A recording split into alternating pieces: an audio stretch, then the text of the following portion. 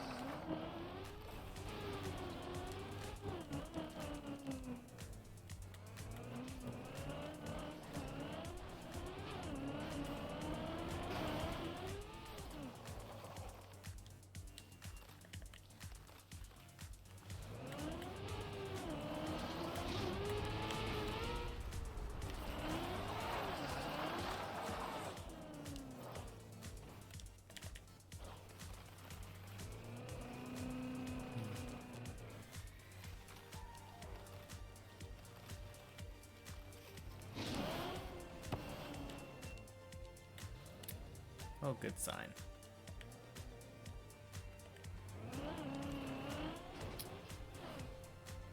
Always good to have a smooth entry into that for the first time of the day.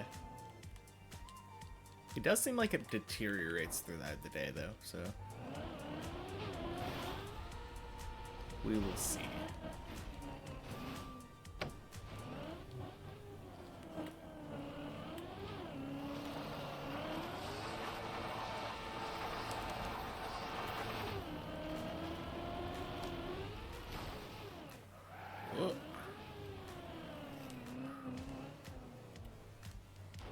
Very wide eye slide, but it works.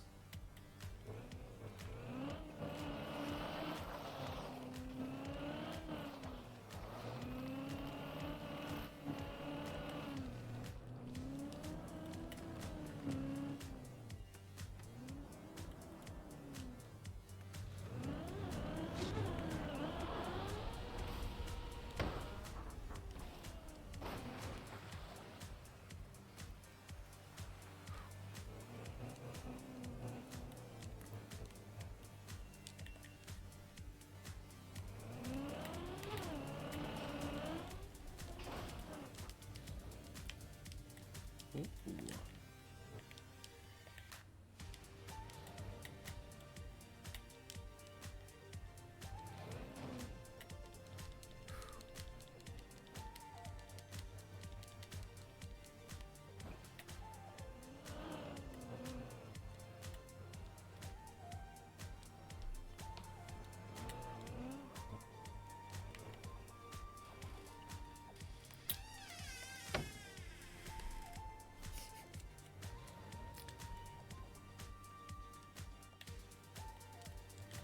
Cat wanted the door a little bit more closed.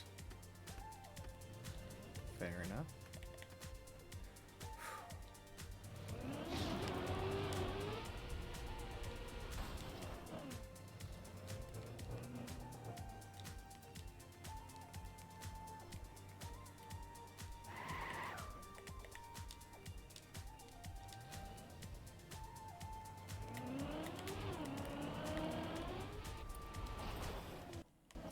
What a first run of the day. Dang.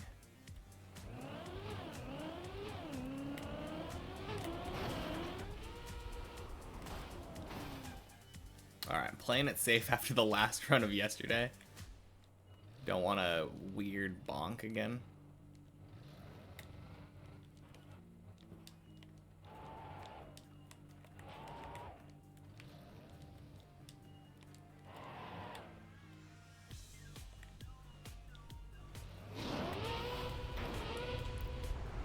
Oh no! Ah. I think if I wouldn't have released, I would have been fine there.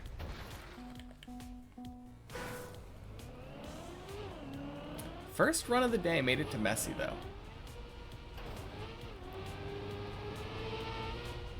Not bad.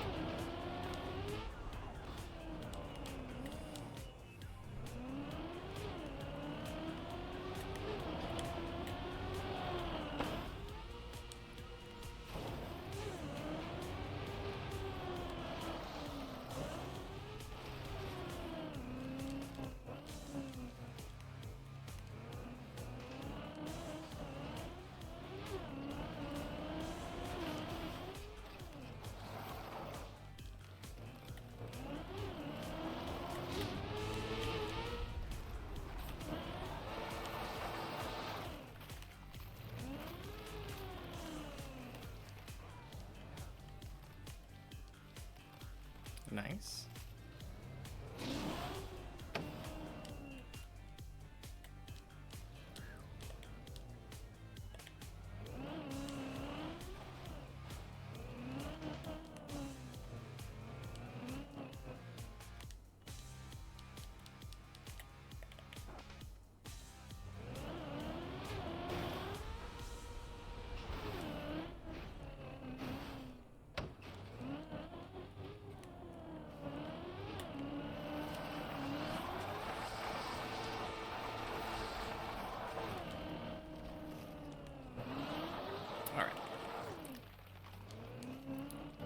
Might have worked, but it would have been iffy.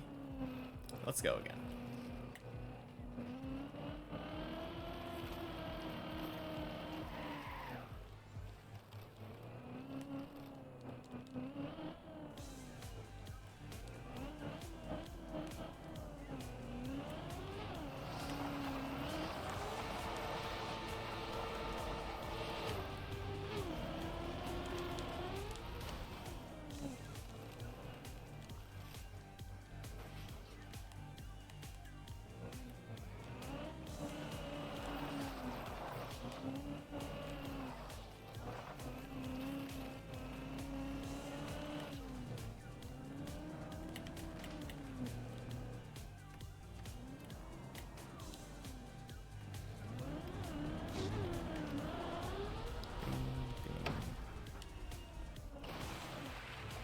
Nice.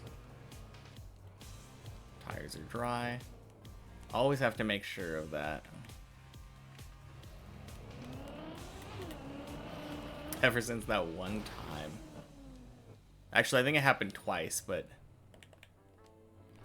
not a very frequent thing. Wet, icy tires and then just slipping off the road. Very unfortunate.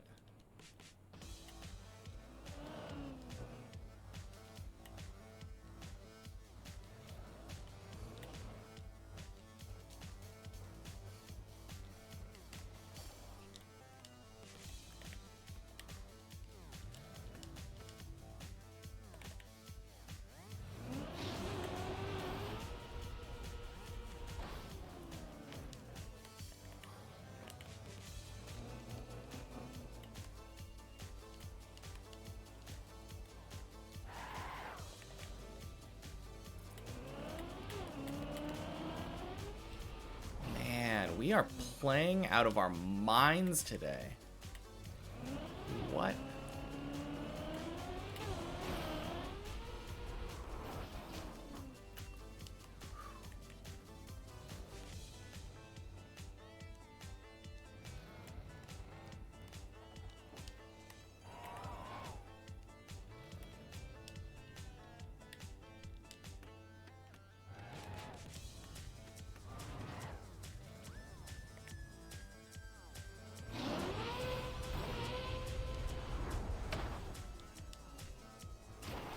Nice. That's what we expected last time.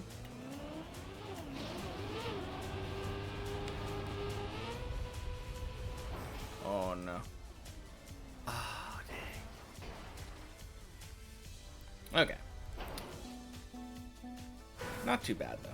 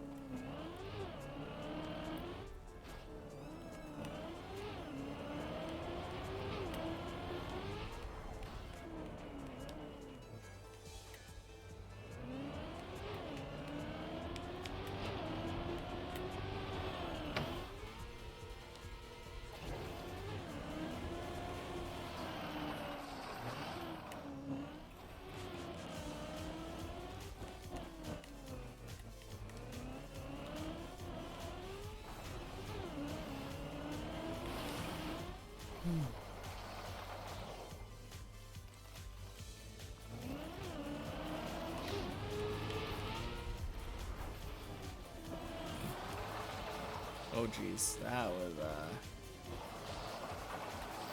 very nearly risky.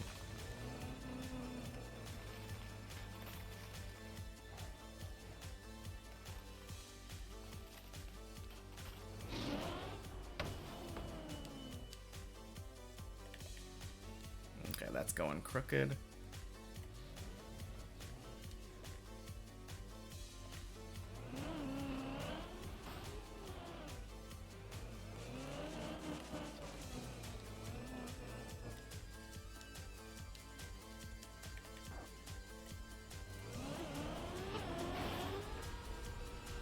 Hey, Siren.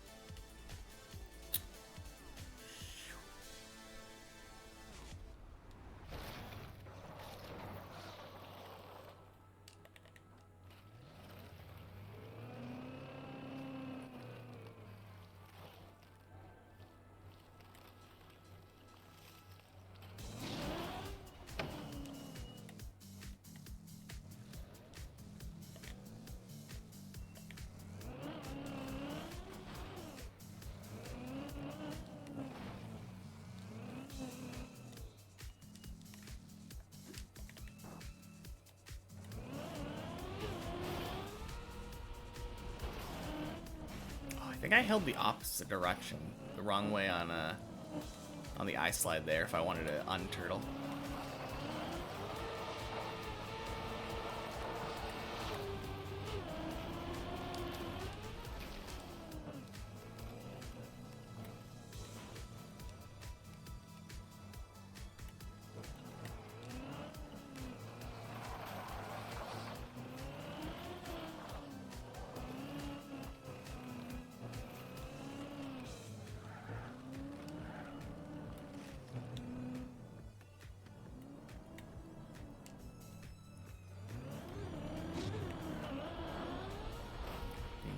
Ding. Very nice.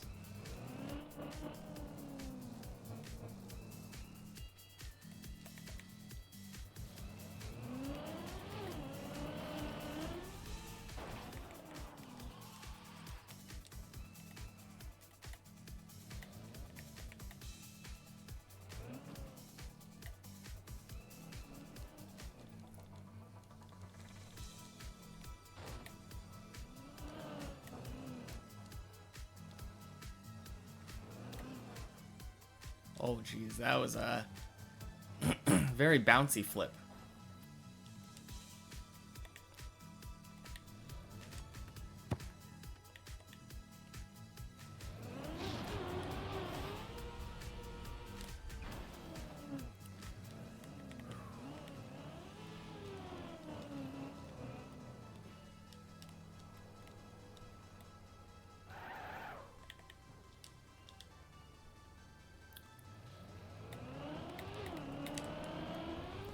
Oh, no.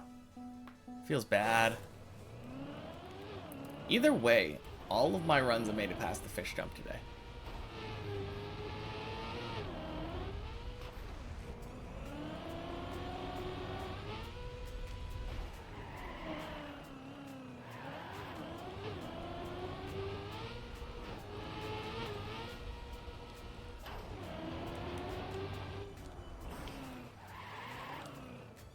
Finnybox, thanks for the follow. Welcome in.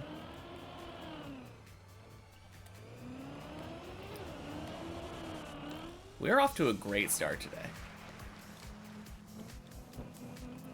Compared to how we were yesterday, anyway. 2 runs to the messy jump. 1 that was very close.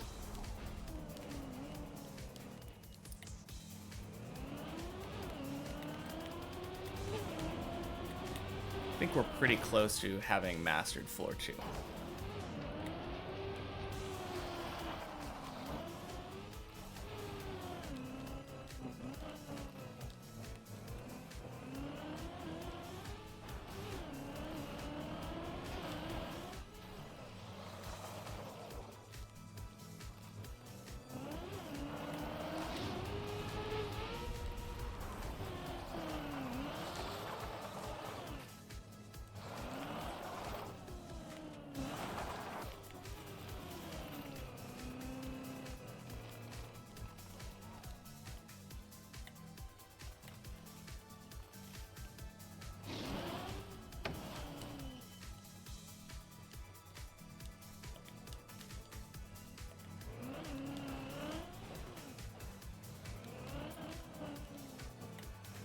Man, I think that might be Zyron's first run. I didn't see him fail any at all in the earlier parts. But he's a pretty good player, so it doesn't surprise me.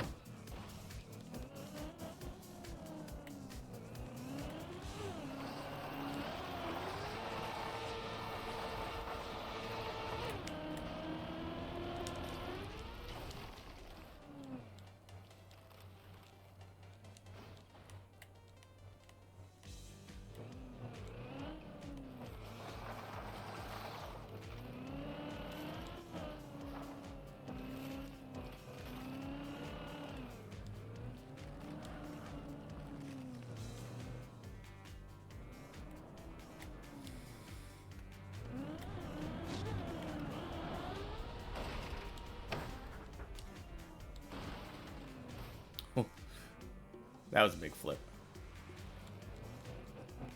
Alright, tires are dry.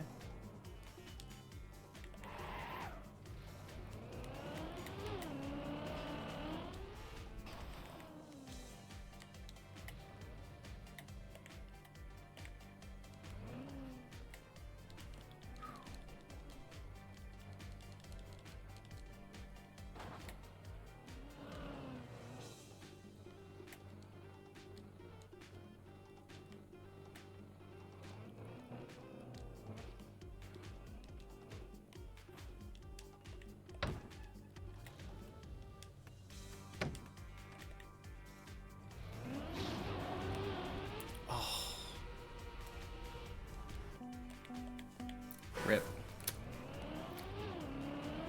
Rip the 100% consistent fish jump today.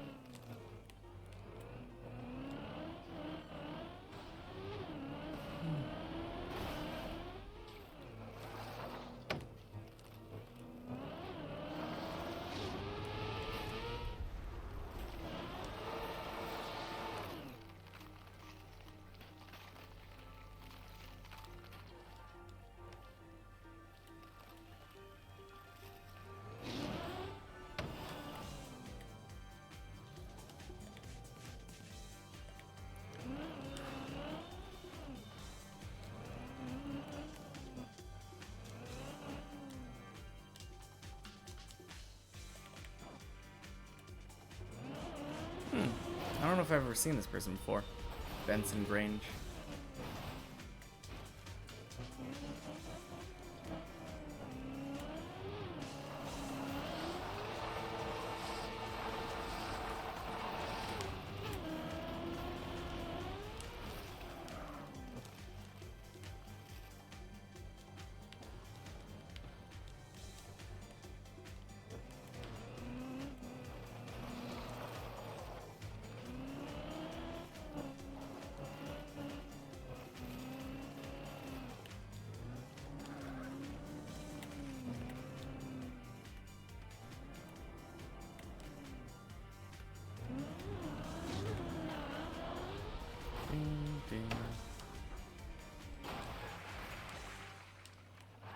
Tires are dry.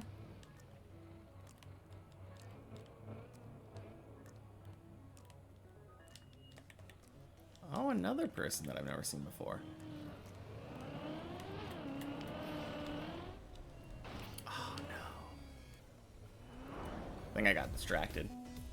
Distracted by the new people.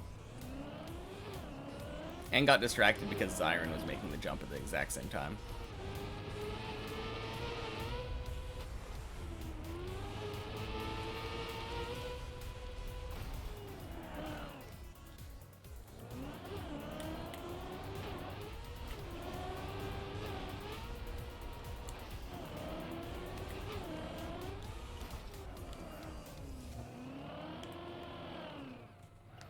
Uh-oh. Whoa.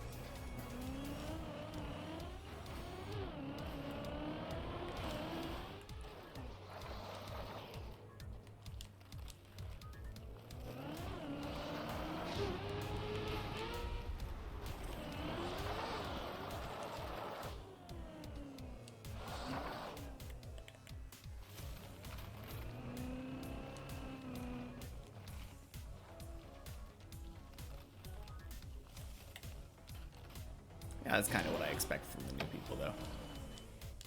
Show up, leave a couple minutes later after they realize how hard it is to even get to the first floor.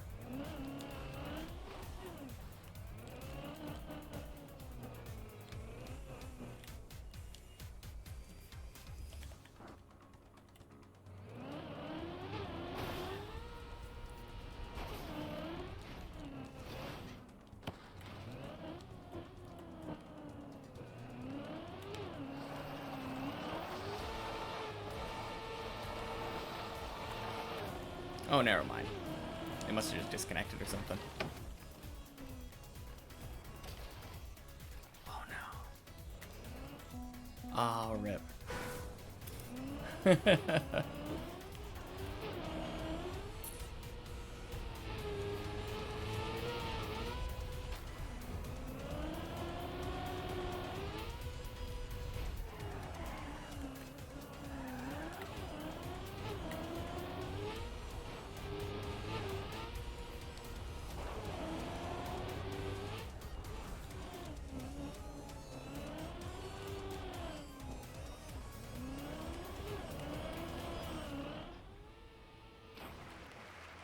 Okay, I need to ingrain it in my head, though. Like, I'm pretty sure that if I hit the bars on Messy, and it's not like a perfect jump, I need to hold gas.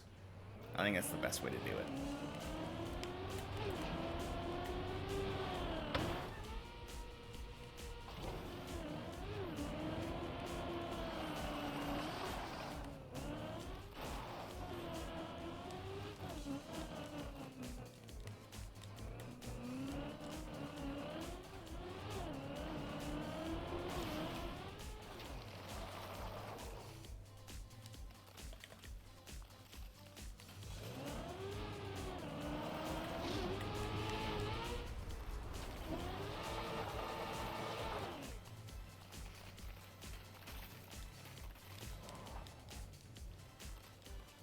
Nice, that was semi-direct.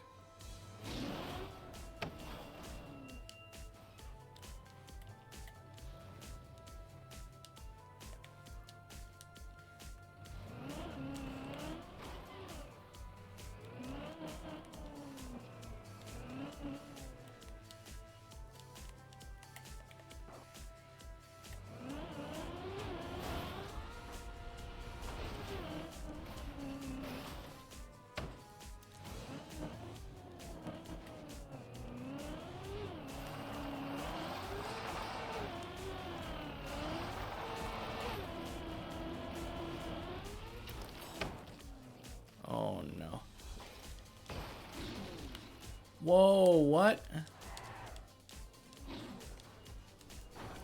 Oh, that was such a weird landing.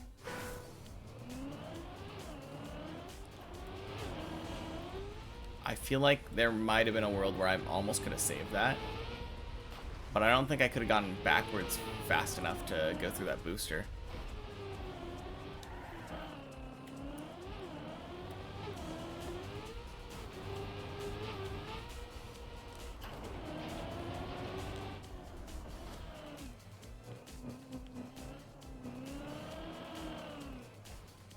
Yeah, that was a very, very weird ice slide, though.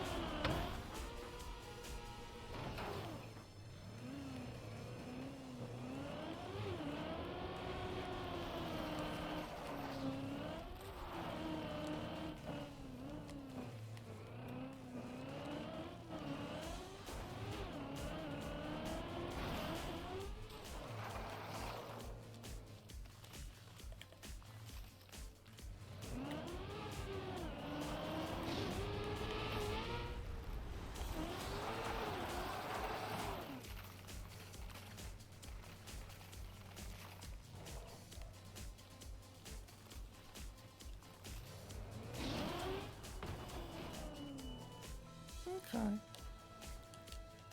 Oh.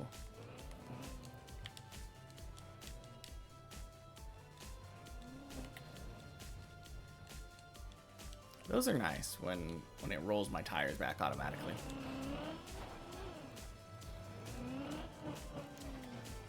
Ooh, Zyron's on a run today.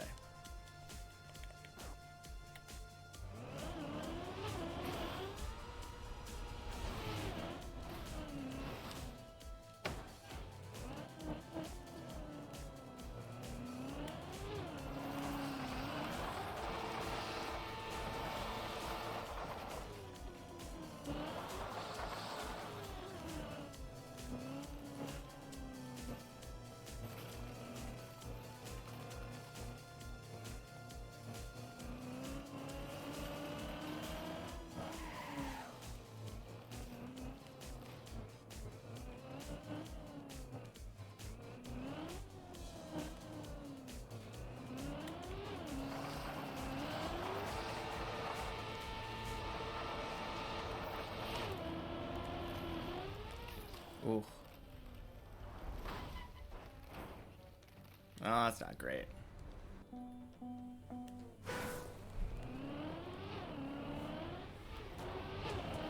Ooh.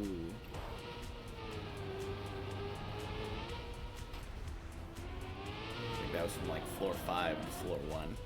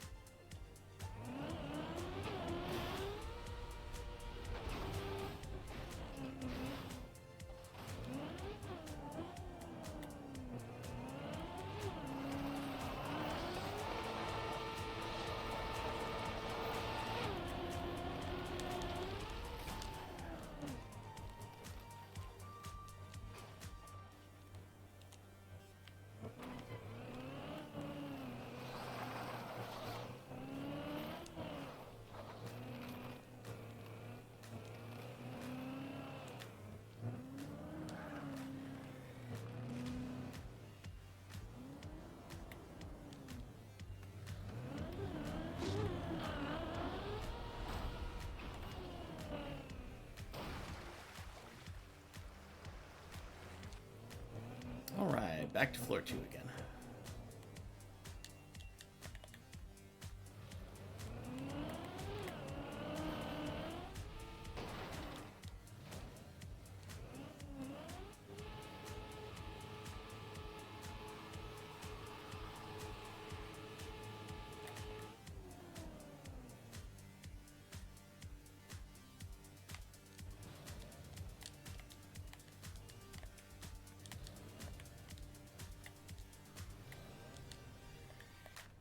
Nice.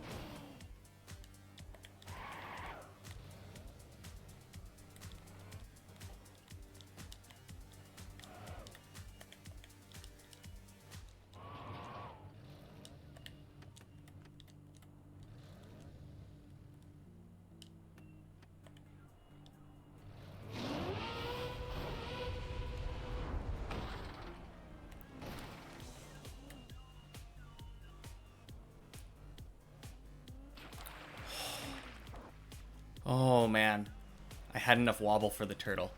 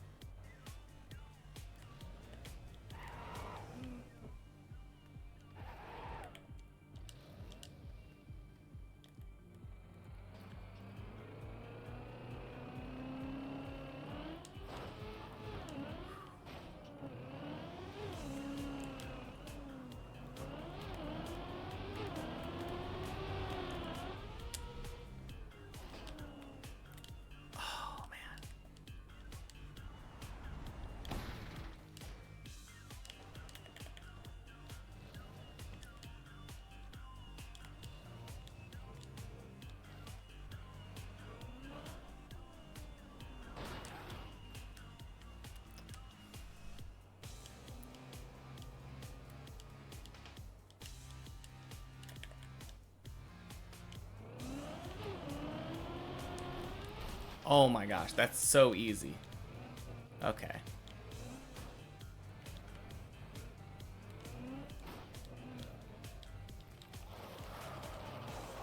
Dang. Man, whoever told me how to do that. Lifesaver.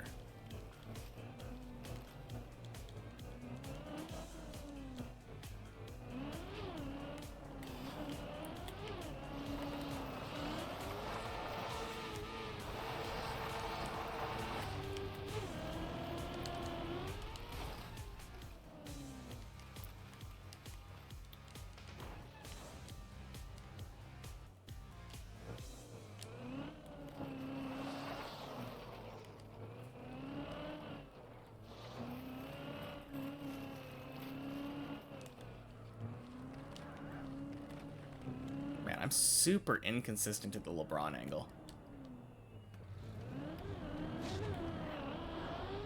Ding, ding.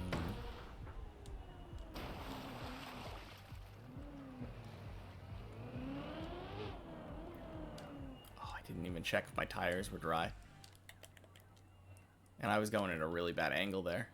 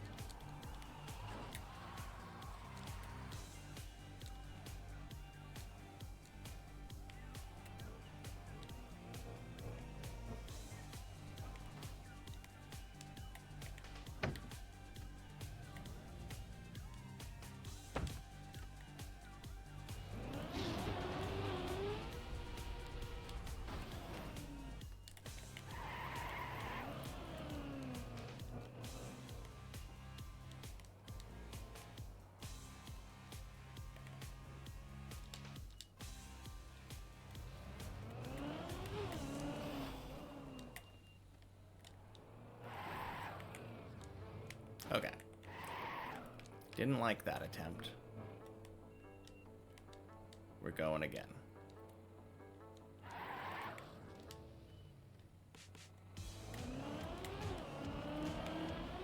There we go.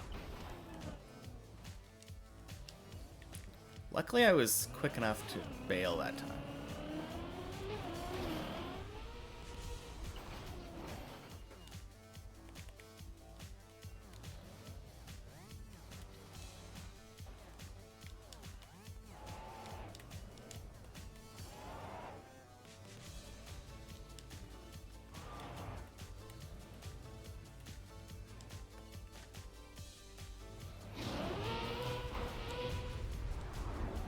Oh no, I let go. Feels bad.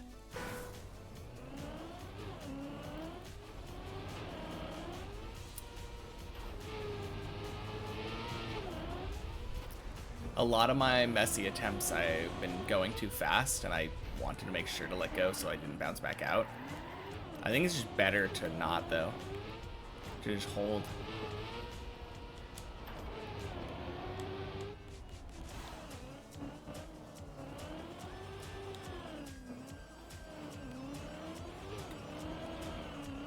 I get so nervous doing stuff like that in front of people, though.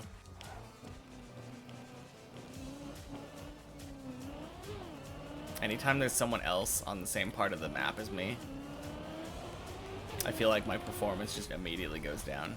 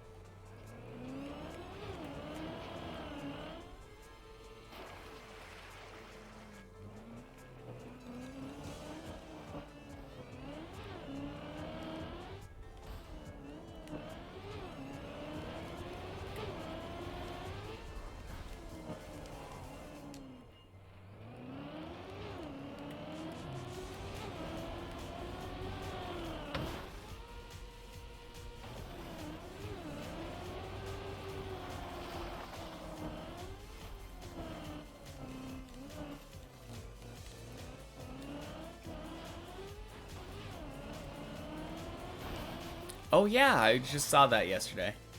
Or this morning, I think. Yeah, because I got some Taco Bell breakfast today. After talking about it yesterday, I kind of got hungry. Welcome in. Yeah, something like a street taco.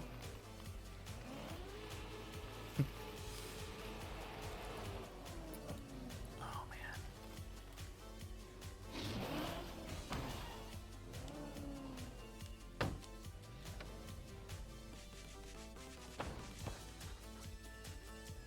Street chalupa and jalapeno fries.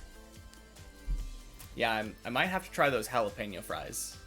That sounds like it's right up my alley.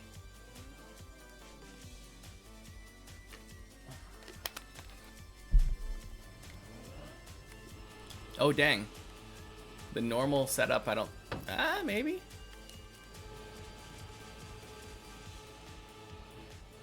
So normally your tires are not icy at this part.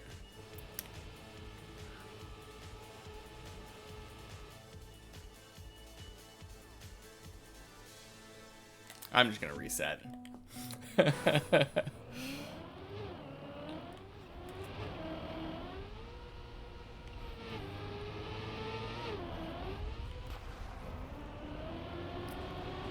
Yeah, I've been having like a really crazy performance today.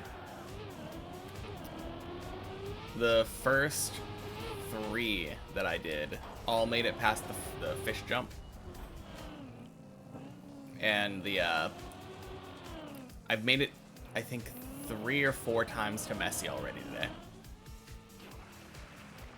And I think I only started streaming like 30 minutes ago. No new PB, but I've been way more consistent on the stuff that I normally fail today. Technically, I did get a new PB yesterday, actually.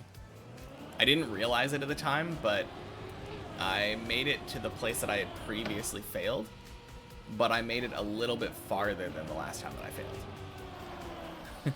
You'll pray for new PB? Sounds good.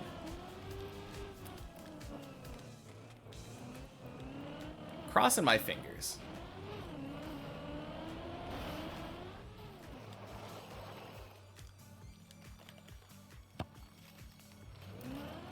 Yeah, I accidentally hit this puddle last time that I came here. Puddle means you can't defrost your tires on plastic, and then you're just kind of stuck.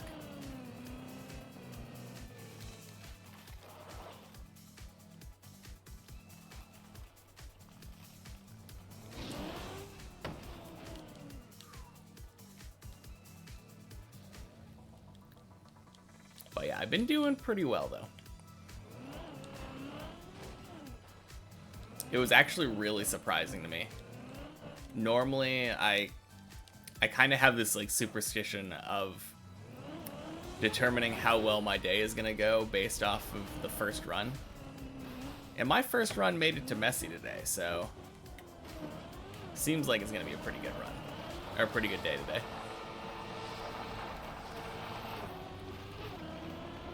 Uh-oh.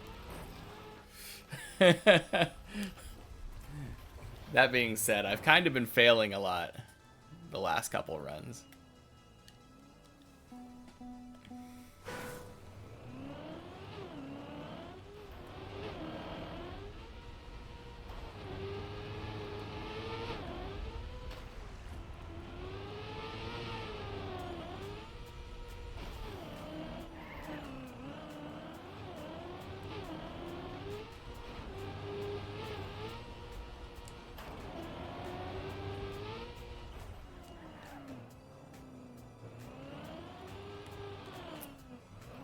Maybe. Yeah, I don't know. It's kind of a mixed bag for me. Obviously, like, there's always something you can learn from failing. But at the same time, the places that I've been failing recently were all places that I've failed many, many, many times before. So instead of like learning a new lesson, it's like, oh yeah, I need to relearn this old lesson.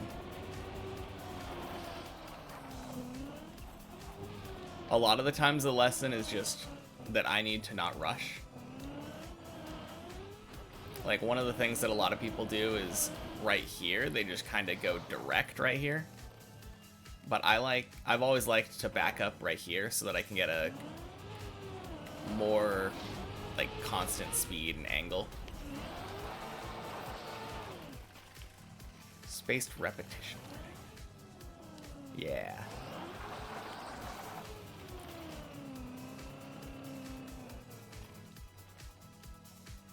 But yeah, like,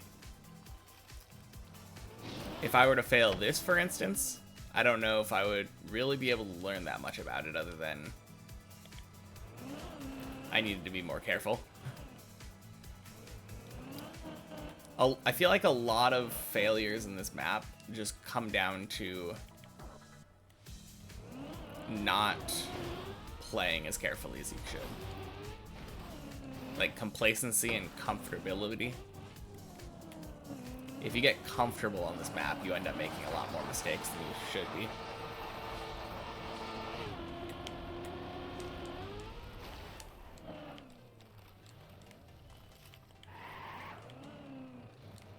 And then there's always the elements of not exactly random, but like because we're human, we can never get the exact angle on things exactly the same every time. So if you're going at a slightly different angle and speed than a different time, you're gonna get a slightly different outcome and you have to react a little bit differently. So sometimes that comes into play.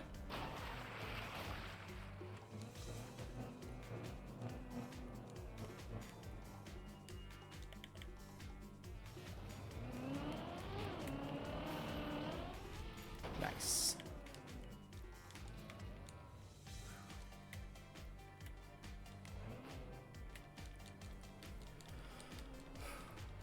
Time for the turtle. Oh, geez.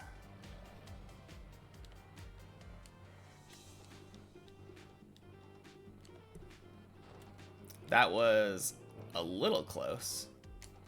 That turtle didn't happen exactly the same way that I'm normally used to.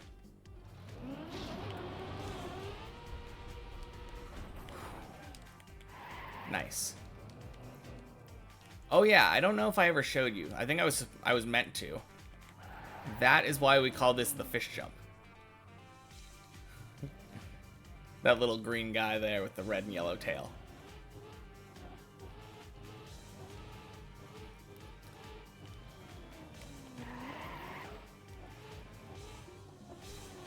But yeah, a lot of people were aiming for that. That's kind of one of the things that I was told when I first started doing this jump, to give you a consistent thing to aim for.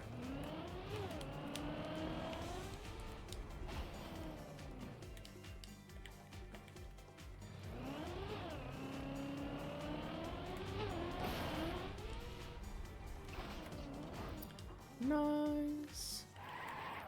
Oh, Zyron left.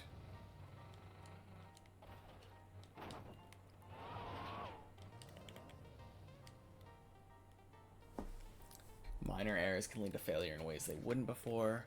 Driving slightly misaligned might not always matter, but sometimes it will. No, that's true. I feel like, especially as you get more comfortable with the map, you make a lot less big mistakes, but you make a lot of those small mistakes, and like you said, sometimes they matter and sometimes they don't. And it all just comes down, like, there's so many different elements that can lead to it. That's the main thing. There's so many different things to take into account, and we are just not capable of taking all of those into account. I totally agree, though.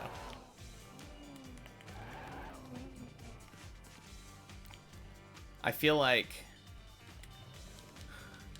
not this jump, but the one after it, the reason I've been failing that is probably more along the lines of a big mistake, because I'm very poorly aiming it, like angle wise. This upcoming jump.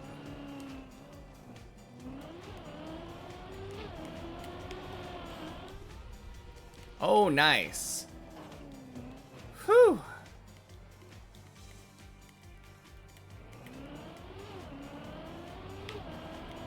All you gotta do is talk about failing it, and then you're good.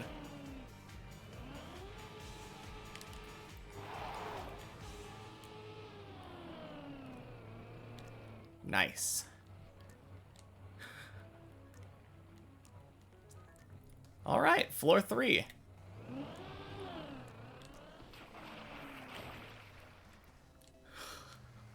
Man. Yeah, it hasn't been too long today, and I'm already on floor 3. That feels really nice.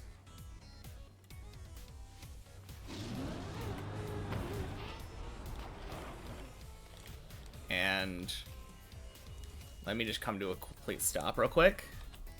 So, previously my PB, I had jumped across this little gap, and I fell off of this because I couldn't stop myself.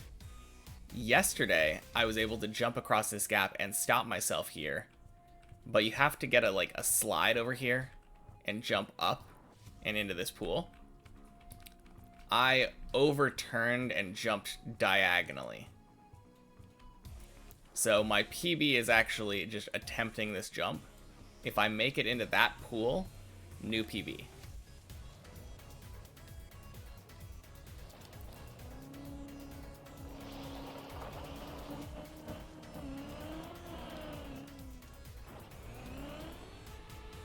Alright, so far so good.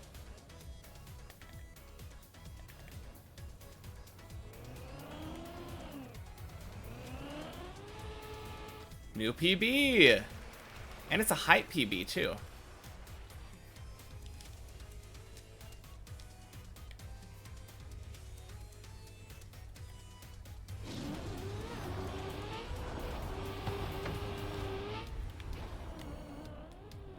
Oh. Huge new PB though. Woo! Yeah.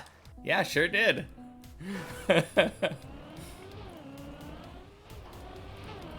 Yeah, I kind of wasn't expecting to get that next jump on the first try, but... Wait a minute, I think... When a racing car gets here, I think I might have just beat his PB. I don't think he's ever made that jump. But yeah, you helped me PB by like two jumps, so... Very nice. It's very easy to fail getting that wall slide. And I didn't do a super clean wall slide, but not too bad, all things considered. Such an early PB, too. That's the hope, yeah. I really liked the... Oh no, whoops.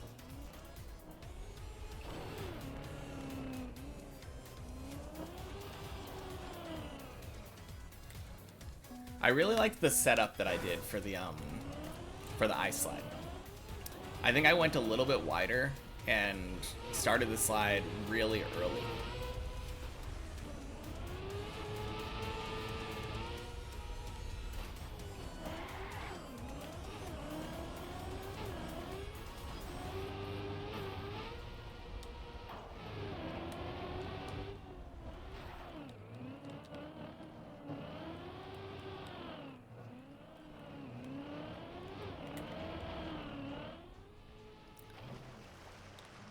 But yeah, I think if I get that jump, the next one is pretty easy. And then the next one, the next sequence of jumps is a bunch of slippery jumps that you have to kind of go slow on. So they're kind of medium difficulty, I would say.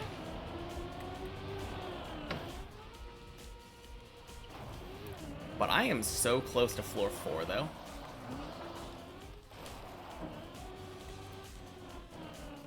It's just a matter of getting to floor 3 more often.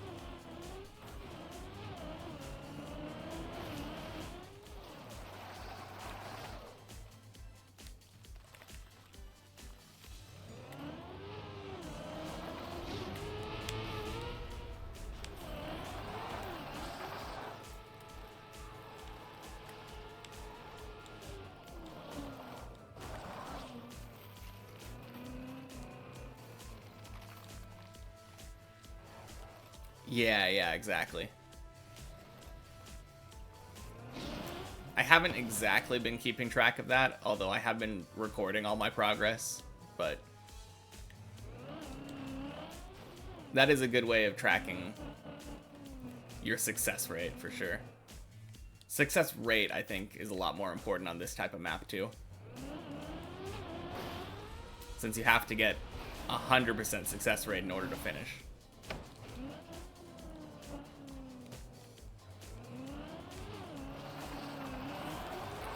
Oh yeah, that's actually like my my benchmark when I'm practicing this map. If I want to practice a trick, I will continually do it until I succeed 3 times in a row. And sometimes that'll take like over half an hour for me to just do that.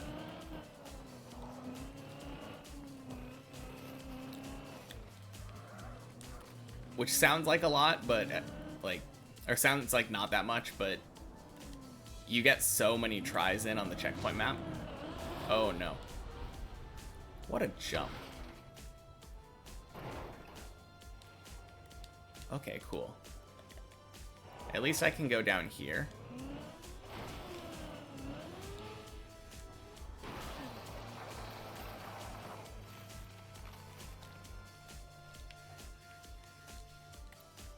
Yeah, I was thinking about, like, my biggest thing would be I would love to get to the point where I'm consistent enough to get 10 in a row on a trick.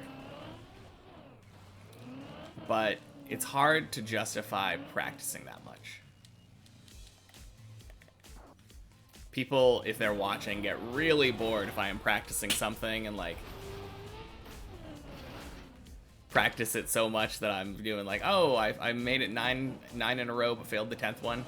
Gotta keep practicing.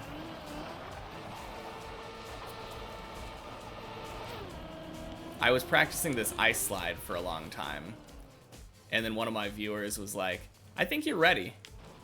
So I kind of took that as a cue to just go over to the main map. It kind of worked out. I am pretty consistent with that ice slide now. And I'm only getting better as time goes on. The more times that I do it, the more different ways that I discover you can do it. It's a pretty fun trick.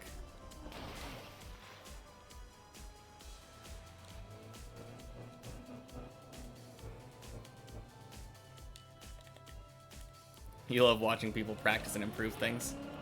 Well, that's good, because that's pretty much all this stream is, except for Fridays and Sundays. Fridays and Sundays, we don't do that. Although, I guess technically on Friday we kind of do. It's a lot less practicey, though. On Fridays, I'm just trying to succeed once on each trick, because I'm doing the checkpoint floor on Friday. So on the checkpoint floor, you just have to do the trick once so that you can get to the next checkpoint. And then you get to work on the next trick. As for Sundays, I just do Sudoku, so not exactly a practicing kind of thing there.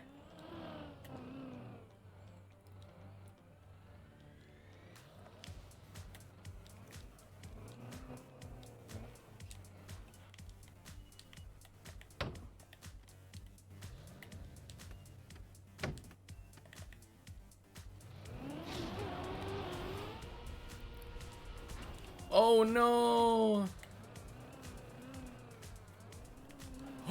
Whoa, no way! Oh, are you talking about Sudoku? True. It's really funny because I do variant Sudoku. So there's a bunch of different alternating rule set kind of things. It's very, very often not just normal Sudoku rules apply. But I feel like my weakest aspect of Sudoku solving is just the Sudoku part. Like scanning for different numbers and like noticing different Sudoku tricks.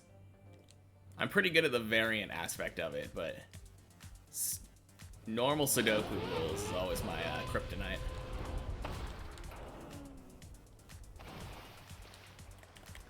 Dang, another jump to Messi.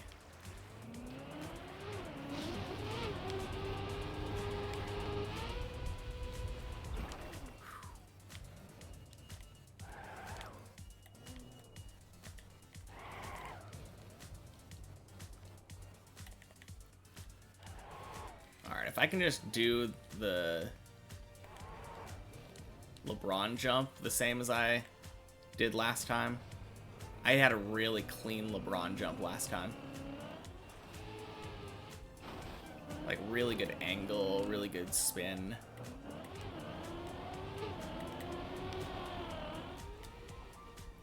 Oh no, I think I slowed down too much. Oh no!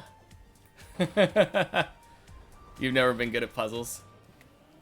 I'm definitely of the opposite. Like, I think it's because I discovered Sudoku early. I had an aunt that was really big into Sudoku. And I spent a lot of time in their house growing up. So I think that might have sparked my initial, like, enjoyment of Sudoku. And then I would always get those, like, Sudoku books, those pen and paper ones. But then I discovered this channel called Cracking the Cryptic. And they do a bunch of variant Sudoku. And that was, I think, my introduction to variant Sudoku. And ever since I found that, I've really enjoyed it. I think especially Fog of War is really good for a beginner when it comes to Sudoku. Because you get to look at the puzzle, and a lot of the times with the Sudoku puzzle, you're looking at a whole 9x9 grid, and you don't really know where to look at. You had a feeling that I would mention that channel? Yeah, I'm pretty sure they're the most popular Sudoku channel out there. Oh yeah, that was pretty fun. It's very easy to empathize with them there because watching them live stream things, they very often make mistakes, and then I'm just like, oh yeah, that's exactly how I feel like every time I do this. It's kind of crazy because, like, when it comes to Sudoku, they're just so good. They very rarely make brutal mistakes. But other puzzle games occasionally, like, I got, they played another one. I forget what it was. Islands of Insight.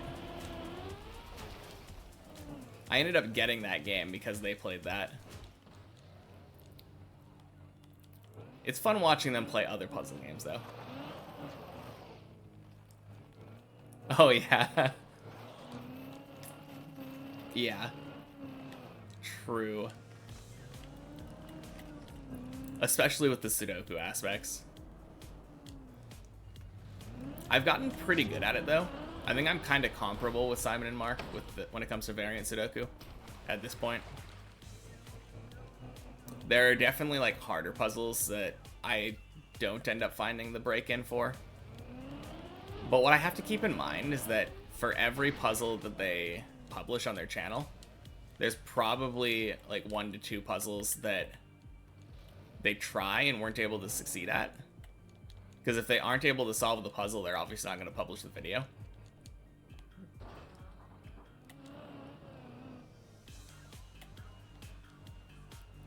Whereas, like, every time that I fail at a puzzle, I'm there to see myself fail at the puzzle.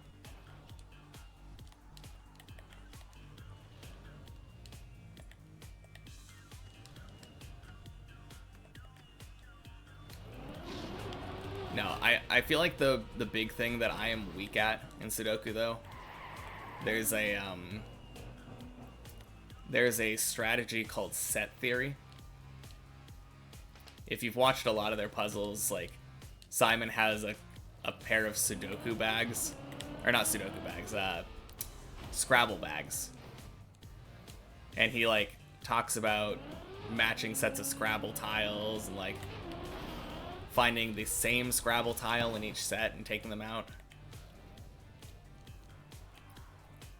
I have a very difficult time finding, like, when and where I should use set. And I think that's my biggest weakness when it comes to, like, really advanced Sudoku.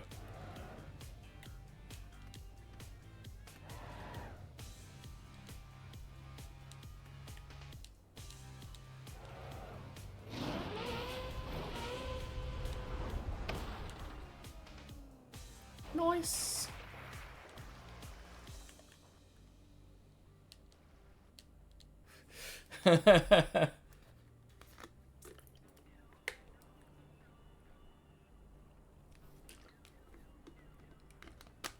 Yeah, those titles are kind of clickbaity because a lot of those ones with no numbers in them at all have to have such an intricate rule set that it's very easy to solve those.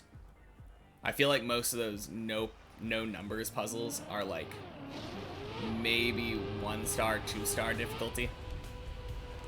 Oh no!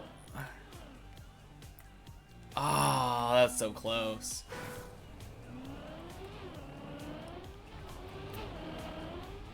On the other hand, a lot of the times the Sudokus just don't have any numbers because they have a bunch of like lines and other clues drawn on them. And you're meant to deduce what the numbers are from those. And sometimes those ones are a bit difficult. The ones that I was saying were like super easy were usually the ones that are just an entirely blank grid.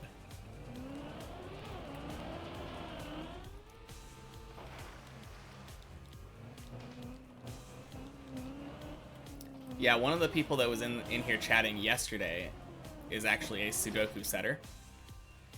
And I ended up doing one of their Sudokus at the end of last Sunday stream. They made a Fog of War Sudoku, and it was pretty fun. I definitely think I got sidetracked, but Fog of War is definitely a good place for beginners to start on Variant. Because with Fog of War, like, almost all the puzzle is covered up at the beginning. So you only really have, like, one spot to look. And that one spot will usually end up giving you numbers. And then you kind of just broaden your perspective from that spot. So it's pretty cool. I definitely appreciate Fog of War for that reason. You don't really have to think that much about where to find the next number. There are obviously exceptions. I remember there have been a couple of Fog of War puzzles where the first digit is like way out into the middle of the fog because they have intricate rule sets.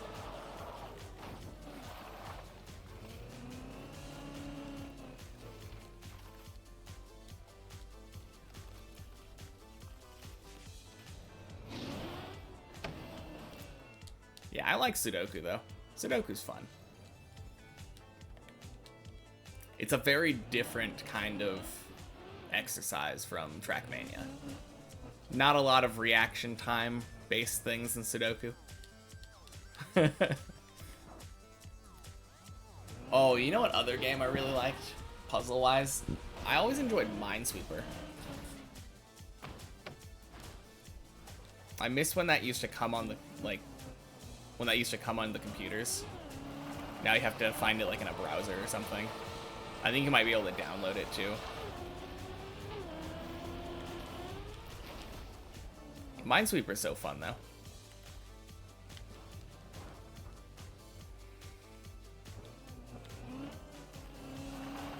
The only thing that I don't really care for about Minesweeper is that it usually seems to come down to a 50-50 at the end. Something about the random generation.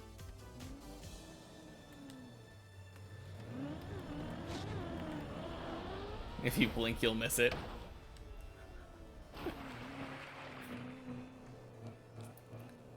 I feel like I had a puzzle like that last week. I think last week. I was doing this this puzzle set called Bitty Bites. And it's a bunch of 6x6 Sudokus. And one of them I just found really easy for some reason. And it only took me like a minute and a half. Most of them, for example, took me like maybe 5, 10, 15 minutes.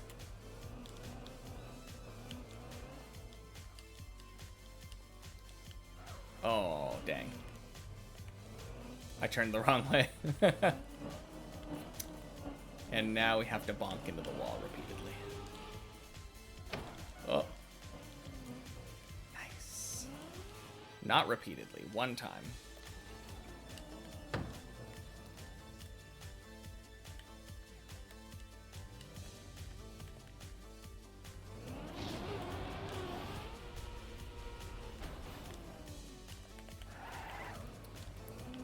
Man, I feel like I'm being so consistent today.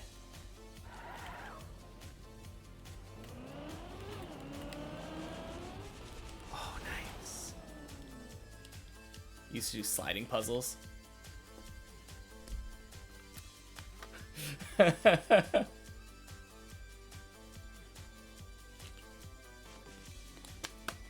I don't think I've ever been good at sliding puzzles. I know how to do them, like the strategy behind them, but speed-wise, no, absolutely not. I don't think I would try to compete with other people on sliding puzzles either, though. For me, the sliding puzzle was always just about revealing the picture.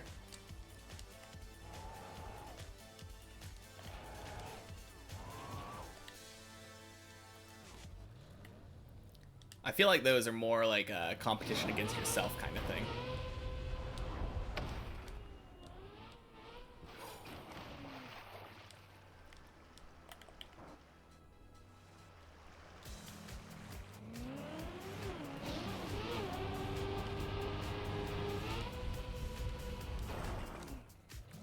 Whew.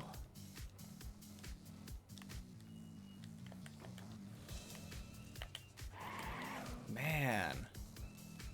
I feel like something unlocked yesterday.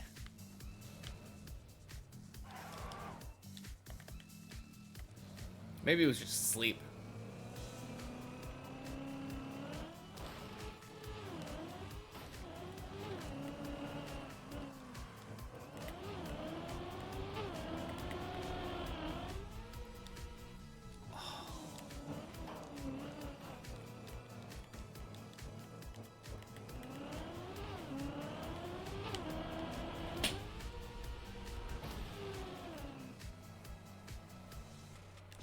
Dang, second time to floor 3. Traditional 15 puzzle, but you really like doing the 99 puzzle. 99?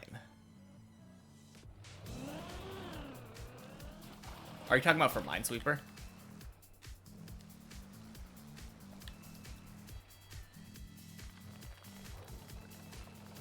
I was trying to think about sliding puzzles, and I feel like most of the sliding puzzles I ever did were squares. It must be Minesweeper. Oh, the sliding puzzles. Okay. I didn't know that 15 was the traditional size. What dimensions are 99? 11 by 9? Oh, it's 10 by 10. Oh, right, of course. I forgot that in a sliding puzzle it's missing one. My bad, yeah. Can't really have a sliding puzzle if you have all of the pieces there.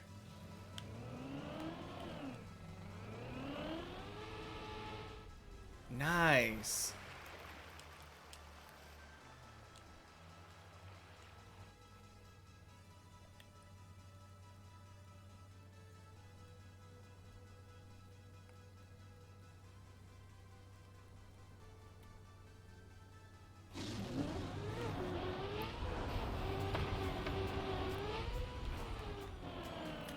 No. Takes you about an hour, though. I think it would probably take me longer. That 10 by 10 sliding puzzle sounds so crazy. I would assume it's probably the same strategy, right?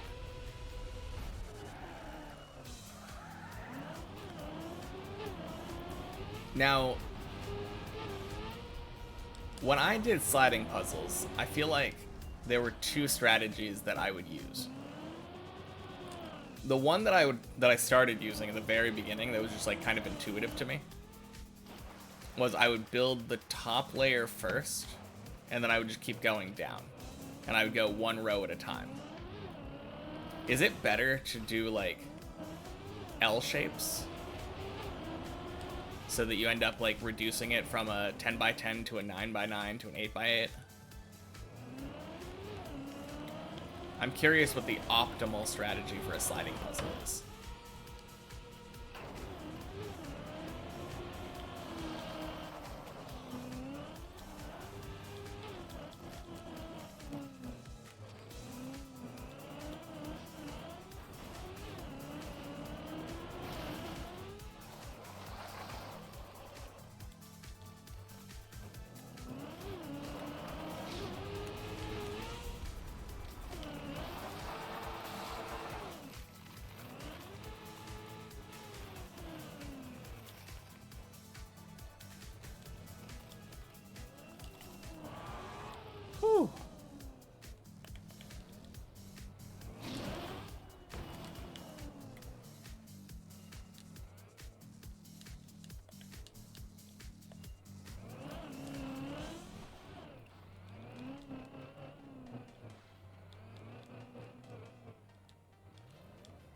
The optimal strategy hurts your head.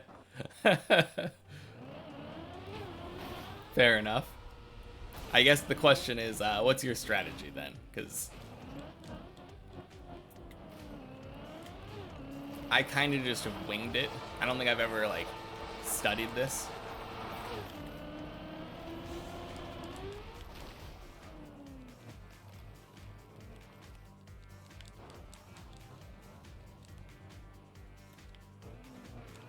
The funny thing is, back when I was playing RuneScape a lot, like, there are these things called clue scrolls that you can do.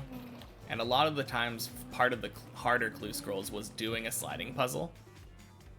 But we had a plugin that just solves it for you. So you just click where the program tells you to click, and then the sliding puzzle ends up solving. So I did a lot of sliding puzzles, but never ended up actually having to, like, do the sliding puzzle.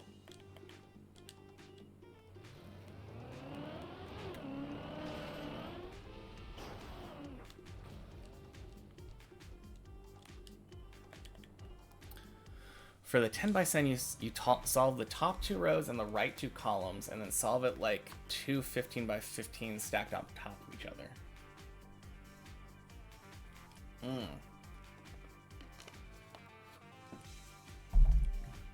Okay.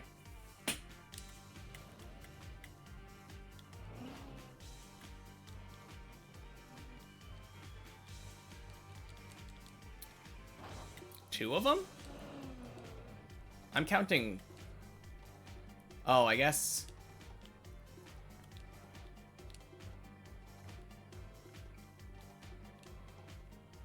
Isn't that 4? No. 2? Yeah, I think that's 4 of them, right?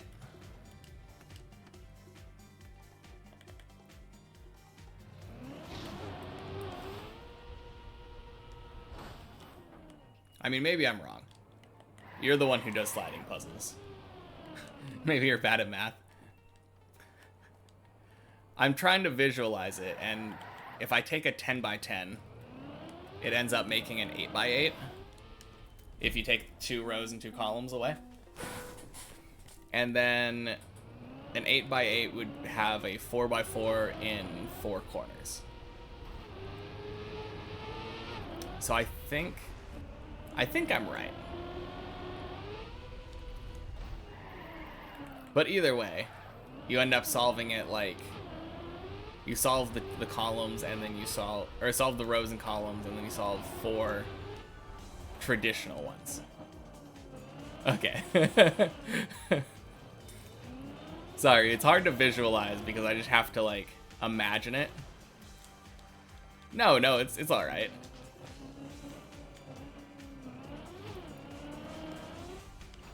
It's very hard trying to convey this through, like, a textual medium. Like, pictures obviously make everything so much simpler. But no, it's very cool. It's very fine. We ended up reaching an understanding in the end, and that's all that really matters.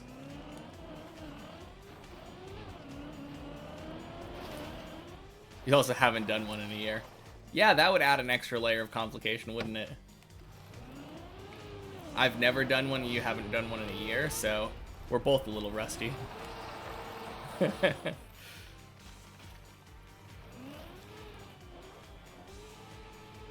No, I think the biggest one that I've ever done was either like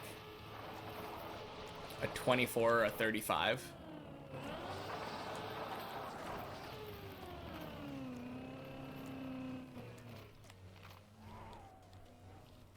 I always just remember getting really frustrated with those puzzles, though, because most of them seemed to be really poorly made. And they would always, like, all the pieces would end up popping out of the physical puzzles.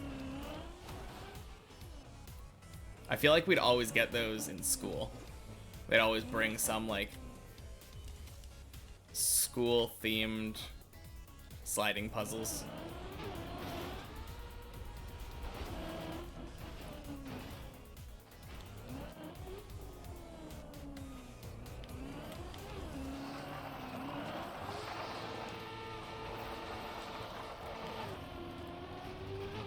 I think it'd be kind of cool getting like a physical version of some of those RuneScape clue scroll ones, though.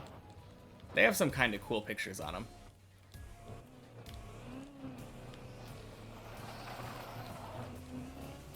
Seven seconds. Dang, that's crazy. Oh, speaking of those kinds of puzzles, did you ever do Rubik's Cubes? I definitely went through a phase when I was very big into Rubik's Cubing. I was never that good at it, but I think I might have solved one in under a minute at some point.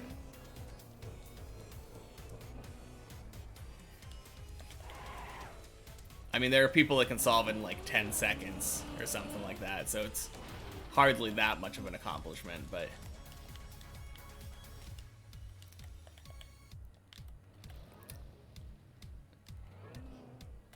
It was always fun, though. You got very good RNG for that 3x3. That's fair. I think that's how I solved the Rubik's Cube that quickly, too. When I ended up solving it, the last layer of the cube ended up being like a really easy solution with not very many steps.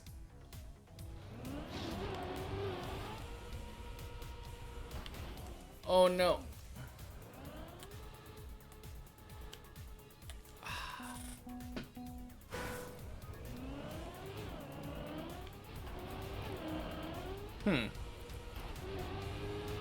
Yeah, I was the same way for a long time.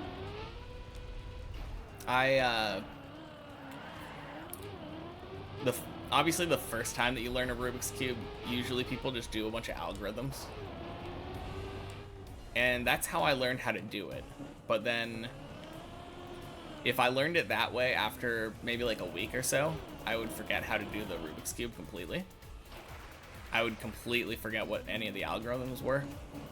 And then eventually I ended up figuring out like why the algorithms work and like the reasoning behind them. And that kind of helped them stick with me. And now I can do one like no matter how long it's been since I've solved one. Mahjong Rubik's Cube. Does it just have Mahjong pieces on each side instead of colors? That sounds cool. I have like a bunch of those. Not Mahjong Rubik's Cubes, but like a bunch of different Rubik's Cube variants. I think my favorite one, I have a 3x3x4, I think.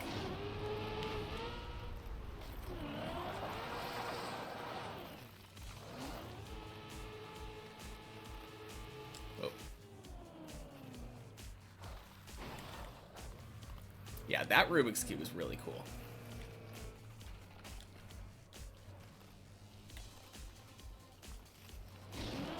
It's kind of hard to imagine how it works. No, it's not 3x3x4. It's 3x4x5. That's how it is. So it's different dimensions on each side, but it gets kind of weird.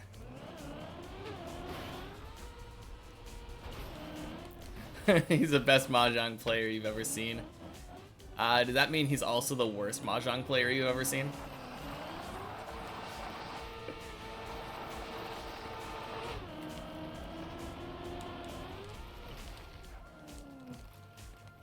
I don't think I've really played Mahjong very much. It's like... Well, there's two variants of Mahjong. There's like that single player one where you basically like... It's like solitaire, and you just kind of try to match up the pieces. But then there's another one that kind of reminds me of like Gin Rummy, and it's a multiplayer Mahjong game. He gave up trying to explain it to you. I mean, it's kind of hard because it's like all of the pieces are like, well, I guess, I don't know. Maybe if you're just doing the solitaire one, it's not too bad. But I think they're like, Oh, whoops. What am I doing? Not paying attention is what I'm doing. Where do I jump down to? There it is. Oh, wait. That's a tree. Nope, that's not it. Okay. He plays Japanese Mahjong. Okay. It's probably the one I was thinking of then.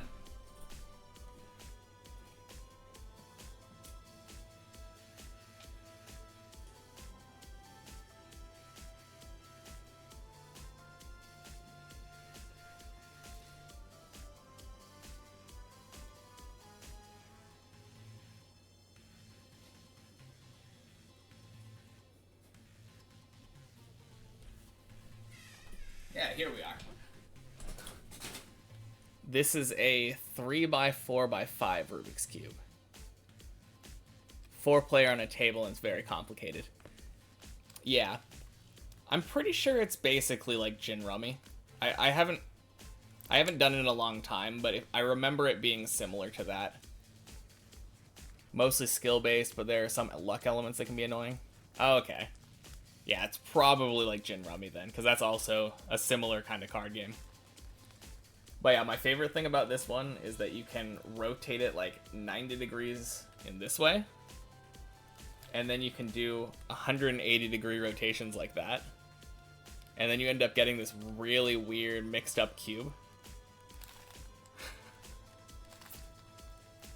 You end up having to solve the cube by like returning it to like a cubicle, a cube-like shape, a prism or whatever. You have to fix the shape and then you have to fix the colors. So it's kind of a cool little process.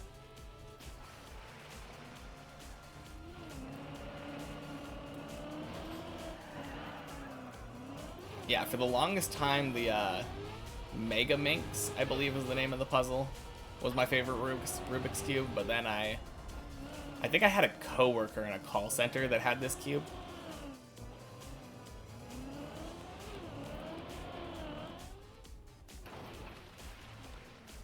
Draw and discard tiles, aiming to complete a hand with playable sets. Instead of a 52 card deck, Mahjong is played with a 144 tile set. Yeah, that makes sense. I think that's probably why I didn't find it that complicated when I was learning it. Because I grew up playing Rummy with my grandma, so... Since I had something to compare it to, obviously, it's a lot less weird to me. No, the one that, Oh, there's another game.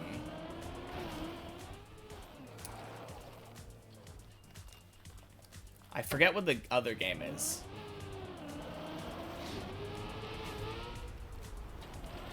Is it Mahjong? Maybe I am thinking of Mahjong.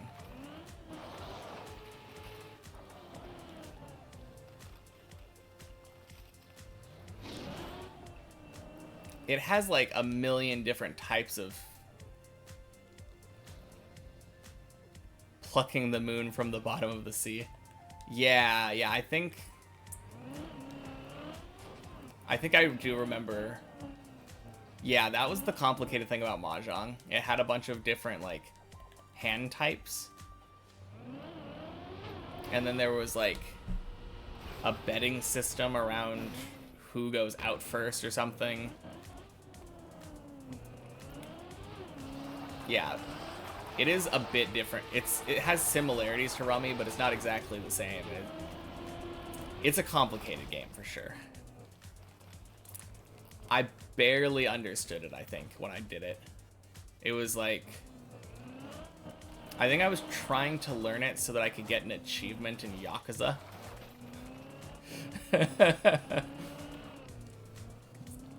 I think the only reason I thought it was relatively easy is because it was easy in comparison to Shogi. Shogi is way more complicated than Mahjong.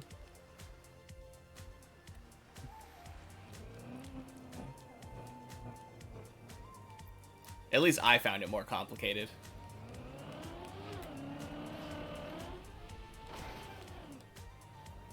I'm sure other people might disagree, but I just could not wrap my head around shogi.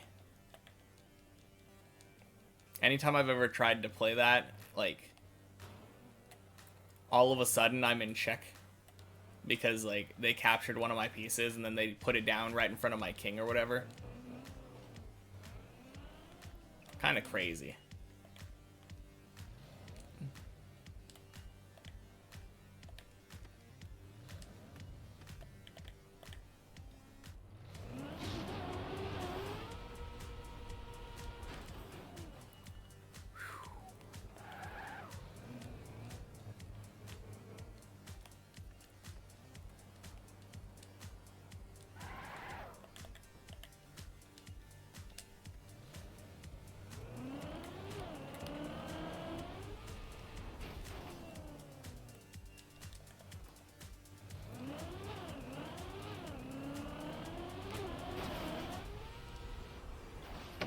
Oh, jeez. I almost did that thing again.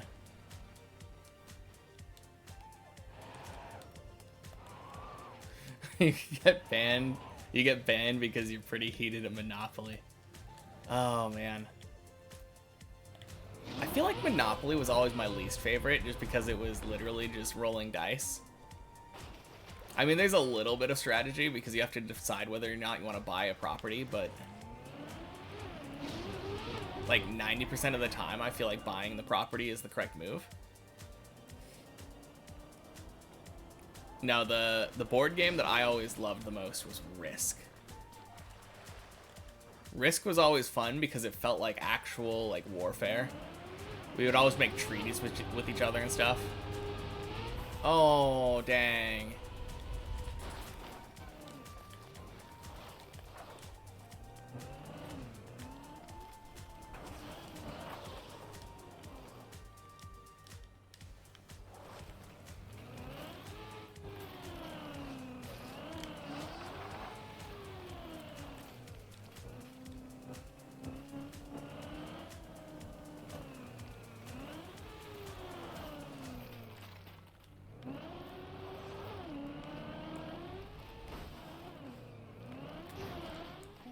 Yeah, I'm just gonna restart that. Not too much point in trying that.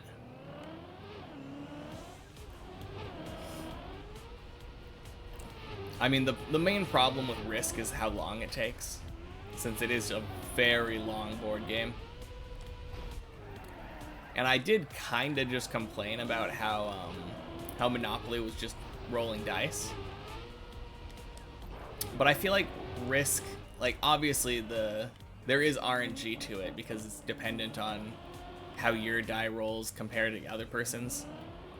But it's more controlled RNG. Because if you're sending like an army of 20 soldiers into like a weakly fortified territory that only has like 3, you might lose a couple based on RNG, but you're still going to win 9 out of 10 times. And if you don't, even if you're on the losing side, like, that's such a crazy story, being able to say, yeah, these 3 people sitting there in New Guinea took down an entire army.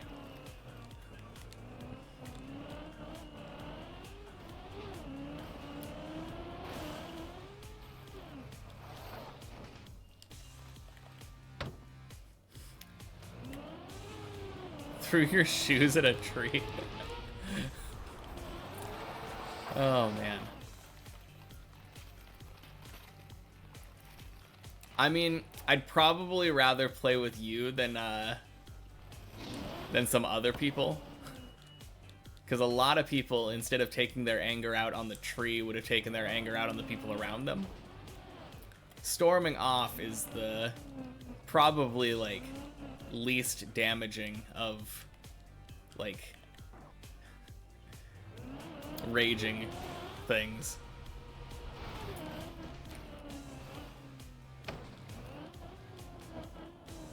You also just get, like, some people who are really passive-aggressive every time that you do anything that might harm them in a game. And those kinds of people are not unfun to play against. Since a lot of games are versus. That is actually why I kind of prefer playing co-op board games. There are a lot of really good co-op board games. Angelina Pratt, thanks for the follow. Hey, welcome in. I think the other day we were talking about Arkham Horror, which is a pretty fun co-op board game. I'm doing good. Thank you for asking. How are you doing? Buy my art. Buy our art.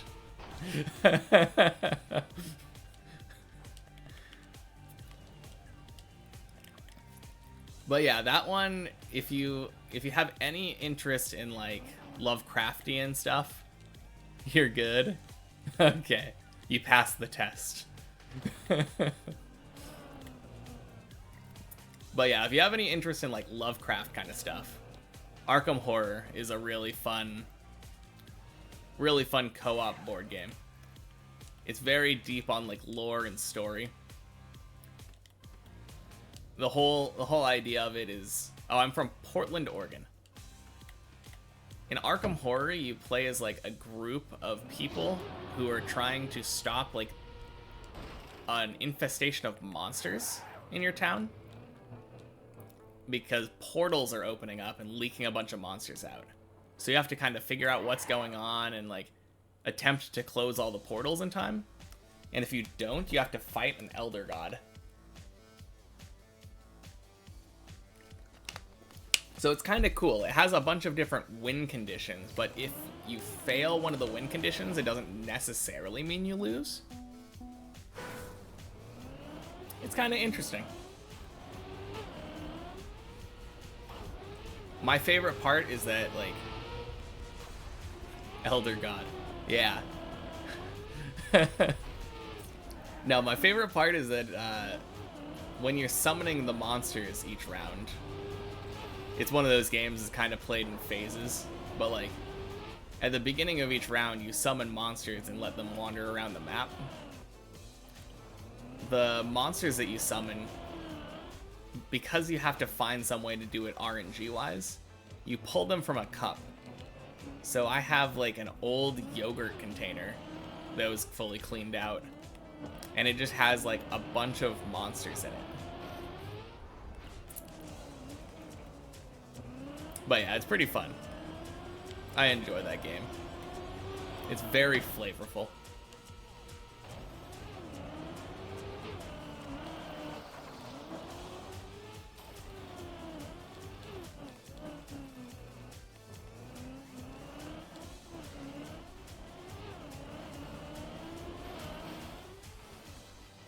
Wait, which game were you saying you literally kept rolling one?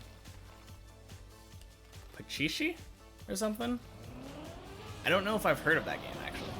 Which is kind of weird, because I'm a pretty board game person. Yogurt would be a Lovecraft monster. Yes. Yogurt.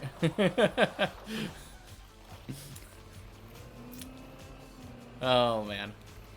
I might have to make like an edit on our container. Put a little label on that.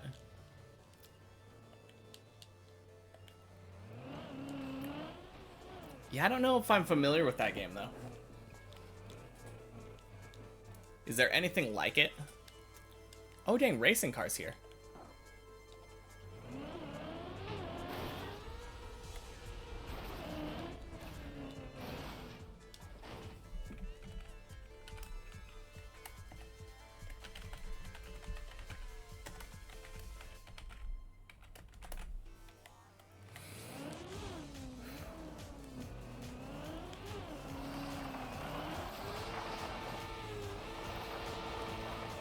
Pachisi.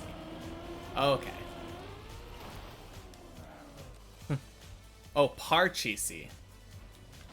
That does ring a bell. Yeah. Weird pronunciation, but it rings a bell.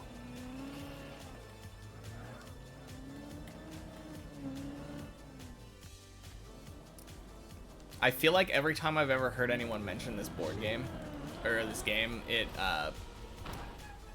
it makes me think of cheese.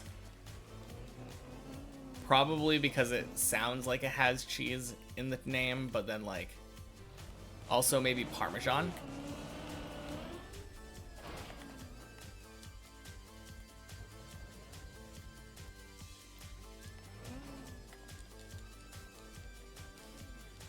Partly cheesy.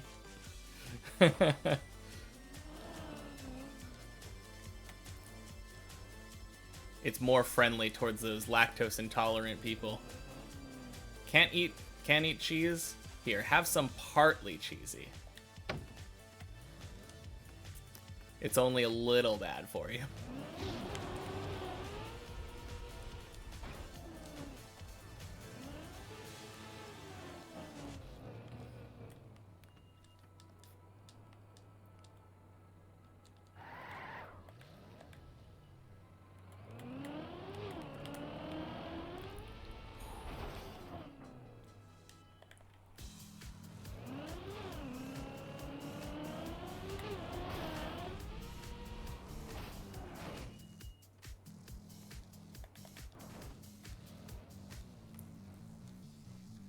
Oh my gosh.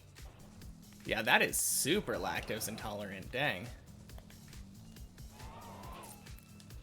Yeah, I only developed the lactose intolerance as an adult.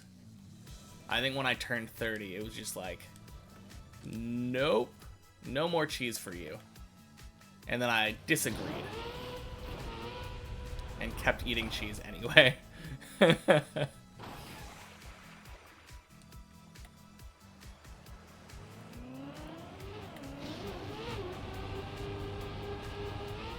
Oh no.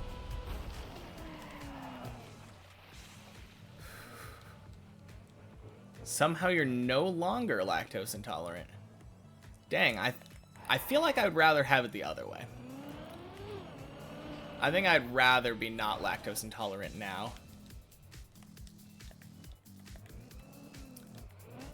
I don't know, maybe it wouldn't matter though. Like, it doesn't really seem to affect me that much if I just take lactose, or lactase.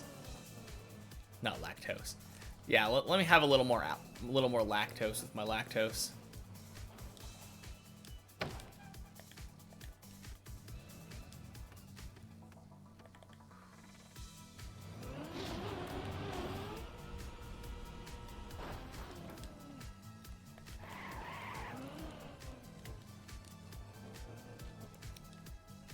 Lactaid, I think that's a brand, but yeah, it's the chemical lactase that breaks down lactose in your stomach. Oh no! Drink so much milk that you would adapt. Yeah, I don't know if that would work as an adult. I used to drink a ton of milk. I remember my mom had this, like, I don't know if she was a friend or an acquaintance when we were living in Washington, but we went over to her house one time and I asked if I could have a glass of, or if I could have some milk, and she said, "Help yourself." I think I was 8, so help myself I didn't hear that as like, oh yeah, you can have a glass of milk. I heard that as, drink as much milk as you'd like. I swear I drank like half a gallon to a gallon of milk. It was so bad. My mom was so mad at me. I don't remember ever going over to their house again, so maybe we no longer were friends with that person ever after that. Call you Dairy Queen. Man, what a nickname.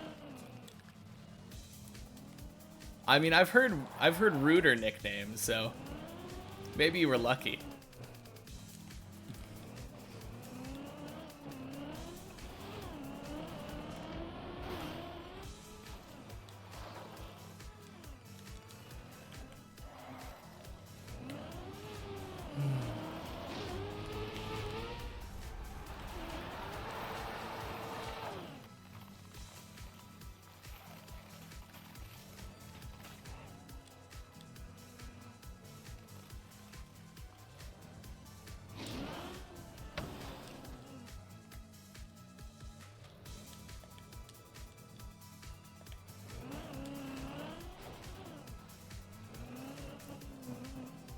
You like going to Dairy Queen, though? I don't... I feel like I don't really care for their food all that much. It kind of weirds me out how many sides come with the meals. Like the, I saw one that came with, like, fries and, like, bread and something else.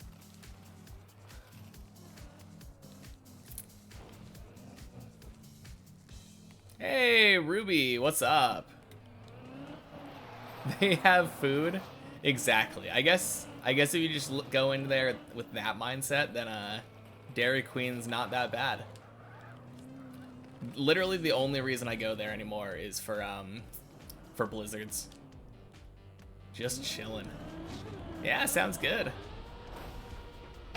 We are trying to get another PB. I actually got a PB already today, so kinda also just chilling. I wouldn't mind another one, but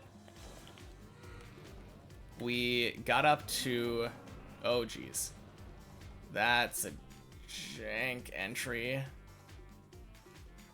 Okay, perfect. We work it out. You're watching me from Texas. Nice. I feel like I have a lot of viewers in the US, which kind of surprised me because this game is pretty European. Like a lot of European players. Oh, I'm from Oregon. Portland, Oregon. Yeah. But yeah, I got people kind of all over the place. Montana, Washington, a lot of West Coast. Oh, Portland, Oregon.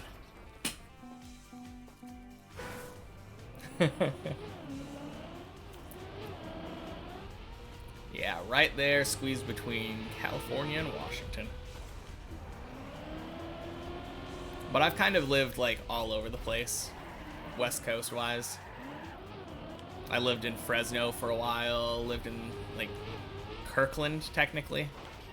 Little area, like suburbs of Seattle basically.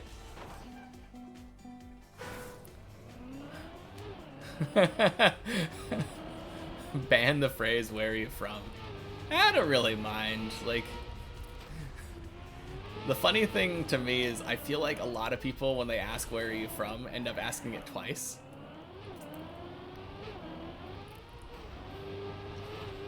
Oh yeah, this is a big old red flag. You want to buy some art?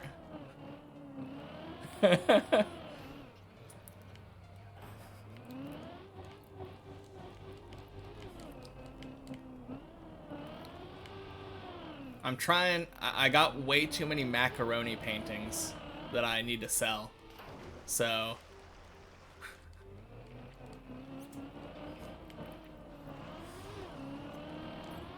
we do have a strict no art selling policy here.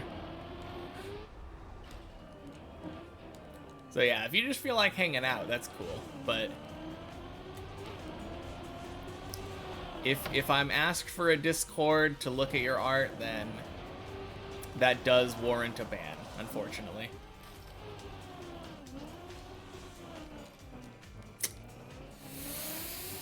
Ooh, I just warned you?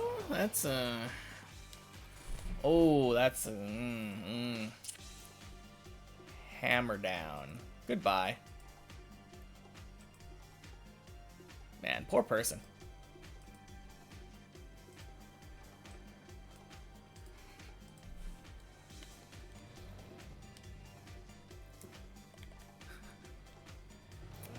Little bit, but at the same time, like, that one asked all of the suspicious questions, so I was a little bit suspicious at first, but I think the thing that they didn't have any numbers in their name. It was kind of weird. Speaking of female first name, last name, Eliana Hector, welcome in. Thanks for the follow.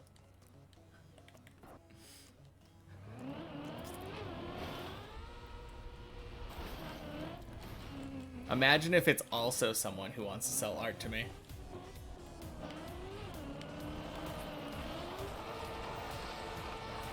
That being said, that person just said hello and didn't even follow me.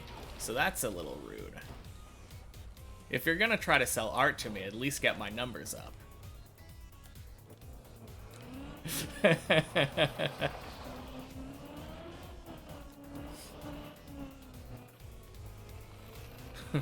Where are you from? Exactly.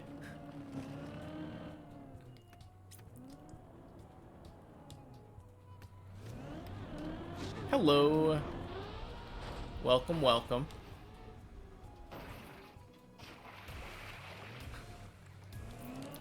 I am good. Thank you for asking.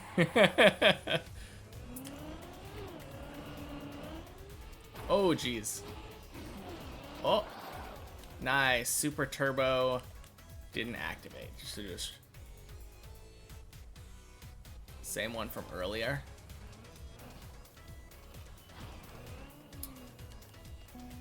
Well, the thing is, they followed earlier and then didn't say anything for like 16 minutes. So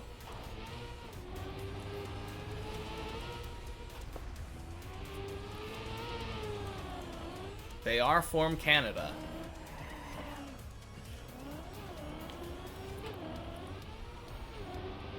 High alert right now, but like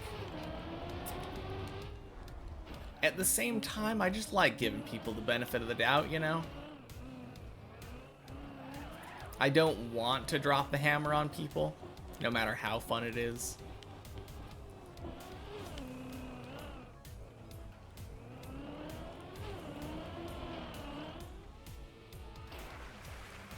That being said, I swear, if they ask where I'm from, that might become a bannable phrase. Like, where are you from?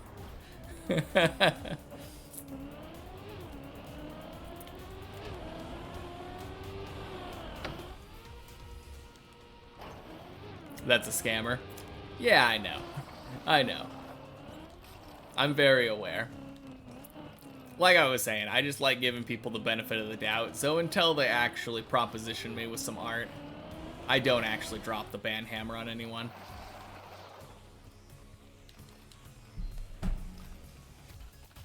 Oh, they did. Oh, that is the same one from earlier. I totally forgot. They just dropped a question mark, though. Dropped a question mark and then went silent for a bit. Indeed.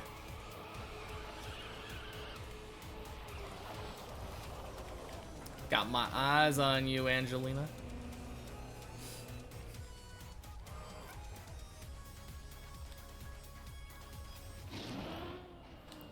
Whoop.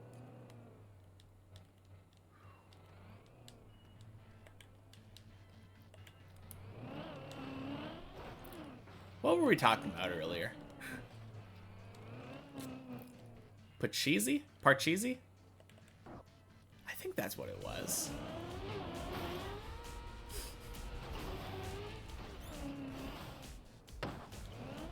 Before we were rudely interrupted by someone trying to sell art.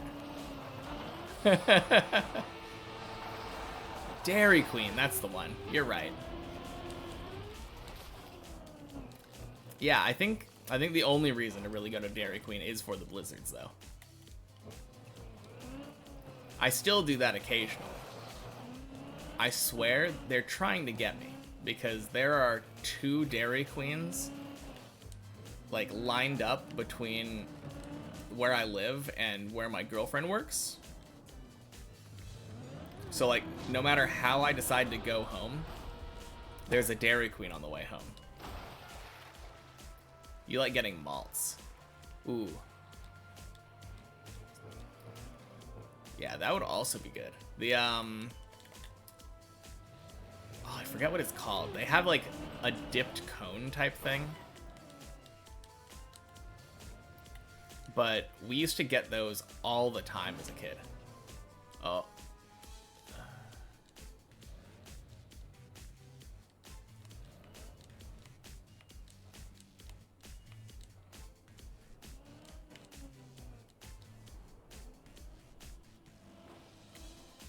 You're from the 1920s, so it's nostalgic. Hey, fair.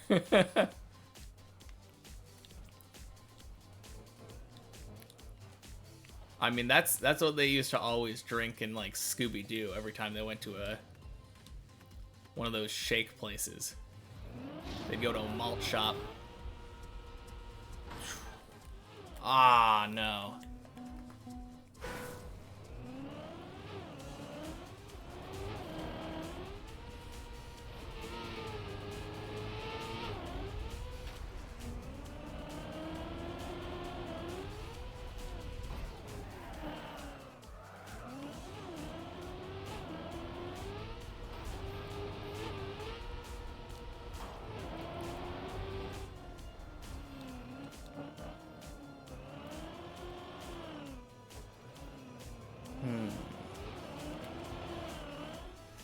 Oh, have you tried those, like...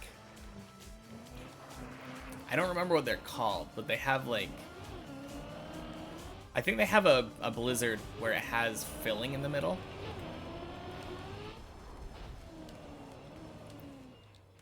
I saw that on the menu last time I was at a Dairy Queen, but I didn't end up trying it, because it sounds kind of weird.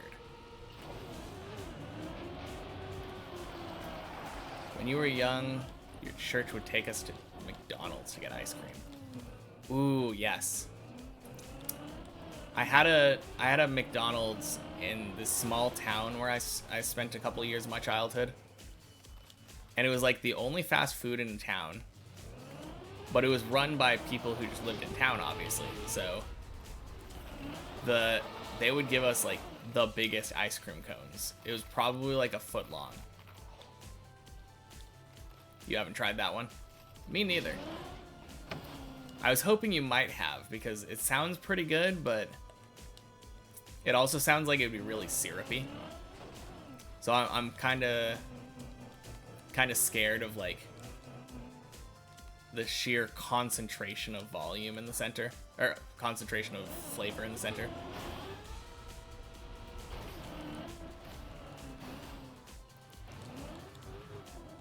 But yeah, I would also always get ice cream at McDonald's growing up. Whether it was the cones or like the sundaes. The hot fudge sundaes were always good, but I think I was always partial to the caramel sundaes.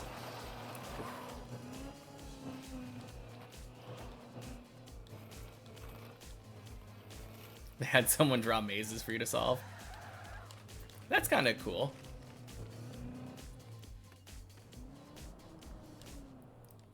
I mean, like,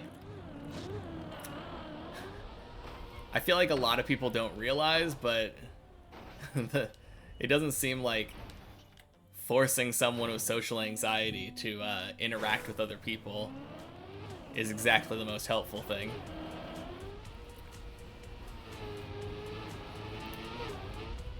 That's kind of surprising to me, though. Like, seems kind of progressive for a church.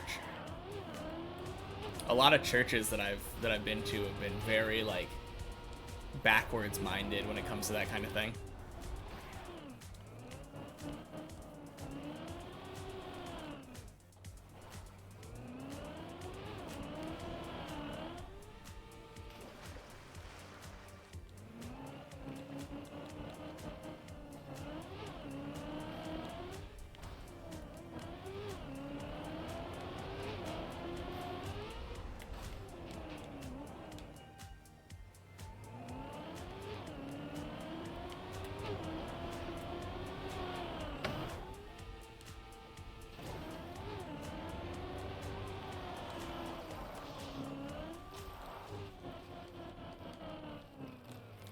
Cowboy church where you had to sit on a block of hay.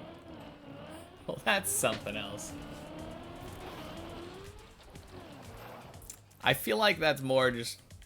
I mean, was it like actual people that considered themselves like cowboys, or was it just a bunch of people who essentially liked cosplaying as cowboys? Because that just seems like kind of gimmicky and silly.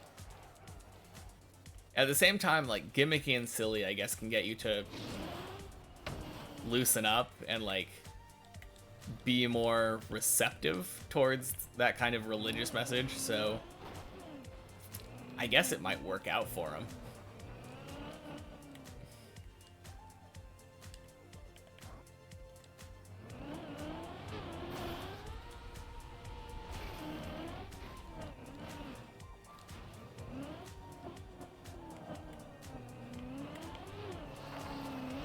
Yeah, I think the weirdest thing that I've ever had was I went to a church thing once where we had a literal Bible fight. Like, at some point, we all just took, like, Bibles and started whacking each other with them. That was a very strange experience. It wasn't a gimmick, it was just the people of the area. Okay. Fair enough. I still feel like a nice padded chair would probably be more comfortable, but I guess I haven't sat on enough hay. It was only like a yearly occasion for like Halloween, Thanksgiving type like season. Occasionally go to like a pumpkin patch. I don't know. I feel like I always remember hay as being like kind of hard.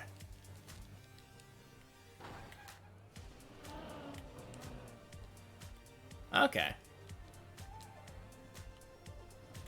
Yeah, I mean, if it's comfortable. No complaints from me. As long as it's not those really awkward like metal chairs. Those are always uncomfortable.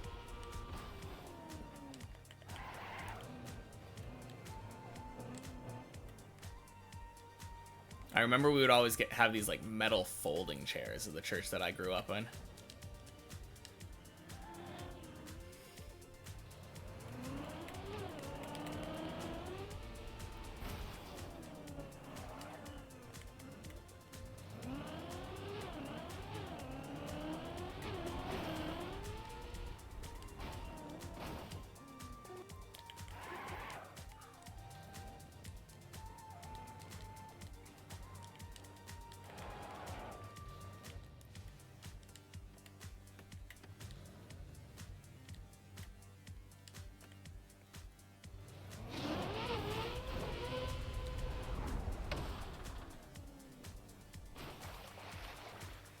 Nice.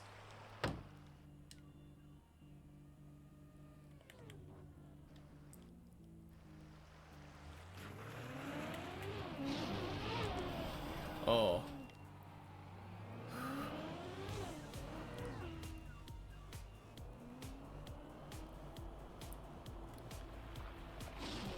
I don't know if I've ever seen that person that was just climbing with me, Hemio, up here.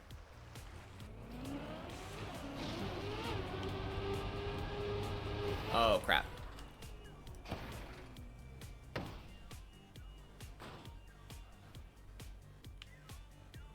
Oh, that's such a terrible spot to land. You think you went to a Baptist church as a kid, but you don't remember being baptized. Yeah, I was definitely baptized because I grew up in a Mormon church. My uncle baptized me when I was 8, so. As an adult, I definitely feel like you should probably be older. I wouldn't trust an 8-year-old to make decisions for themselves. And, like, dedicating yourself to a church at that age seems kind of, like, manipulative. I don't know. I feel like that's something where you should probably be an adult. If you're an adult and you want to dedicate yourself to a religion, that's fine. But, like, having parents who are like, oh yeah, you should be this religion. And then being a child where you're, like, listening to your parents.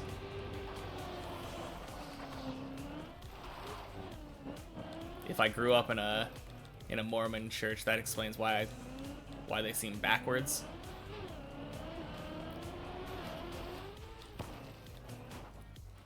Why what seemed backwards?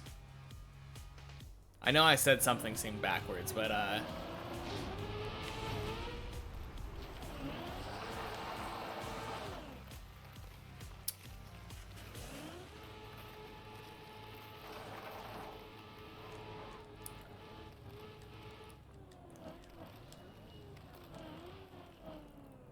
oh, just people in churches in general. Yeah, I mean, I've met nice, like, there are a lot of nice people that go to church. I don't think that the people are usually the problem. It's just, like, organized religion that I don't like. It seems like kind of a scam. Like a large-scale scam. It ended up being something that people just decided to agree with for generations.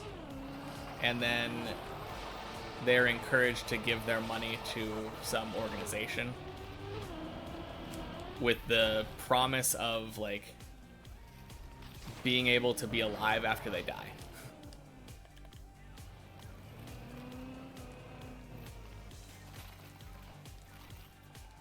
I don't know. I kind of feel like I have the same thoughts about church as I do about, like, insurance companies. Because insurance companies also, like, feed on your fear and get you to pay them money indefinitely.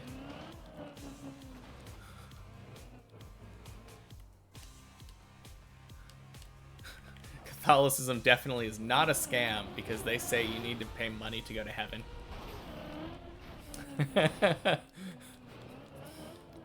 Yeah, of course not. Of course not.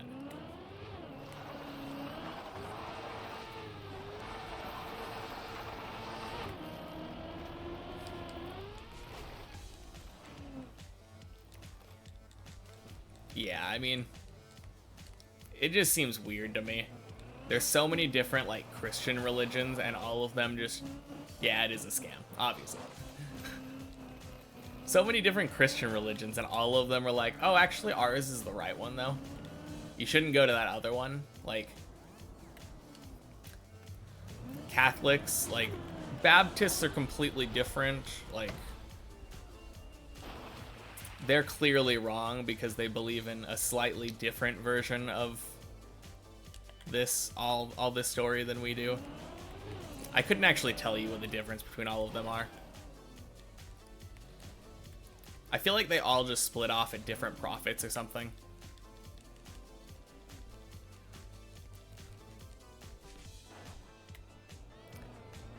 It's actually, like, really ironic coming from a Mormon perspective. Because, like, growing up Mormon, we were told about how Joseph Smith, like, had a bunch of people trying to recruit him into their church or whatever. And he was like, why are there so many churches? Oh, I'm gonna make my own church, and it's gonna be the true church. And it's just exactly the same thing. As a Christian, you don't think there's a correct denomination. Okay, that's good.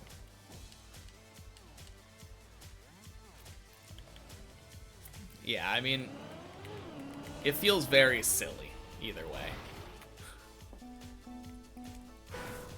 I'm clearly an, like, atheist. But I don't like, I dislike people being taken advantage of. That's the main thing. And then, like, I really dislike some of the stuff that religion has allowed for people to do to each other in the past. Your boyfriend is too. I don't know, stuff like crusades and stuff. I feel like a lot of the times religion is used as, like, a reason for people to, like ostracize people because of their, like, sexual orientation, or not so much race anymore, but I'm sure it was in the past. It's a very weird thing because growing up Mormon, like, I know the entire thing is, like, Jesus loves everybody, so we're taught to be like, try to be like him and treat everybody like they're our neighbors or whatever, like our family. But then you get people that are like just very much not using that mindset, and it's just very weird. Probably shouldn't talk about religion anymore. It's kind of a divisive topic, but yeah.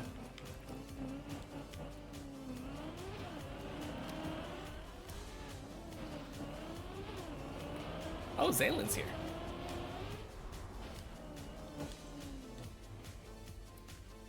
Yeah. I think that's the biggest part. A lot of people, when they do religion, end up with this, like, I'm better than you attitude.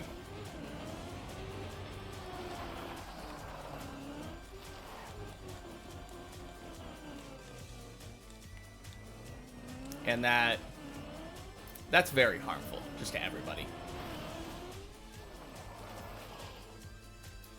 I try to remain, like, as humble as possible. Like, anytime that I do something, I'll obviously take the compliments if I do something cool, but, like, I think of stuff that I do as stuff that anyone could do given enough time. It is really ironic, yeah, that the exact people who were like,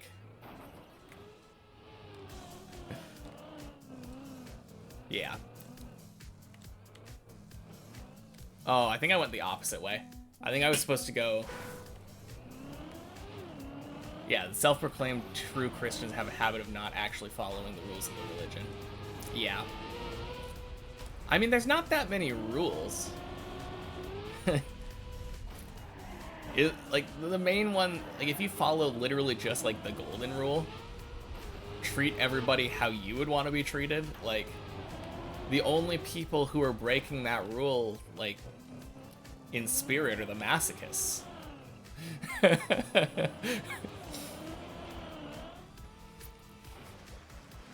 But, like, the vast majority of people, if they were just to follow that one rule and just be kind to people, it would be so easy. On the other hand, people just aren't perfect, so, like, what are you gonna do?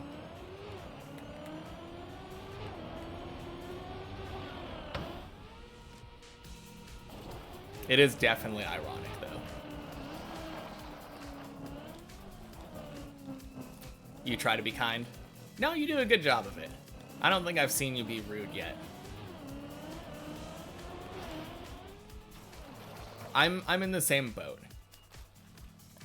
The funny thing is that, like, when it comes to, like, the Mormon religion, a lot of the things that they stand for, I agree with. I agree with a lot of the principles that they stand for. I just don't agree with, like, the reasoning that they do it.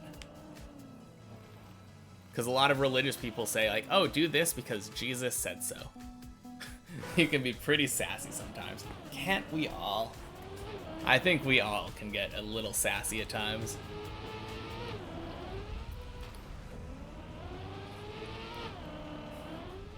No, I've always kind of just been of the opinion, though, that, like, you shouldn't need someone to tell you to be a nice person. It's just more pleasant to be around people if they're all nice people.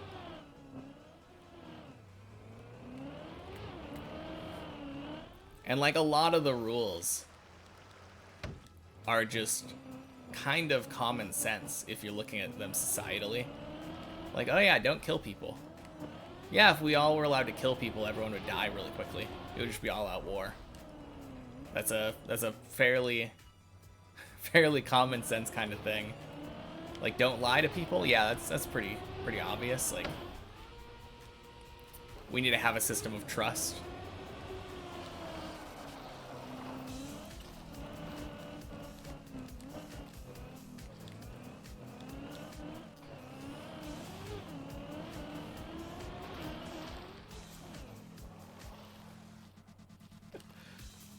Yeah. I mean, it's much easier to be mean. That's the main problem. Like, especially if you know that you're never going to see the person again, like, it can, I feel like often people will end up using it as an excuse to take their, like, vent themselves, get their anger out.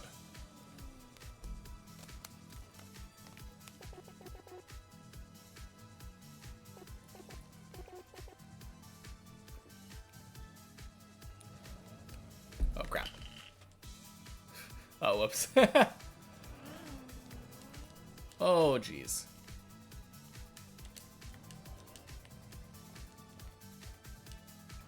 There we go.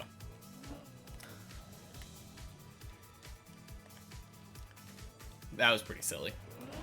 I got out of the spot being stuck, but because I was drinking water, I didn't have enough hands to actually do it properly.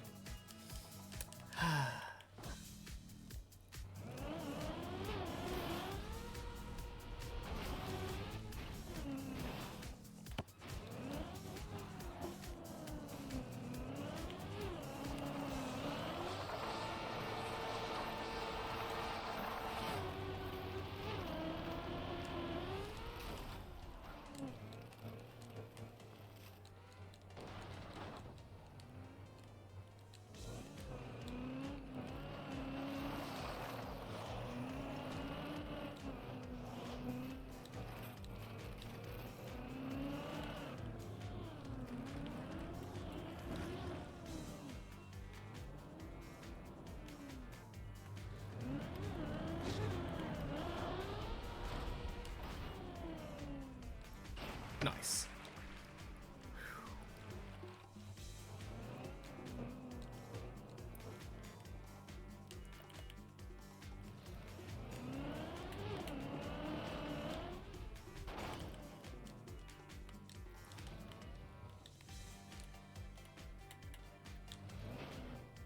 Oh no. That's awful.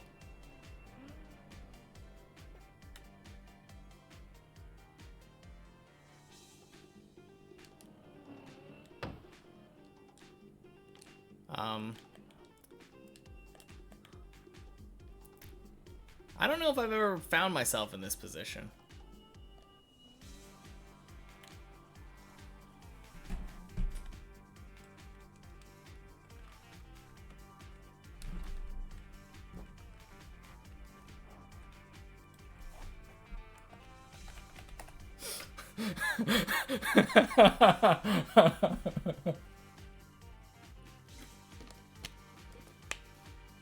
Just chilling.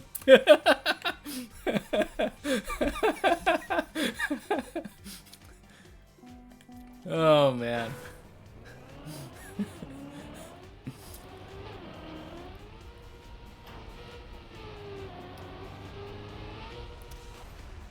Kurenai Gen 1.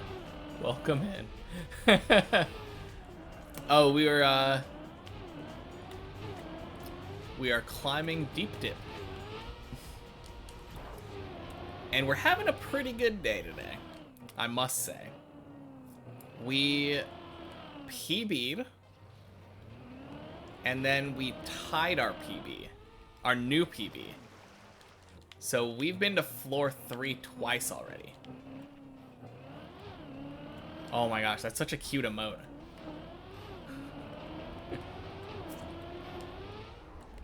Yeah. But yeah, that's what I do 4 to 5 days a weekish. Monday through Thursday we do this, and then Friday we do the checkpoint version of the map. Stream's going pretty well so far.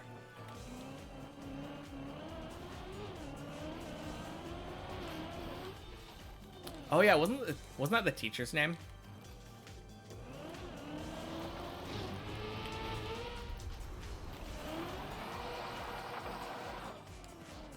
Couldn't I?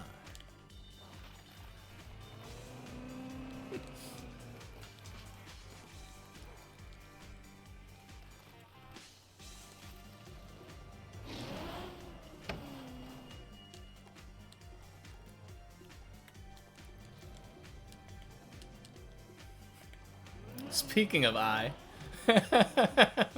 Oh, yeah.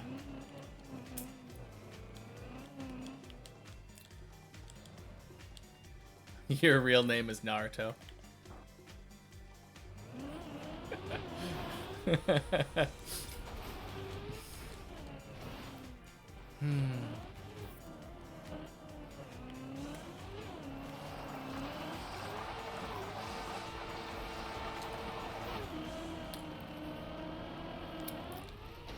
Let's get philosophical here. What really is a real name? Don't we all decide what our real name is? No? It's the one on the birth certificate? Okay. Darn.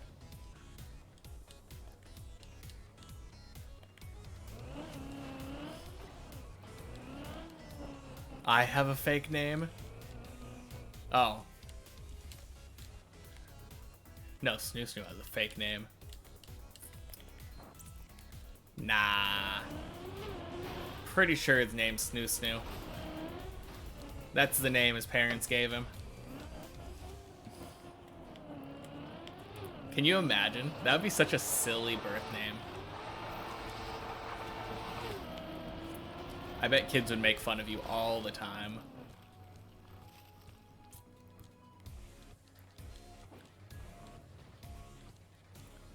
True.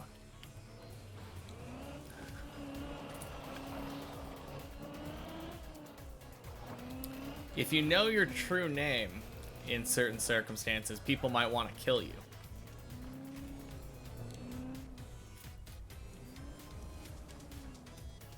It can be pretty dangerous.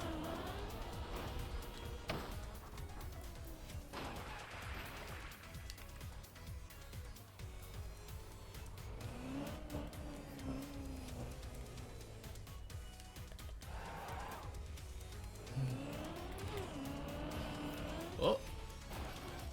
Nice. You know your true name.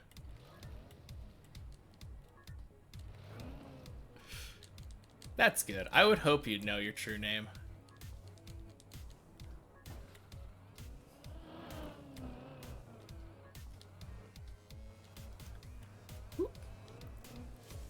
Man, turned a little early there, but it worked out.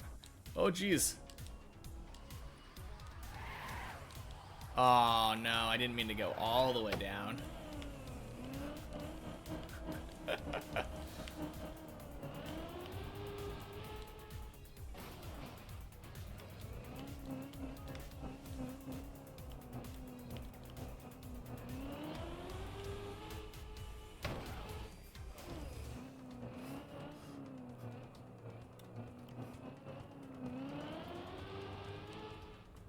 She was number one.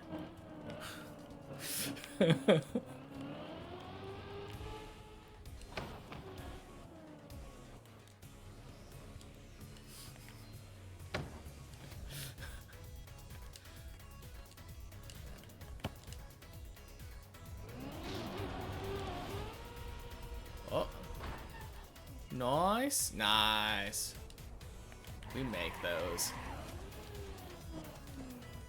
Truth or dare? I don't know if I can focus on truth or dare.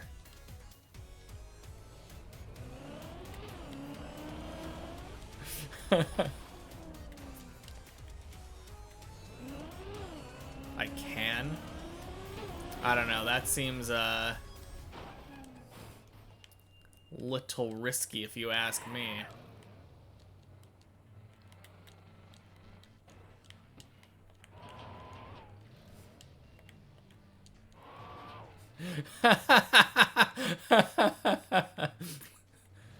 I know, right? Oh no. Oh.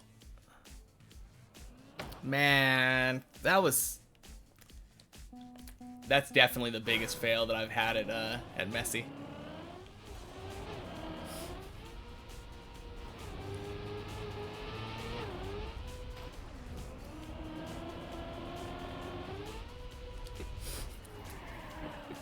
Oh man, you know the drill.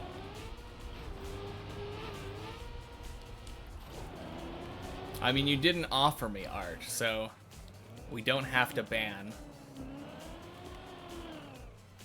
I am somewhat of an artist myself.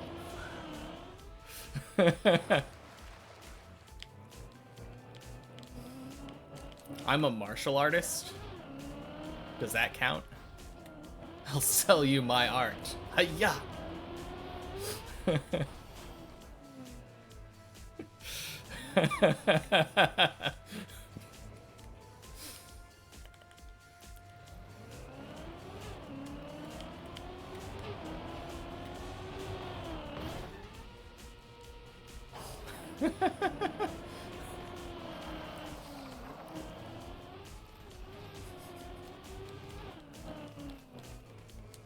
Oh, wow.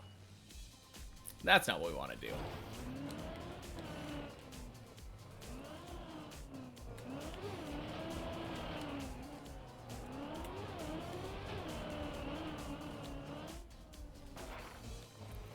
It's kind of a cool save.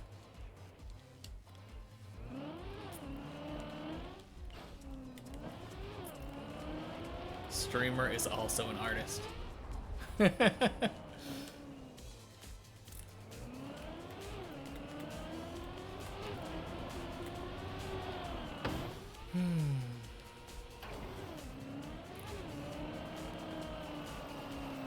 Oh man, taking one for the team over here.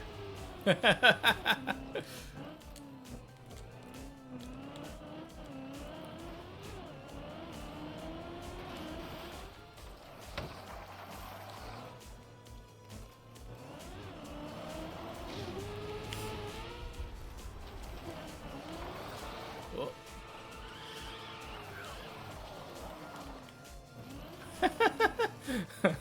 Croyo, that's so. Couldn't they make the pillar just a tiny bit larger? Oh man. Yeah, Snoo, be glad you never made it to floor 2. That pillar jump is such a frustration.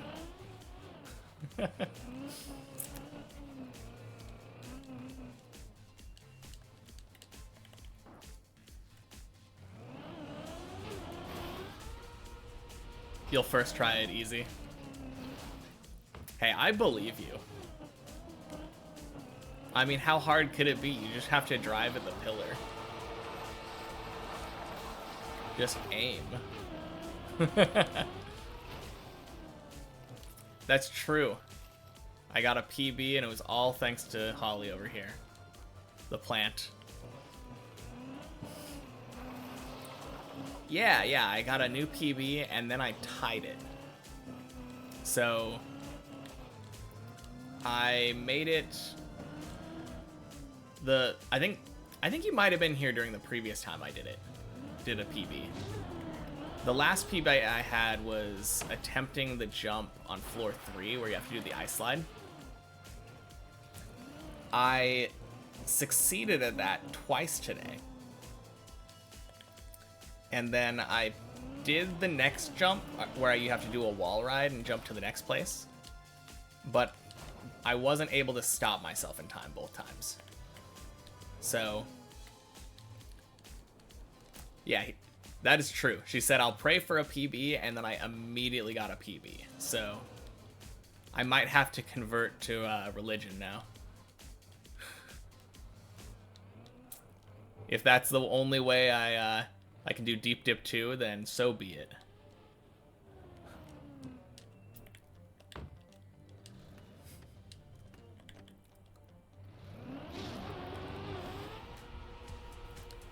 But yeah, I've been getting the fish jump a lot more consistent today. I think I failed it like 2 or 3 times out of all the times I've been here.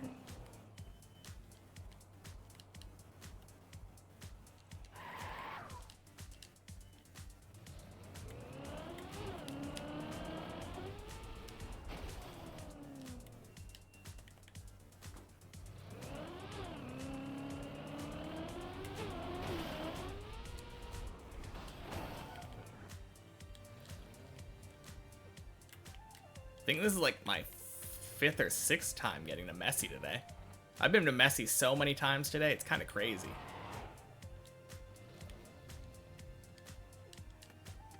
I hate to say that I'm getting confident at floor 2, because the last time I said it, I ended up like... last time I said I was getting confident at floor 2, I ended up like having an entire day of just failing floor 2 repeatedly. But I am feeling a little more confident in floor 2.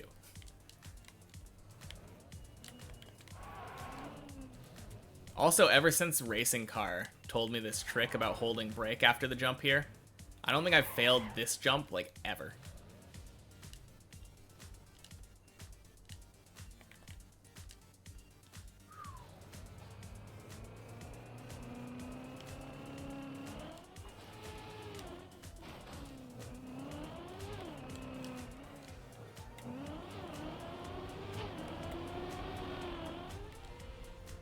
Oh, nice.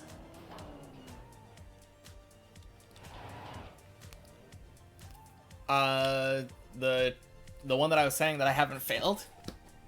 Neither. The disc jump.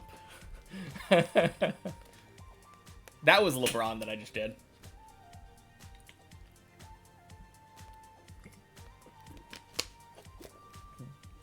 This is much harder than Getting Over It or Jump King or something. Those games usually just have weird controls which make them hard, but once you get the controls down, they're not that hard to beat. This game also has weird controls, but it's not exactly easy to beat. So, yeah. I guess you'd probably be able to consider this harder than Jump King or Getting Over It. Also, floor 3.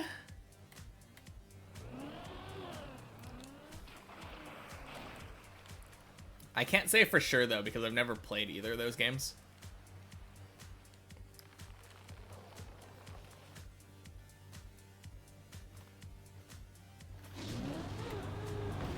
No, you're kidding.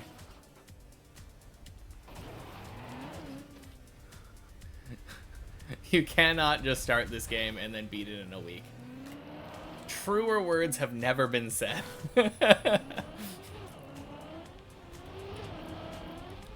I've been playing it for like a whole month, day-wise. And yeah, I am not close to beating this map. Give me a year. I'm pretty sure I'll be able to do it in like a year.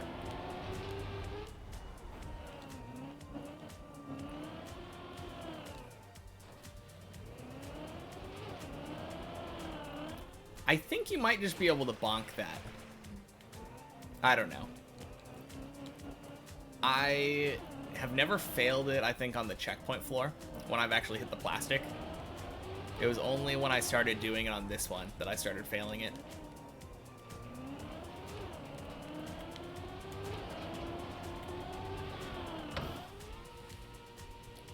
But dang.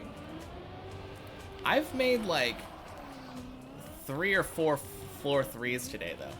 And it's still pretty early. I still have 3.5 hours left. Just drive straight into it and not turn. I'm gonna try that then. I think that's the strat. That's how Racing Car does it too. I've always just been driving in with my, like, hitting it with my side though. I feel like I saw someone else do that at some point, but maybe I'm wrong.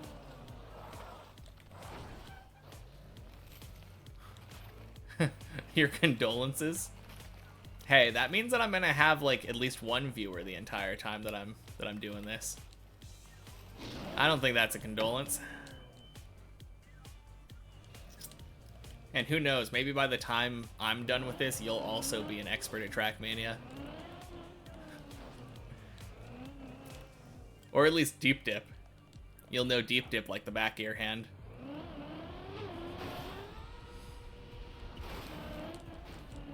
I'm definitely going to try driving into it straight next time, though. I think that's a strat.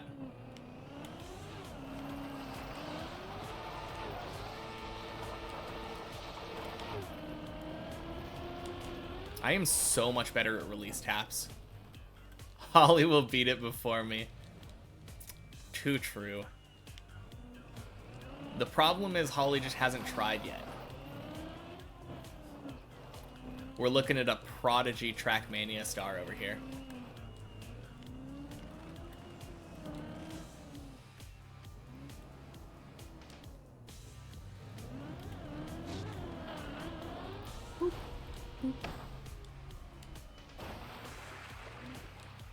Tires dry. Man, I hate that this floor gets me paranoid about that. So every time that I get to this floor, I always have to make sure that my tires are dry, because there's a little patch of ice, and if you don't dry your tires, you get wet, icy tires and you slip off this road.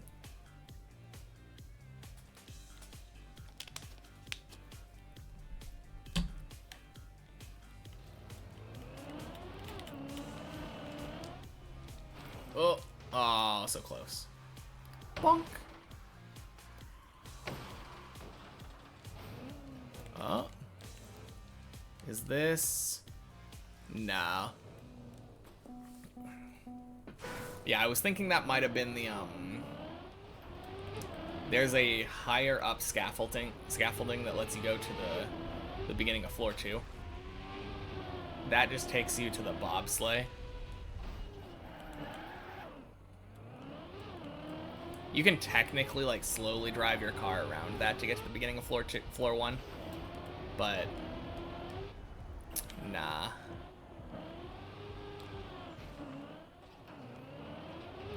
I think it's more worth just to start over at that point. You don't even have this game? Hey, it's free to play. You would just need to have a good enough computer to play it, which I don't. And I'm still able to play it anyway, so. I think technically it's on console too, actually, now that I think about it. I don't know entirely how it works, though, when it comes to free-to-play doing this. I think you'd be able to play the offline map, maybe? You couldn't play it on a server, so that would be the main thing.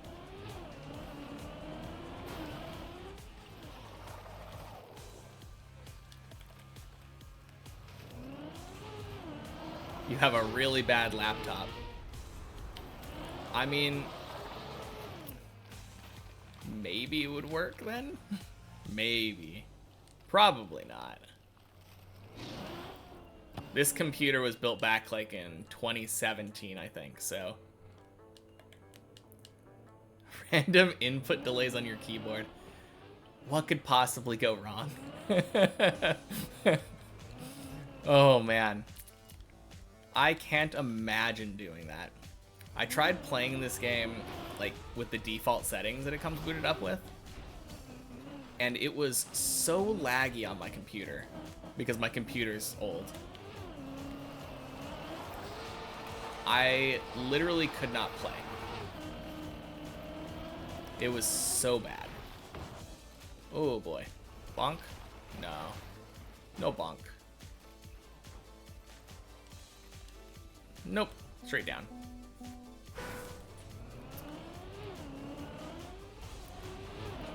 Yeah, this is not the type of game you want to play with input delay. For sure.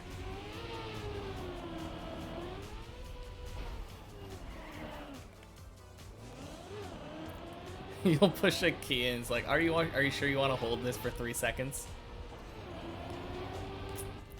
I feel like I have that. I've had computers like that before too.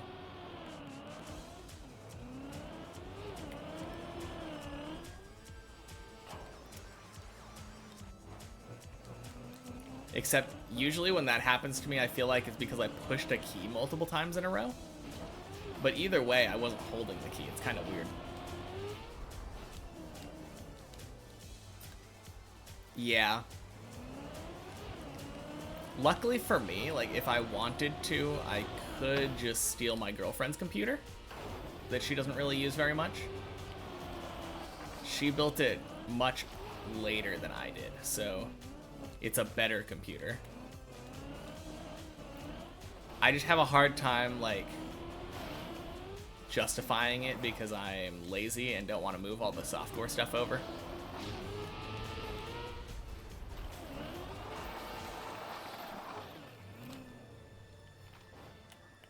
I think a lot of stuff would come over with the SSD if I just move that over, but like I do have a lot of stuff just installed on my C drive.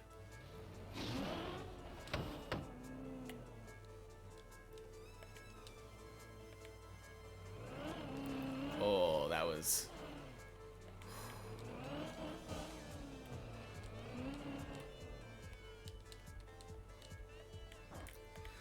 Yeah, I might have to do that at some point, though. It would probably be a good idea. Actually have a good computer to play on.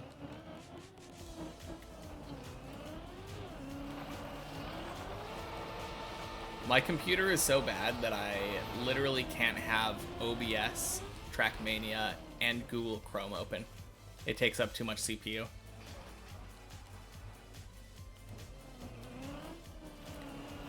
And then that causes the game to lag for all of you guys. And me too occasionally, actually.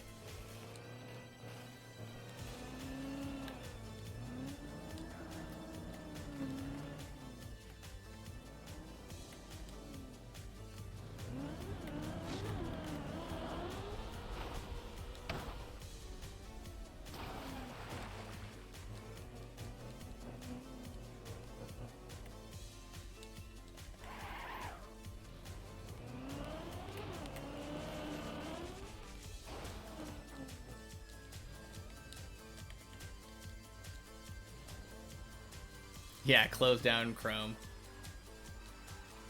Yeah. Yeah, I ended up figuring out that like all of the stuff I was using Chrome for anyway, you can do in OBS, so use Opera. Honestly, I probably should. I think it would probably be better. I'm just a creature of habit.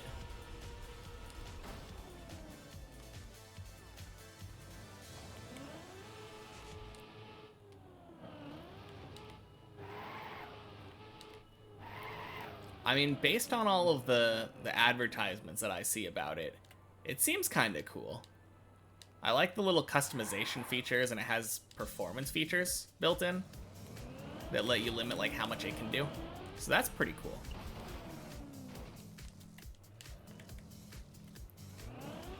It would probably be really good for me with my crappy computer.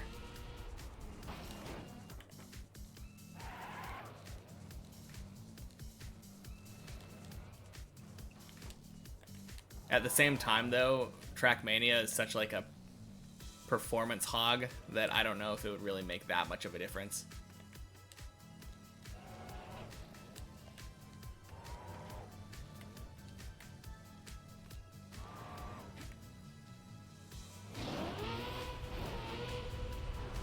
Oh.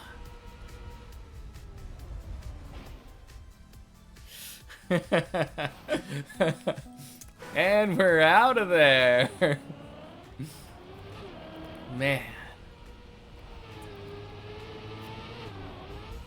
Yeah. Sure enough, it's such a weird thing. I have been, before I was getting to Messy consistently, every time I made it to Messy, I was succeeding. And then now I'm kind of failing. And I don't really know why. Hey, Quack!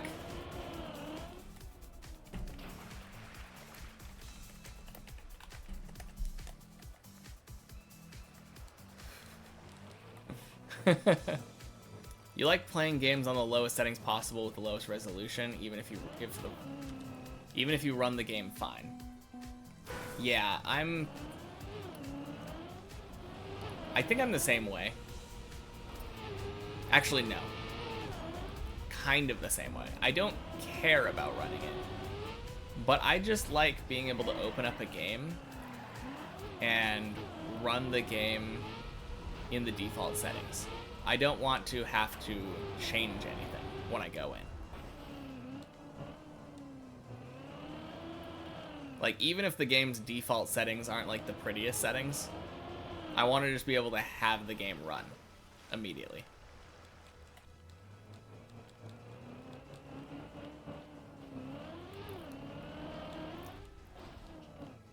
You like horrible graphics? Then boy do I have the game for you. Time for you to start playing old school RuneScape.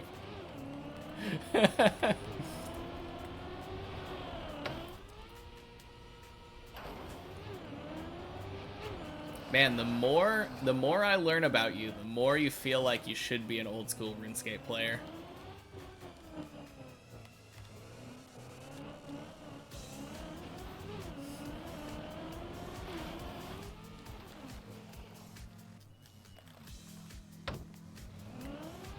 I mean, most old school RuneScape players don't even necessarily like horrible graphics. It's just that it comes with the game.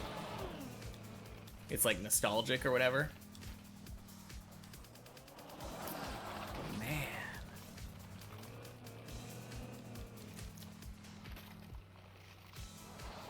Original, like original.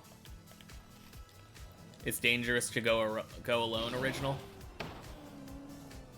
I've never fully played through that one. I think I've only ever played it like on demo versions. I think there was a version of that on like Animal Crossing at some point, and I played a little bit of it. I think I would like it. My main problem with it is just that there are a lot of like random walls that you can blow up with bombs and stuff that are just kind of impossible to find without just knowing that they're there, or randomly bombing stuff.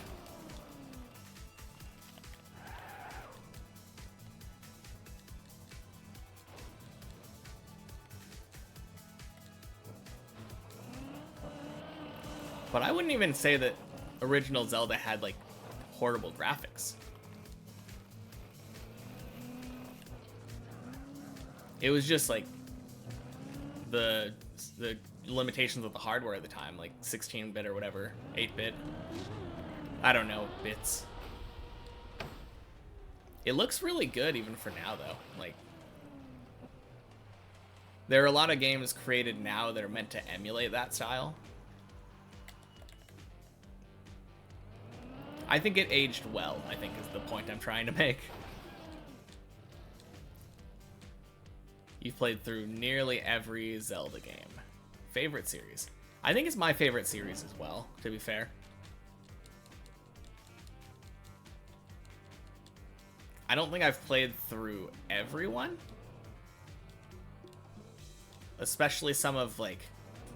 I think at some point there were some games that were released on mobile consoles, like... or handheld consoles, like... It took me forever to play the Minish Cap, eventually. I haven't played, like, Spirit Tracks, for instance. But I think most of the mainline ones,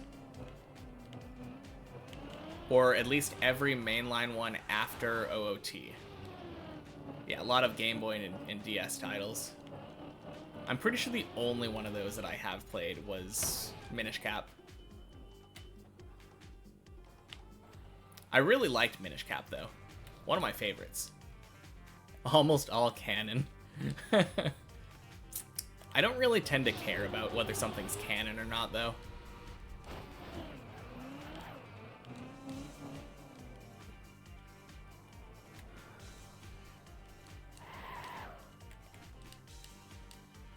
Majora's Mask is your favorite? Yeah, that's a solid pick.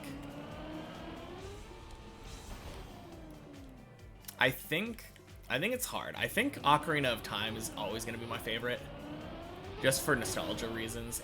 I mean, it's a solid game besides nostalgia, but I find Ocarina of Time to just be endlessly replayable for me.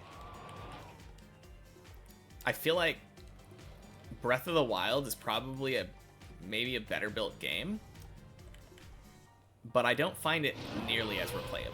I tried replaying it at some point, and it was... Oh no!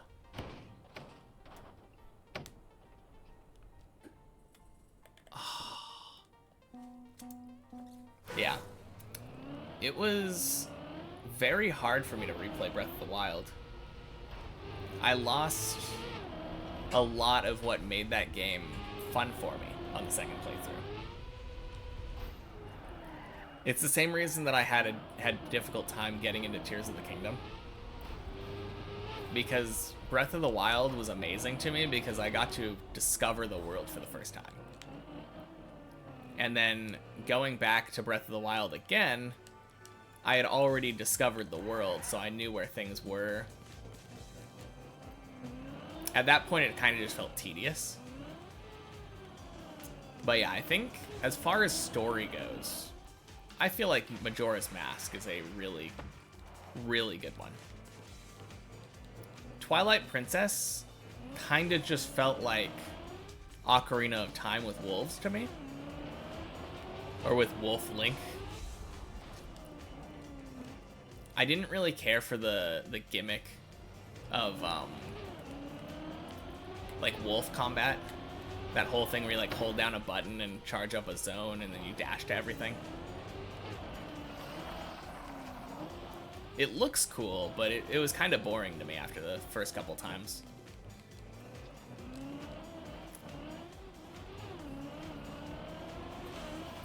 Link to the Past is probably your favorite top-down, and maybe Twilight Princess for 3D.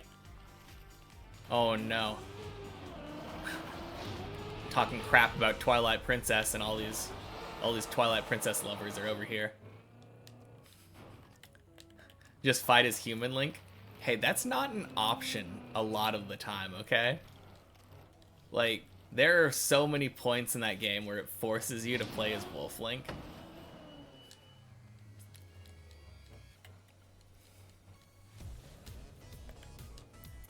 No, I enjoyed that game, though. I beat it at least twice, because I think I ended up having it on GameCube and Wii. It's really interesting to me. Like, the Wii version, I think, is mirrored or something, like the entire world. Because of the fact that Link has to be right-handed in that one.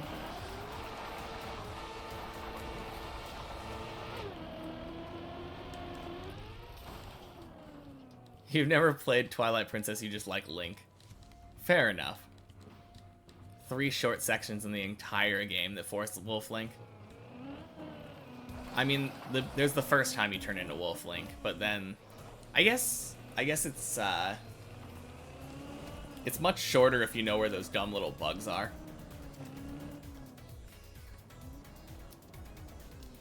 I also haven't played it since I was much younger. So there's a strong possibility that my dumb child brain didn't know how to find things.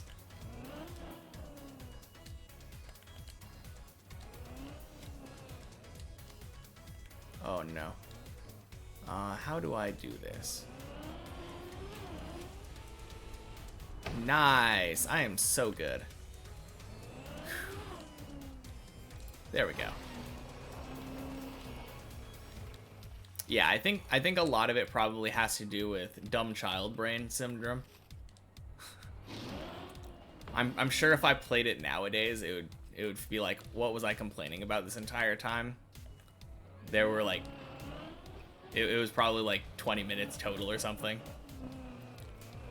But as a kid, prone to getting lost in games, it felt like an eternity that I was forced to play as Wolf Link. Also, I think there was one point where like I didn't realize you had to kill all the things at the same time. One of those like the parts where you have to like teleport the gate in or something, or the bridge. And I spent way too long before realizing that you had to do that, and that made me feel dumb, I remember. So maybe I'm a little bit bitter about that part too. No, I like Twilight Princess though. It was a very pretty game.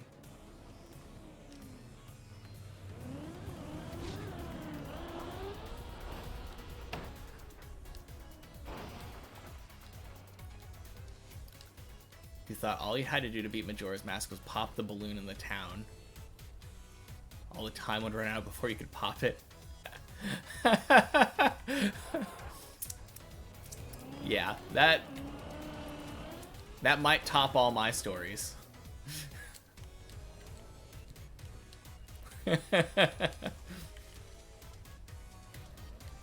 You just gotta get Tingle down. That's the only thing you need to do.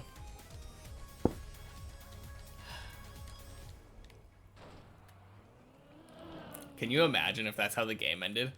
You found a map. Dun dun dun dun dun. Roll credits. Looks like the mask. Does it? I don't even remember there being a balloon that looked like a mask. I'm just imagining like a red balloon. Maybe I'm thinking of something else.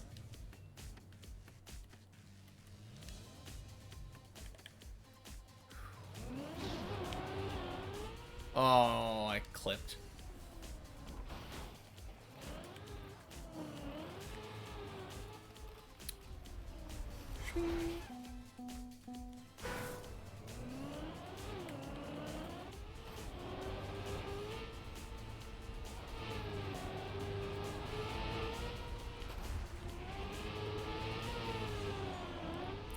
No, I'm honestly kind of surprised that I didn't get more frustrated at the water temple as a kid.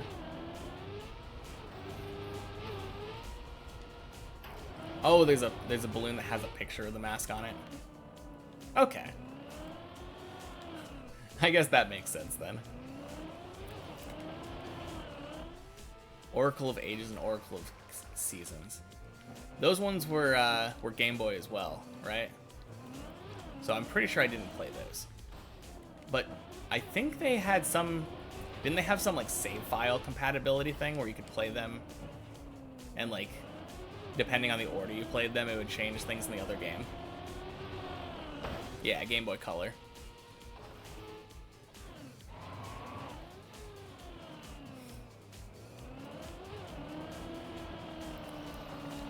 Yeah, I think I had a similar problem with a lot of games, though. I had that problem in Final Fantasy VI,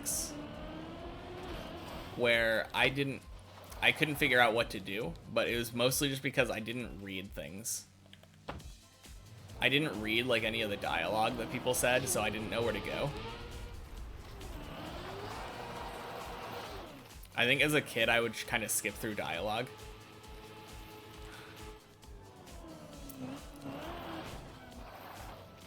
Yeah, I definitely feel like I probably should have been more confused by Water Temple, though, in Ocarina of Time.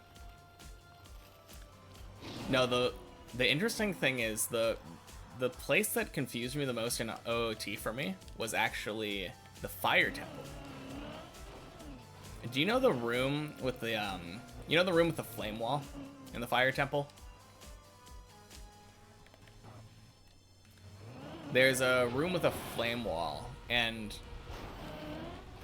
in order to go past it, you need to jump to the platform, like in the middle of the room. But that platform is too tall. It looks like you shouldn't be able to make it. And then when you jump to it, like, Link literally glitches up. His body goes from, like, down below to, like, yeet up to the ledge. And I just could not wrap my head around that. Like, I never even attempted to jump there because I knew I shouldn't be able to. So, like, I always got stuck in the Fire Temple. And then eventually I asked my uncle, and I was like, hey, how do you do this? Like, what am I missing? And he's like, oh, you just need to go over here. And he just, like, had Link jump up. That's definitely my most frustrating, like, Zelda moment. It would give you a passcode to enter after you beat the game. It barely affected the first playthrough of the second game. But that one would give you a new code to play the first game again, and that time you can fight Ganon. Oh, cool.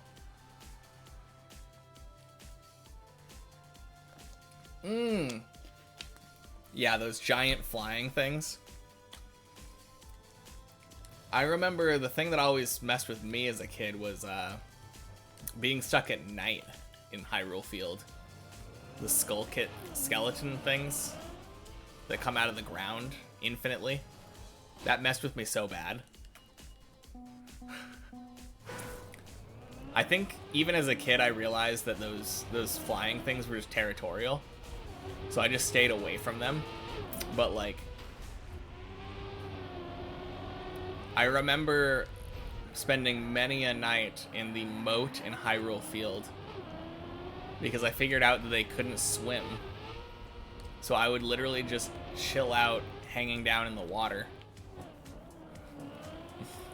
and then watch them like try to get to me and like fall down into the water and die. I would just be sitting there in the water, like Link would be treading water, and I'd just stare up at the moon and just watch it go against the sky. He would just run away. Yeah, I mean, I think I was just scared because I was a little kid. But like, I remember just being scared because they would literally pop up right in front of you. You've always been terrible at games, so you just watch other people play. I feel like I was probably terrible at games at some point, but then through playing, like, I got better. I feel like my sister probably feels the same way,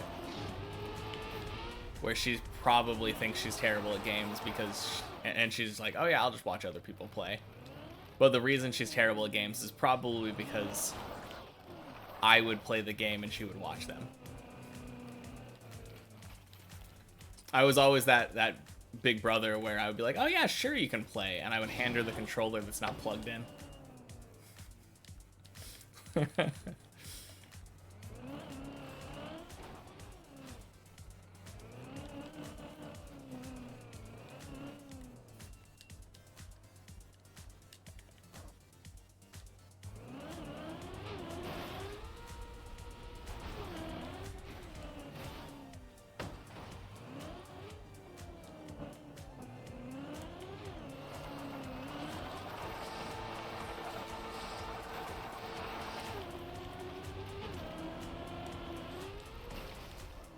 You've always been bad at first-person shooters, but think you've been at least decent at other games.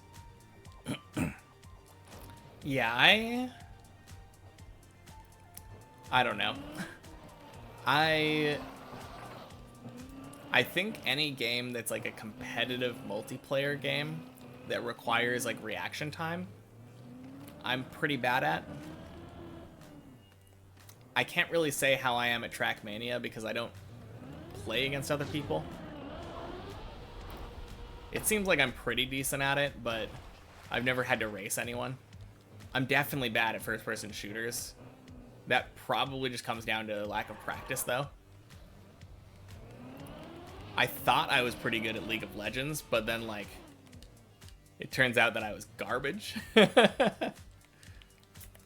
I feel like single-player games I'm pretty good at, though.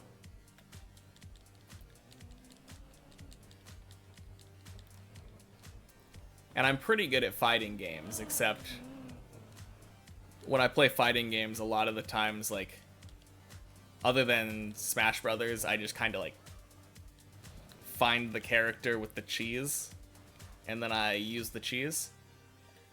Like, I saw a message about Soul Calibur. Only time you've gotten good at a game was Soul Calibur 4 because you got mad that your sister kept kicking your butt. So you trained for hours a day and then beat her. And she would never play it with you again. That's so sad. I would love to play with someone who's good at Soul Calibur. I would always play the solo mission, like the single player modes. But like the character I would always play as originally was Keelik, because he is just so cheesy. You literally just swing the bow and it has like a high-low combo, and if people are bad at the game, they just can't block in that like high and then low, or low and high. I think it's high-low. But if people are bad, they just get tripped up by that, literally.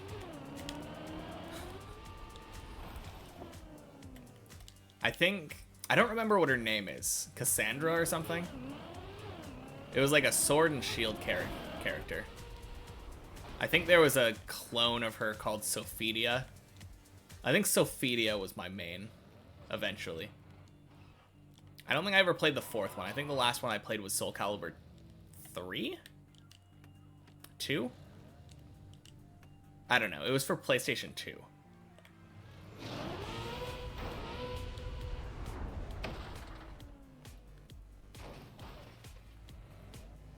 You played Sophidia too? Dang.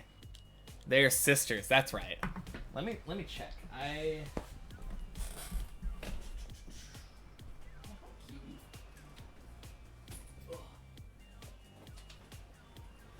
Yeah, Soul Calibur 3. That's the one.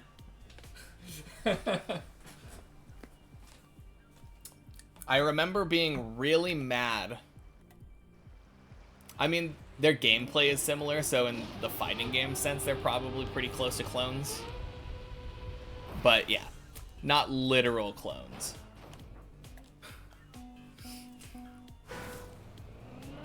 Smash games are the only fighting games. Yeah, I played a bunch of them as a kid. I played Smash. I had like the original and Melee. I think I had Brawl too. You played her because she was pretty and stuff? Me too. Plus, I remember there was one where you could like stab the person's foot, and I thought that was hilarious.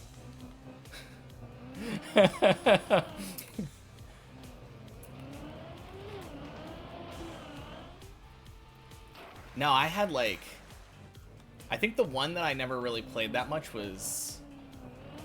no, not Tekken. Street Fighter. I didn't really play Street Fighter very much. I played... I had the first Tekken, and I think I rented like a Tekken tag team at some point. Soul Calibur, I think, was my favorite one growing up, other than Smash. I really do like Smash a lot.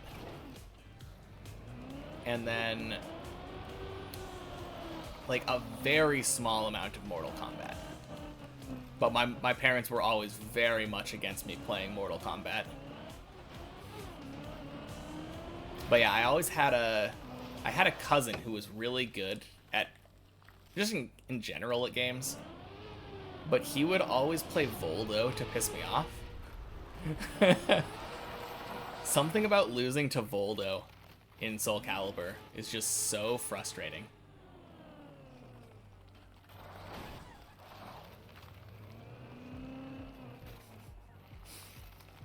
I mean, especially with some of the other characters, I would not be surprised people thinking Soul Calibur was an inappropriate game. If you've ever seen anything that Ivy has worn, like, dang. No,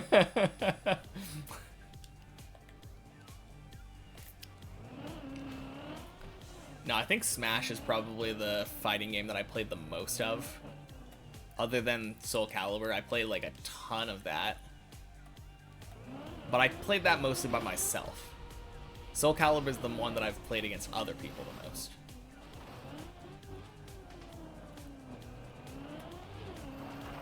Wait, did I say Soul Calibur? I meant Smash. Smash is the one I played against other people the most.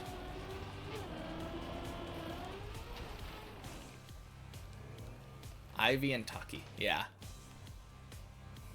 Man, so nostalgic. I could never understand how Ivy worked. I never got a hang of that whip sword. Who was my Smash main? Oh, for a while, I think it was Peach and Luigi were my Smash mains. I always thought that I could play all of them semi-competently, at least well enough to beat like my worst cousins and my sister, but like, yeah, Peach and Luigi I think would be my definitive answer. Probably Luigi more, but Peach was like a backup. What about you?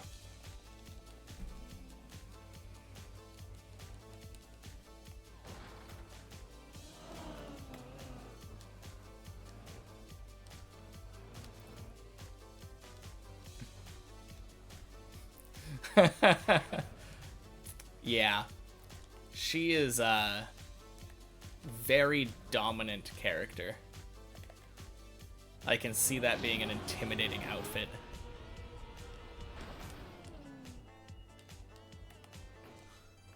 I can already guess yours. Actually, oh wait, no. I think I talked with Hammerstrike about this at some point. Hammerstrike's, I think, is Marth. Can I already guess yours?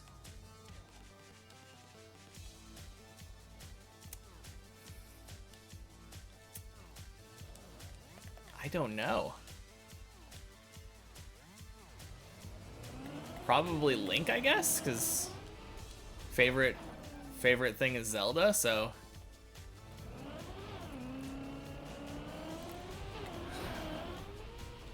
yeah. We've been talking about this series for an hour. True. Yeah. I did like Link a lot as well. But Link, I think Link was probably my go-to when I was a kid. But his gameplay feels a bit simplistic to me now. I say from the perspective of a Luigi main.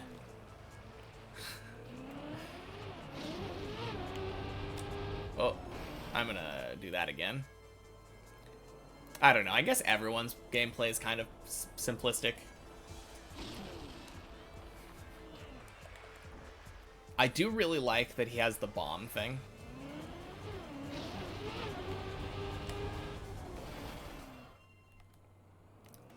Snake and Rob. Yeah. I could never get into Snake. I think my problem is that those ones were from the newer games. So I definitely have had less opportunity to play that. You'd play Isabelle. I have Smash Ultimate, but I always end up playing Pyra and Mithra from Xenoblade. But that's more because they have an invincibility, like their side B gives them invincibility frames. And whenever I play, I'm playing with my girlfriend and her families, like all of her siblings. So I always end up like, they know that I'm better than them at Smash because they haven't played it enough. So they all always end up teaming up on me. So I need the invincibility. Because all they know is that I'm better, not that I'm not like a pro. If I was like a pro, maybe I could just play whatever and beat all of them at the same time. But I'm not. Oh no. No, come on. Dang.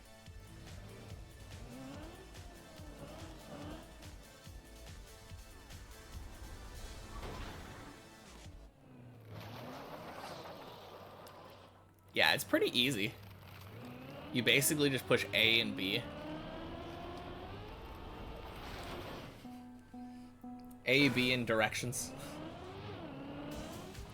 I guess it's a bit harder to play like proficiently, but for a beginner, like A, B directions, and then like if you're playing on a GameCube controller, the C stick is a magical trick.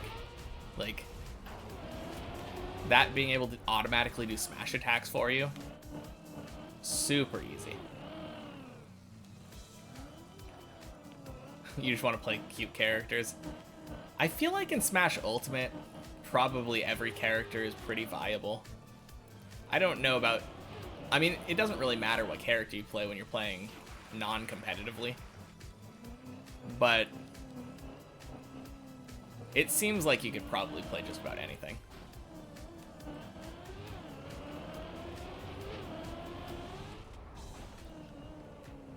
When you got to choose the map, you'd play Hyrule Castle because it's huge, then pick Snake, run away, and then shoot them with rockets while they fought each other. Hey, at least you're not like... I guess the question is, once they all killed each other and there was just one person and you left, would you constantly run away and then just let the timer run out until you won by default because of stock advantage? Because I've definitely done that on Hyrule Castle a fair few times.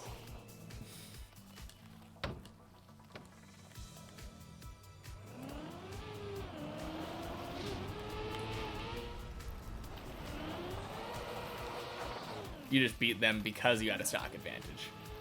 Okay, that's fair. I mean, not fair. It's kind of cheap, but much more fair than just like waiting the timer out for the definite win.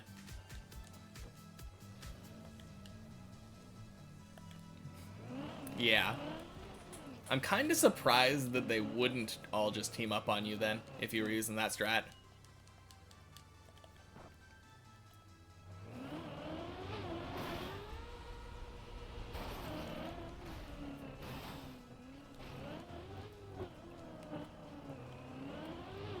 But yeah, I always have to play Pyra and Mithra when I play Ultimate, but the character that I would want to play is actually Joker.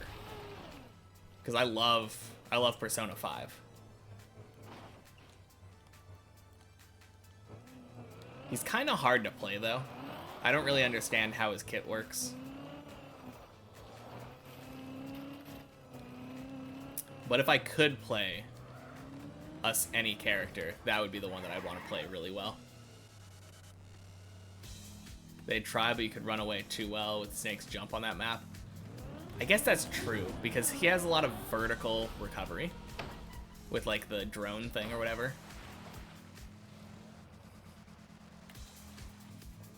And that has that like that spot down in the bottom. I guess they could try to split up, but then they'd be 1v1ing you and then you just win. The other thing is they could probably win a battle of attrition if they did split up and not waste any of their stock advantage on fighting each other.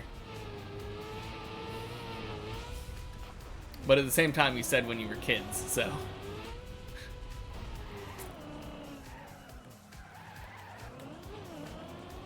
Not sure how strategic they were thinking.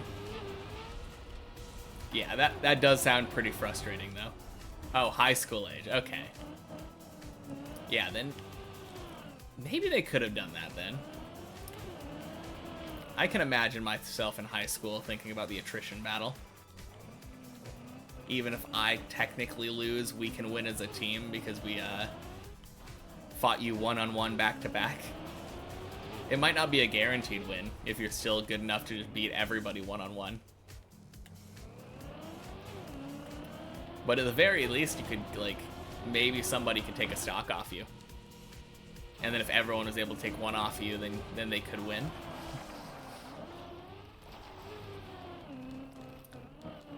Yeah, I think... Man, snakes. I think the hardest thing is you never know which ones are venomous. I think most of them are probably venomous. But... Like, how do you know if one's going to be venomous or if it's going to be like a common garden snake?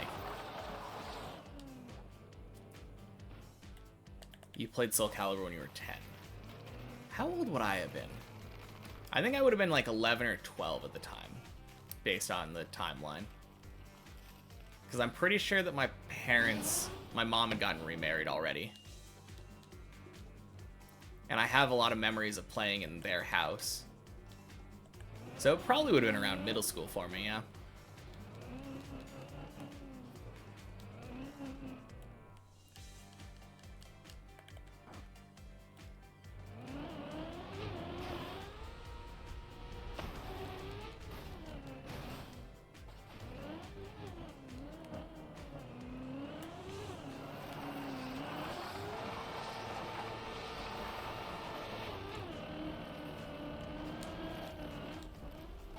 Nice. That was good control. So I knew I wasn't making that, and I decided to slow down a little bit so I could take the easy recovery and just go back immediately. Maybe that's why you were scared of Ivy. Fair enough. She's a pretty scary character. Yeah. The scary thing about rattlesnakes is that they're so quiet. Like, unexpectedly quiet.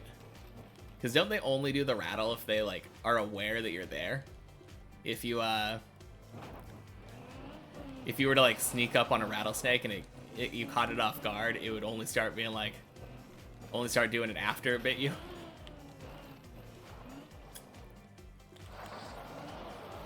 Are other snakes loud? I mean the rattlesnake has a rattle, so like if it knows you're coming, you might be able to hear it from a bit away. Yeah, exactly. The other ones are like, "Hello, I am a snake. Please don't come near me."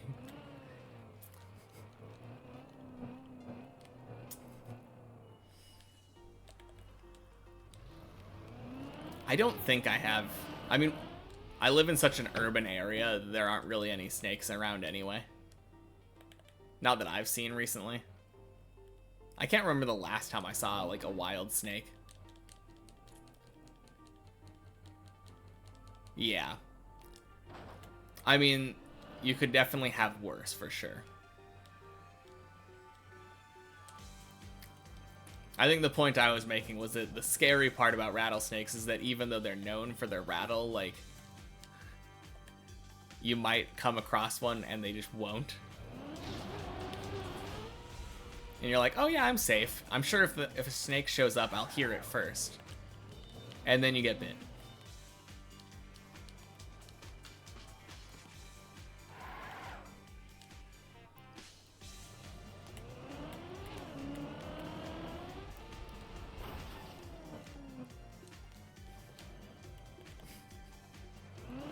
Oh yeah, I guess it falls under your non-mammalian category, doesn't it?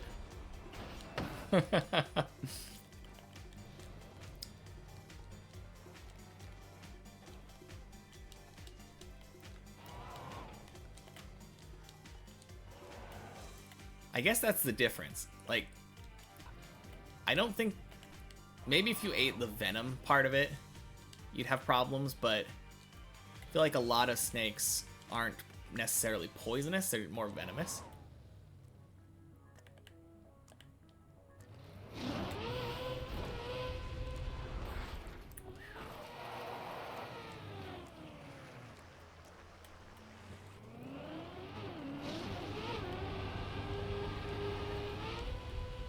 Nice.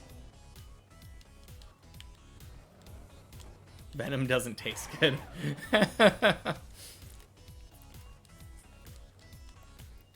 True. So if you accidentally eat the venom, you'll know it just doesn't taste good, and then you'll spit it out.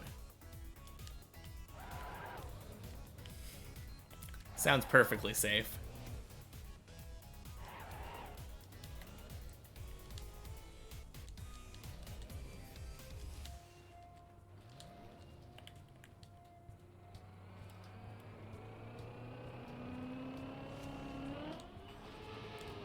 You've run into plenty of rattlers.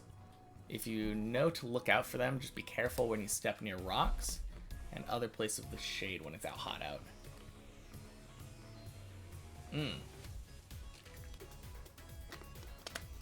Yeah, I feel like with most animals, they seem to be more aware of us than we are of them. That seems to be the pattern.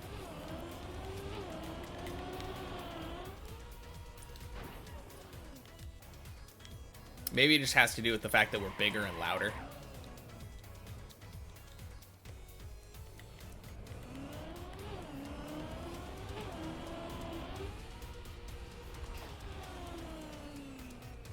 No! Oh my gosh.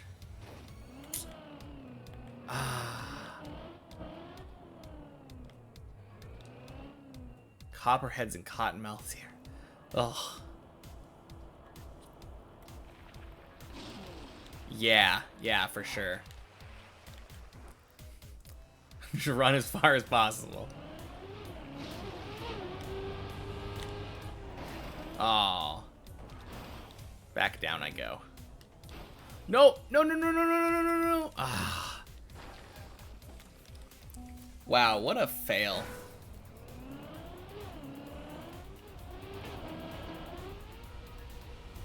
Scariest thing is armadillos. I guess I haven't been around enough armadillos. What's so scary about them? I mean, they're terrifying in Donkey Kong Country. I feel like that's the thing that killed me the most in that game, but...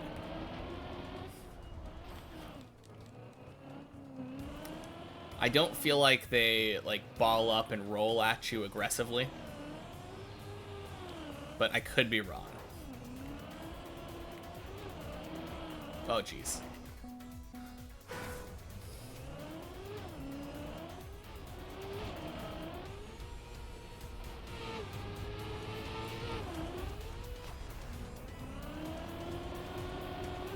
They just run past you. I mean, as long as they use their powers for good and not evil.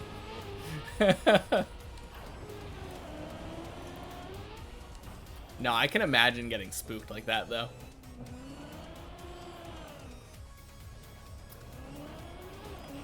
Grizzlies or mountain lions. Yeah. Yeah, that sounds pretty spooky. Do they normally come towards residential areas, though? I know I've seen, like, videos of bears getting, like, stuck in trash cans or whatever. Like, getting caught on camera or whatever, but... I don't know. Cougars do? Okay. Dang. Yeah, I mean, I guess that makes sense. That is really scary. I guess I definitely would not want to have an outside pet at that point. I really wouldn't want to anyway, but yeah. Ugh.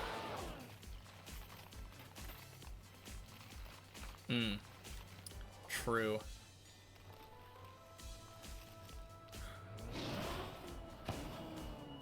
Probably wouldn't hesitate to eat a little kid.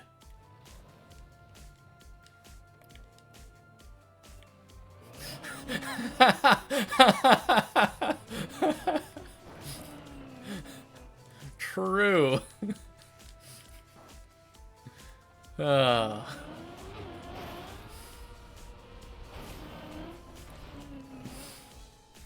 Lock up your kids, guys.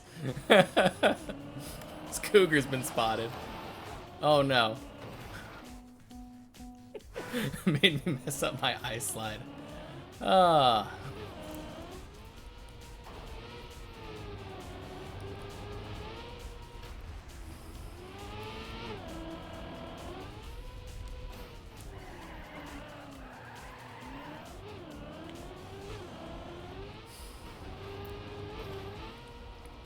Yeah, I don't think I've ever seen a wild, like a big wild animal.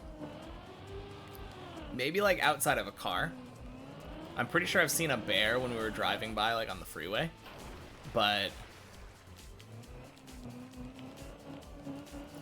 yeah, like I'd have to kind of go out of my way to see one. Like go out into nature and like go on a hike or something. I used to hike a lot, so I probably did as a kid, but none that I can remember. Nice floor. Thank you.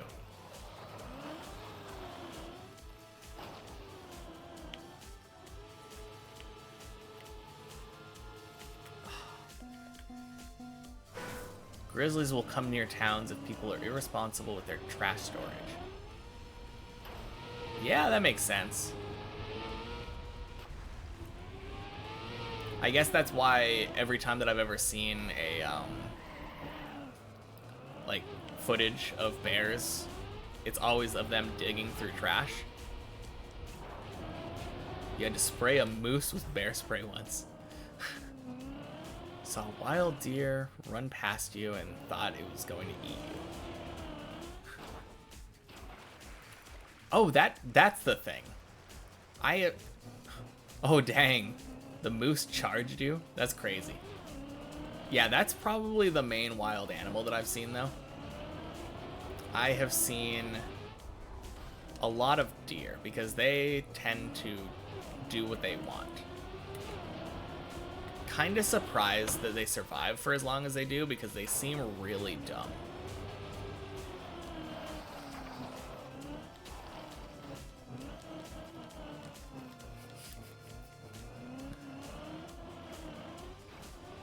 I mean, isn't bear spray just like really concentrated pepper spray?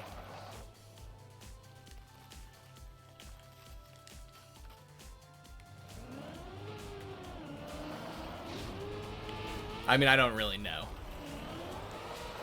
I've never actually looked at the ingredients on a bear spray can.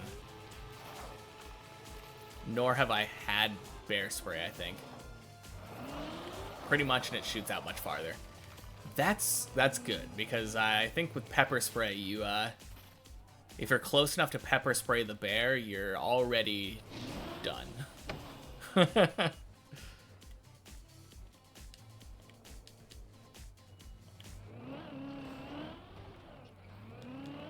Oh, dang. I don't know what it is, but every time that I cut my fingers, I always find some way to put something acidic in them. Or salty.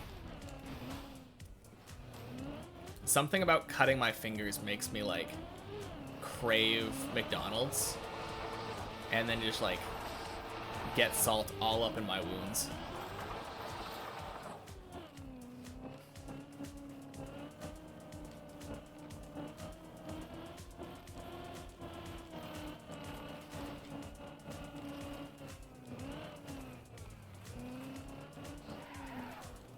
I think that happened recently, actually. I was opening up a package and I got like a huge paper cut, like right between the joints of one of my fingers.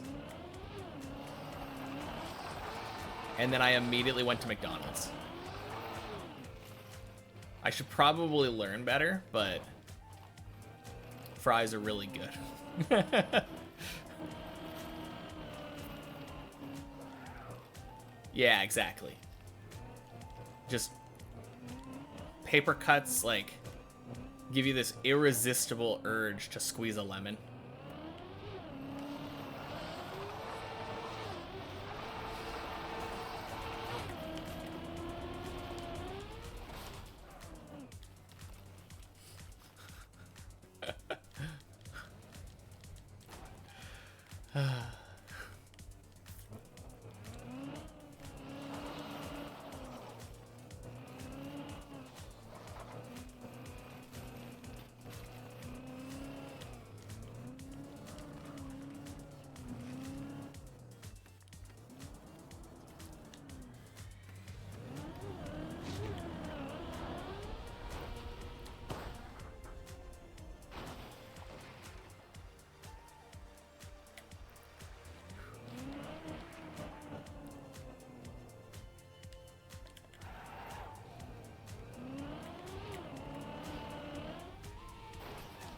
Nice.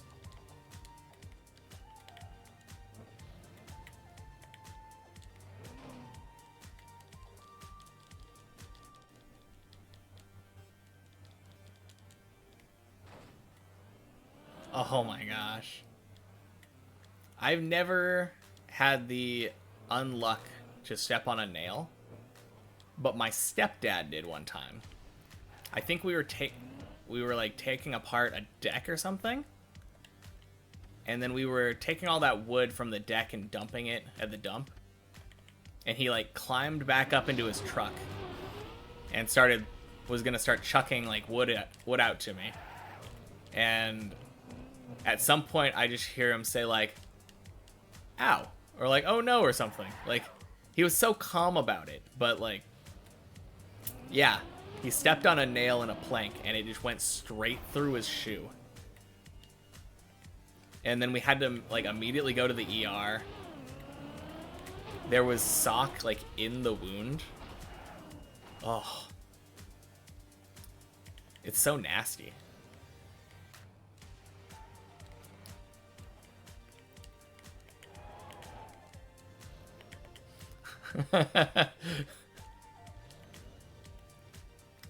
I mean, yeah, the broken glass thing, that probably could be solved with shoes.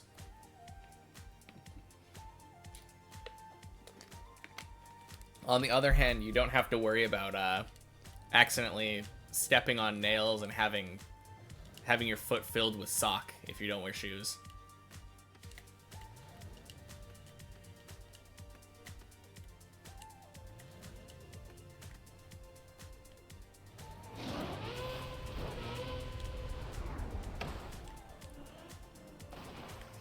You've had to get stitches 12 times. You know, I've never gotten stitches. I probably should have a few times, but I've never done it. You've only stepped on nails a few times. I think that's a few times too many. No, like, I think the one time that I definitely feel like I should have gotten stitches was, we were doing stretches in my karate class, and like we did this thing. Who hasn't stepped on nails at least once or twice? Me. No, we were doing this stretch though, where we would take our feet and like put them in a V shape, and in order to get a better stretch, we were doing it against the wall instead of like on the ground. And we were just letting the gravity stretch our legs apart. I was doing it next to a mirror that we had, and the bottom of the mirror was super sharp. So I ended up cutting the side of my foot open, and I still have scarring on both sides of my feet to this day. It's so bad. You would come to the door with blood gushing out your foot, and all she could feel was disappointment. It's so bad. Oh, man.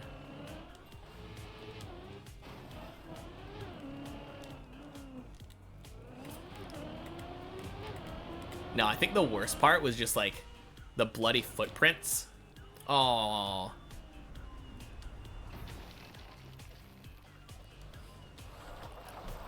I thought that I was fine when it initially happened, and then like I was walking across the dojo floor, and we had these mats, and after maybe 3 or 4 steps, I was leaving literal footprints behind me.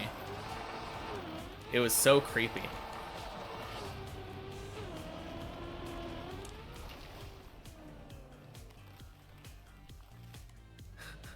You learned after you got one so bad you had to hop for a year. Yeah. I mean, you could have learned a much worse lesson from that, granted. You could have learned that you needed to wear a shoe on that foot, and then later on end up stepping on something so bad that you have to wear a shoe on the other foot too. But I guess that is one way to learn that you should wear shoes.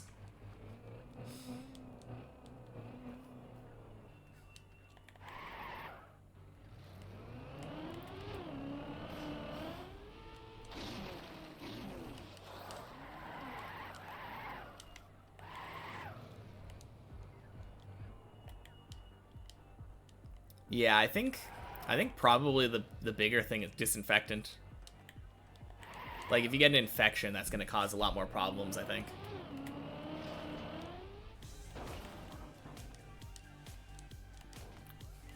Paper towels over and wrapped in tape. Yeah, maybe not the most medical treatment, but I guess it worked.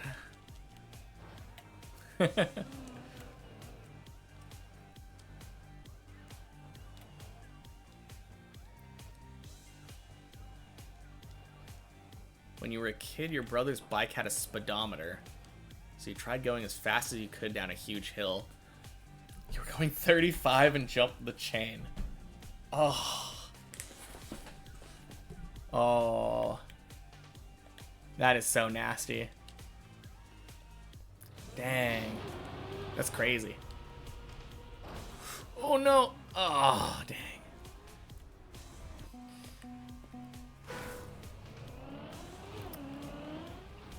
That's crazy. I also have a bike story, but mine isn't nearly as bad as that. Like, the last time that I rode a bike was when I was living up in Washington. The apartment complex we had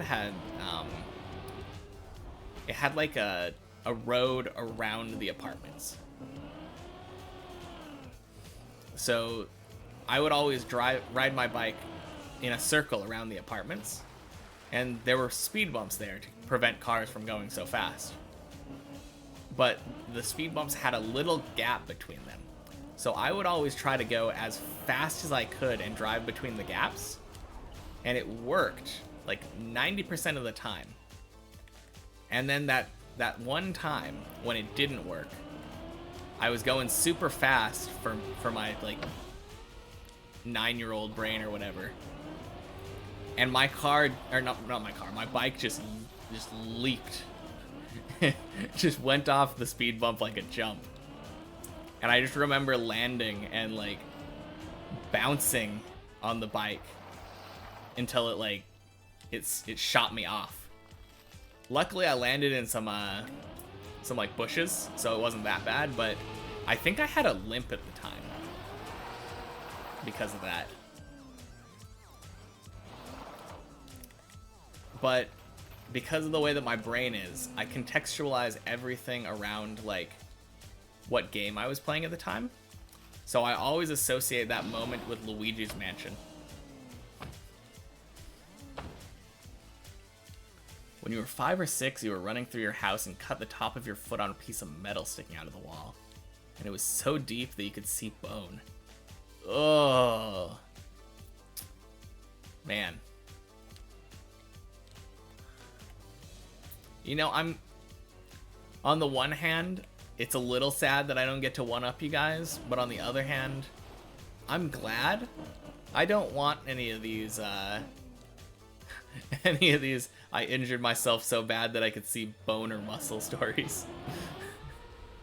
On the bright side, you got McDonald's. True. You better get a really good ice cream cone for that one.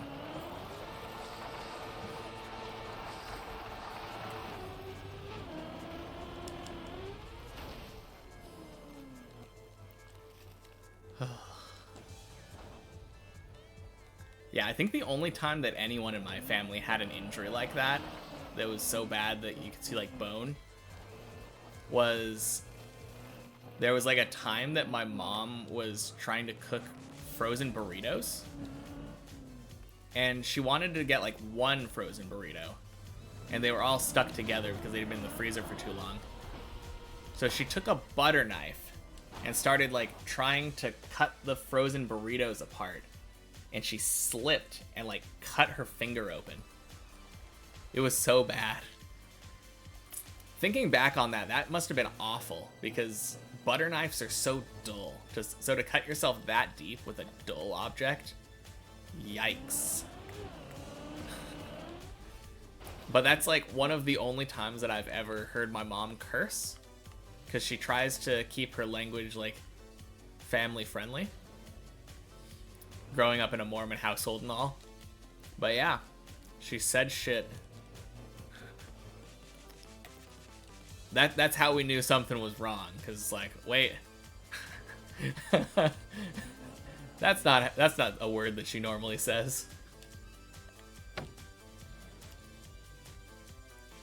You've only broken your head open twice, to be fair.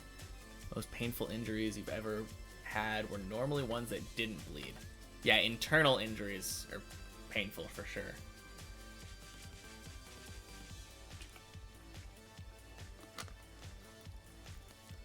You have a frozen burrito horror story too? Alright, let's hear that one.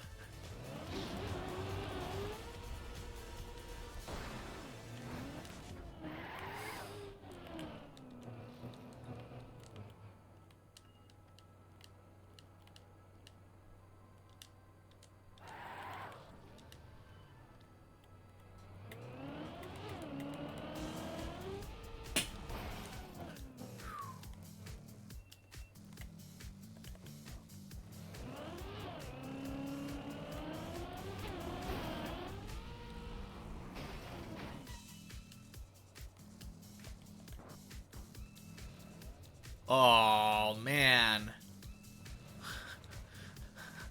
Oh, that, yeah, that sounds awful.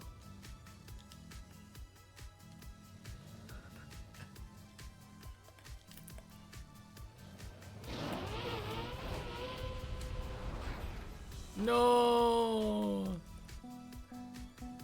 Oh, it would too.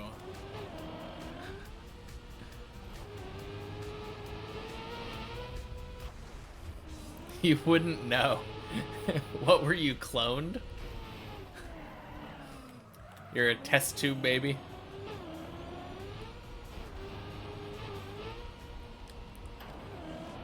Should wear shirts when eating.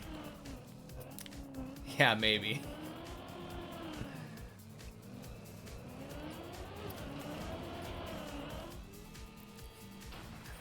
You and Eve get a divorce.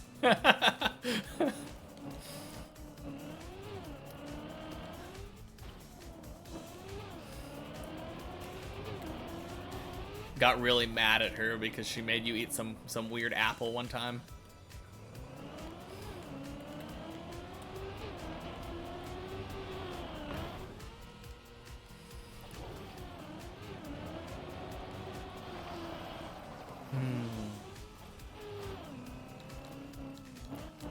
No, I think the most gross story that I have regarding an injury was actually like, there was a time when I was sparring, and obviously we're not wearing shoes during class, but my sensei had like a really long toenail, and he kicked me in the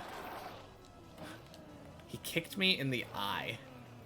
Luckily I reacted quick enough, so my eye was closed, but his toenail like cut my eyelid open. So I was bleeding into my eye. It was so gross. Like that was such a scary moment too, because I didn't know how bad it was. All I knew is that I couldn't see out of one eye and that it was like really swollen. Yeah, really gross, right? I mean, it's one thing just to have your eyelid cut, but with a toenail? Ugh. Did I arrest him? No, it was fine. It was fine. It never happened again, luckily. And it wasn't the most serious injury that's ever happened in our class. We had like one really dumb person that got his arm broken like 2 or 3 times, I think.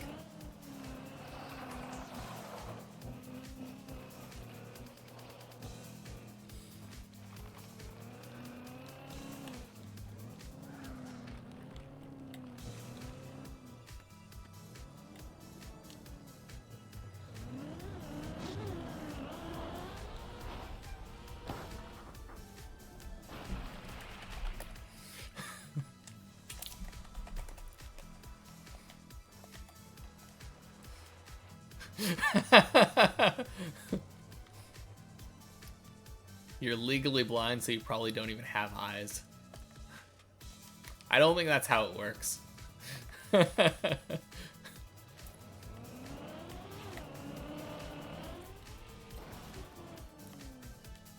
I mean, maybe that gives some context to all these stepping on nail stories.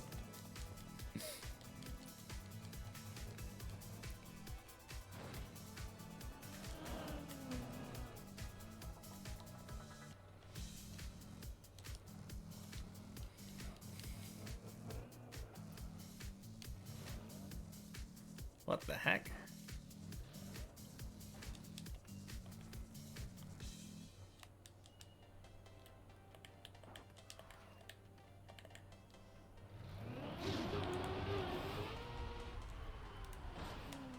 Oh, nice.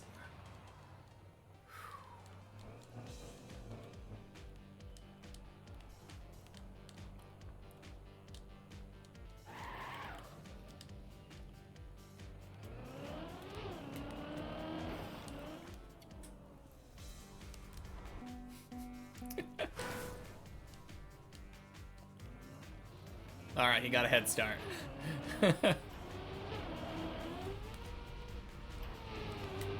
Was it him? No, it was Toby. Your left eye is fine, but your sister sprayed you in the face with a bunch of chemicals when you were a baby. Dang, that's brutal.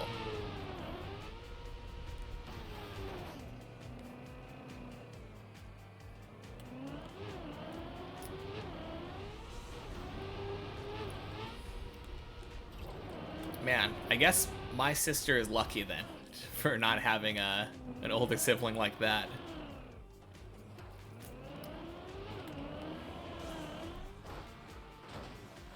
I can't even imagine.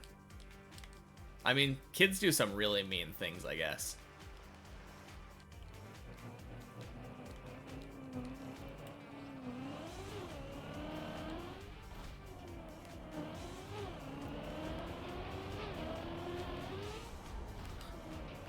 Oh my gosh. That is the type of thing that I can imagine a child doing if they wanted to get rid of a kid. He didn't get along later in life.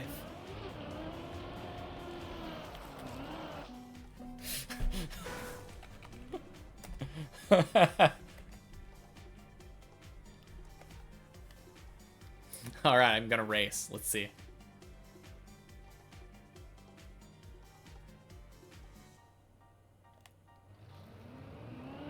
All right, he's off to a good start. So funny. Oh, I think I got a better start. He got a really big slowdown on that grass.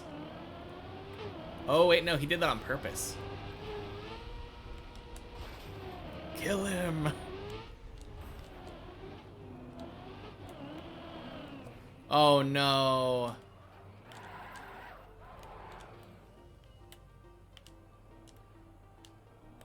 Okay. Not the best pace, but he could screw up. Not out of the question.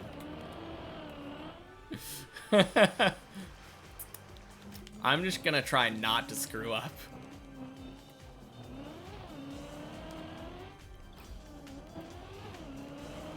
I think he's already on floor 1. You think he cheated? Nah. I think I would be much better if I didn't fail the cone. Oh. Oh no. Oh no. I didn't even make it to floor 2.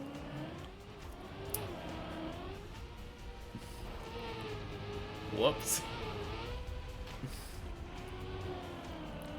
I mean, there's a good chance that he also fails.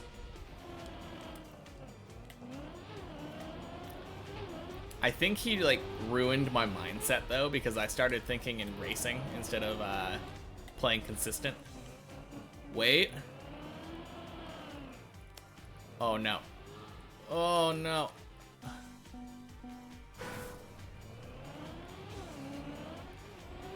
Yeah. Yeah, he gotta fail. Looks like he's already back to the next one, though.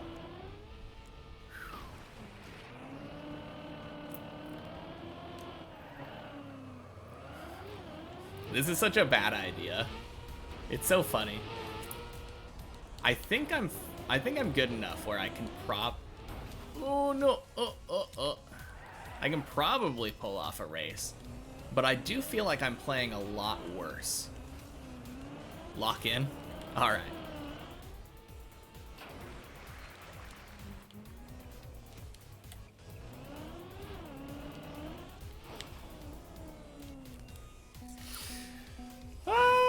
What am I doing? Well, I think he failed again, too. Yeah, I am playing so much worse with the mindset of racing. What if I just pretend I'm not racing? Maybe then I'll win.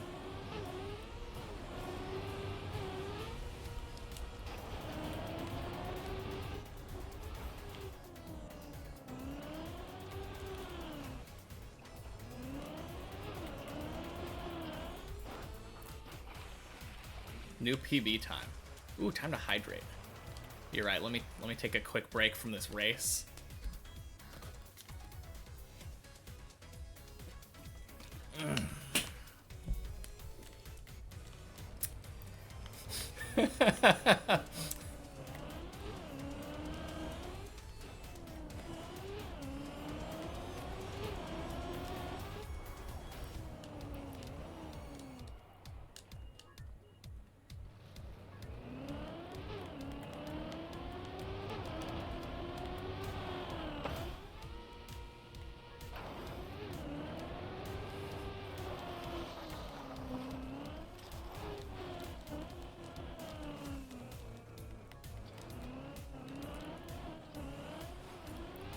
Yeah, I feel like all I really had to do was just play normally.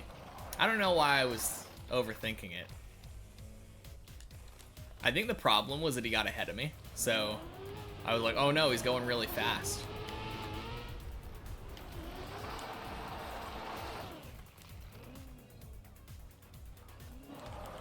But I think as far as people on this server are concerned, I might be one of the most consistent people to get to floor 2. Like, even amongst the higher players. I feel like Renchi and Zyron and Zaylin, I feel like they all get higher because they're better at the higher floors. But it feels like it takes them a really long time to get up there. It feels like they spend a lot of time on floor 1 and 2.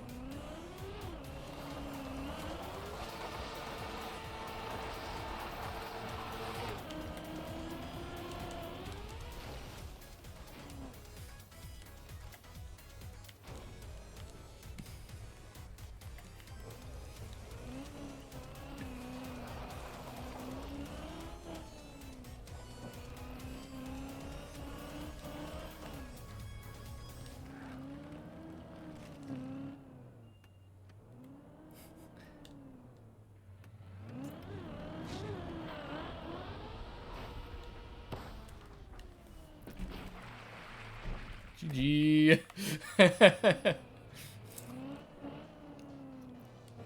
Yeah, I get to floor 2 pretty consistently, so I think that was a pretty safe bet for me.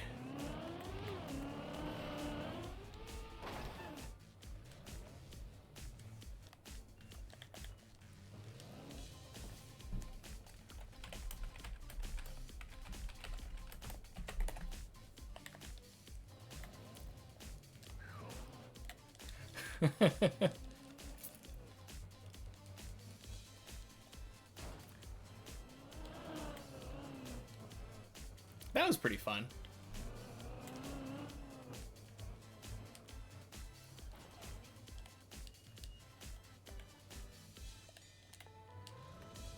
No, I'm really glad though that me and my sister get along. Oh no.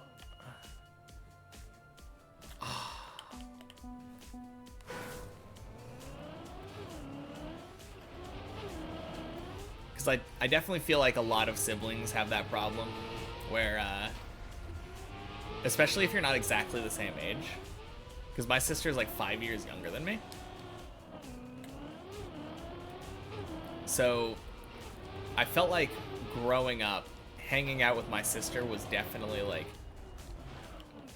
uncool or whatever. That's how I felt at the time. Like, why would I want to hang out with someone 5 years younger than me?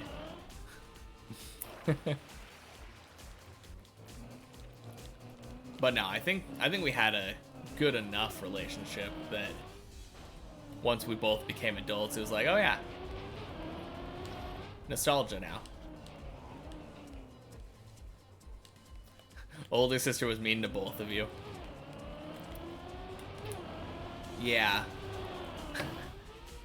You'd think that she would have kind of like given up on the idea of being an only sibling by the time the third one came along, but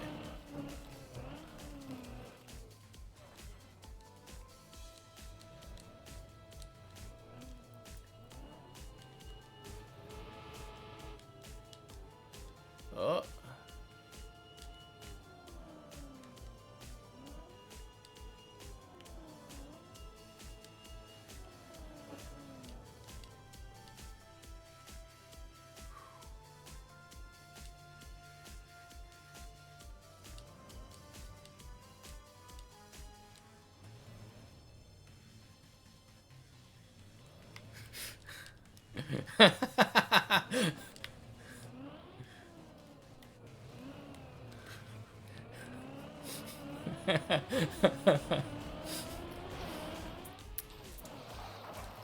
I don't know. It could have been anything. Pretty sure there's a stork involved or something.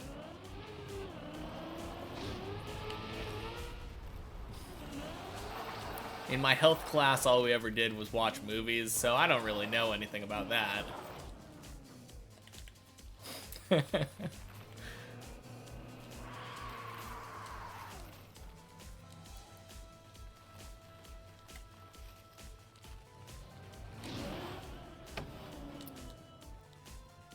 That does sound like a nightmare.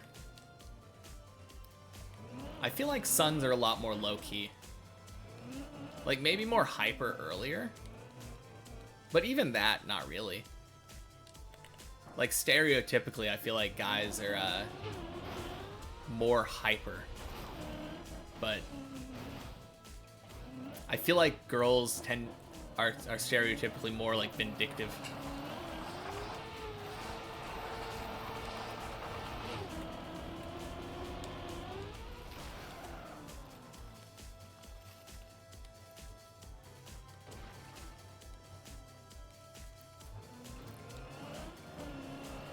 Mostly spent time alone with books. Hey, that's fair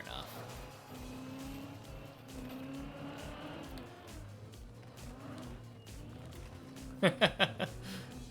Yeah.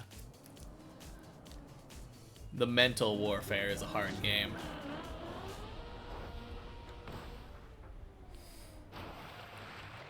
I think I was a much more difficult kid than my sister was.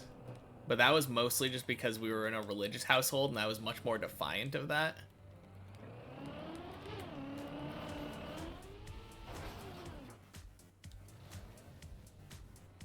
Oh.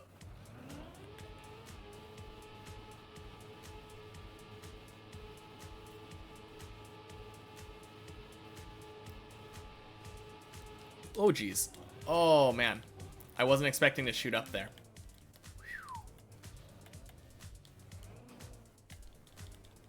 You tried not to be mean. Your older sister would punch you and you wouldn't fight back. I mean, that's what they always tell you to do. I mean, maybe not always. I'm sure there are some parents that are like, nah, don't let them beat you up. Don't be a pushover. But I feel like growing up, that's what I was always told to do. Like, if you have problems, bring it to them, not try to resolve it yourself. Oh, dang. Another one.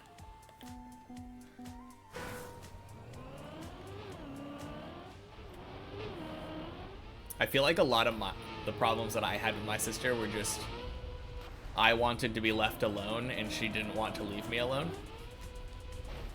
If you fought back, you'd just get beat up more. You know, I never had that problem. It turns out that being 5 years older than your younger sibling and being the oldest, like, and being a guy, like, all of that put together just didn't really deal with that. Also the martial arts training.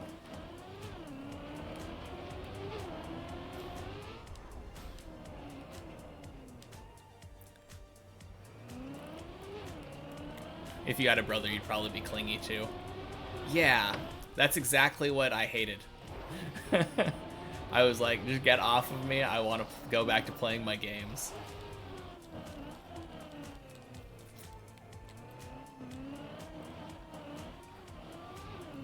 Although I think with the 5-year age difference, like, even if I was an older sister with a younger brother 5 years older, I'm pretty sure I'd beat the crap out of him. So that stereotype about guys being stronger, don't think it applies here. I mean, even if your sister wasn't a tomboy, like, imagine an 8-year-old beating up like a 13-year-old. That's not happening. Actually, I have met some like really big children that seem like really really large for their size.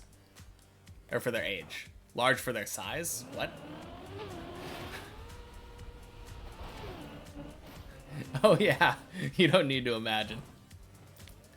Should have seen you at 13. Okay, maybe an 8-year-old could have beat you up then. Oh no! Wait, no, we're fine? We're fine, yes.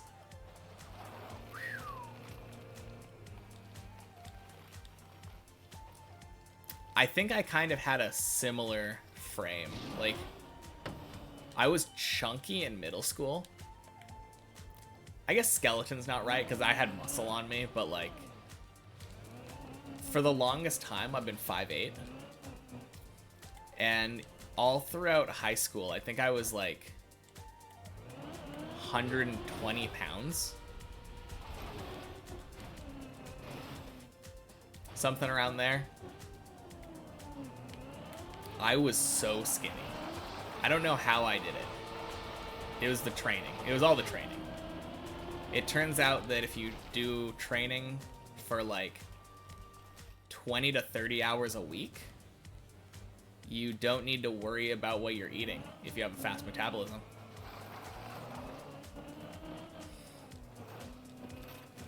You could see your ribs. I think you could see my ribs too, but only if I like sucked in.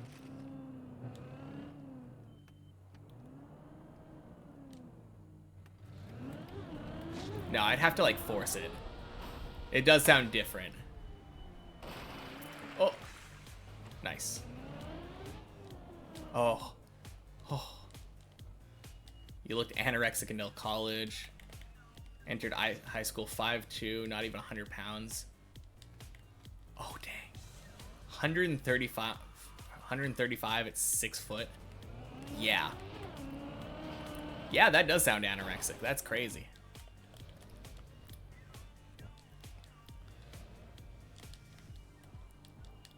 Like, how did that happen? Did you just not eat, or was it... Were you just exercising a lot? You ate so much food. Just childhood metabolism, then? That's probably all it is.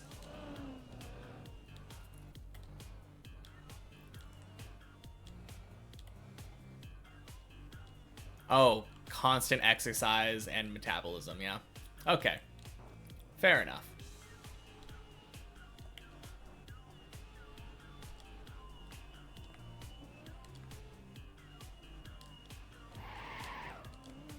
Soccer 7 days a week. Yeah, it turns out that constant running will make you really skinny. Who knew? You look like one of those kids from the commercials about kids with no food. You mean the ones with like the sad music in the background?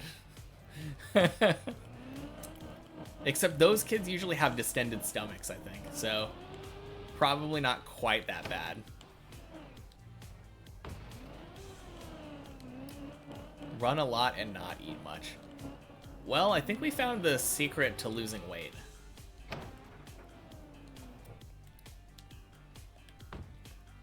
It's a terrible thing that I'm awful at running.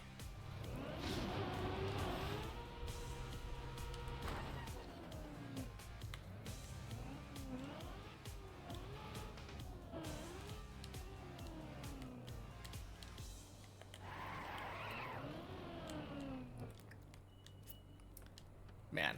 Yeah, I should get into running. I think that's the thing that we're taking away here. Oh. Sailing's stuck.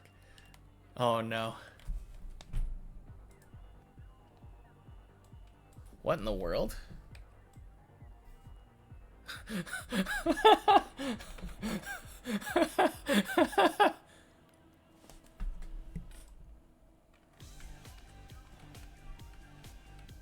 Oh, that's better.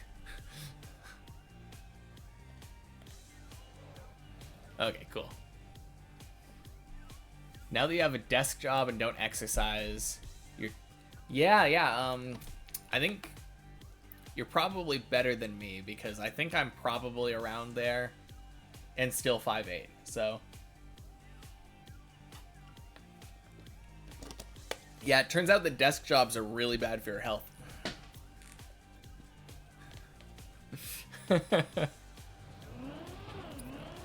Yeah, desk jobs and sitting in front of a computer nonstop.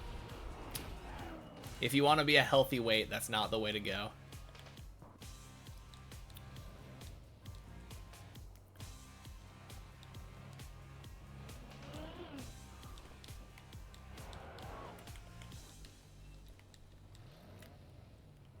I think the first time I noticed that was when I worked at a call center.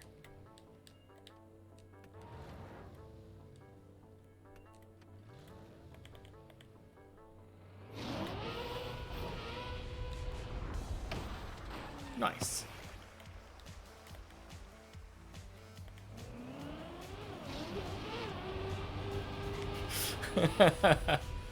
Oh no. Like 2 feet.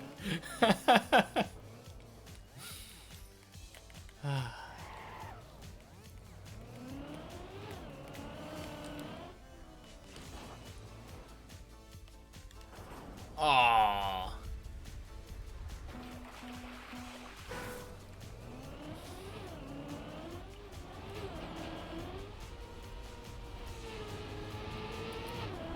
No, I'm kind of glad that I'm not taller, though. I feel like I'm, like, exactly the right height.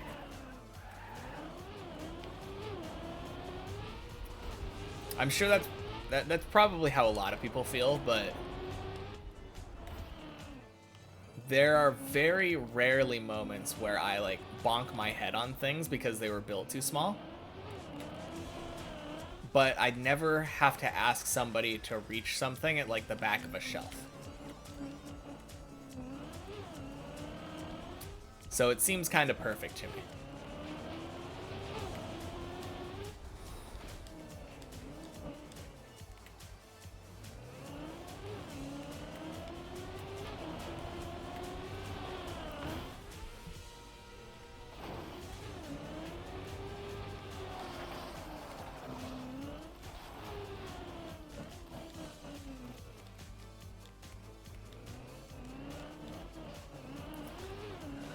You have to bend your knees.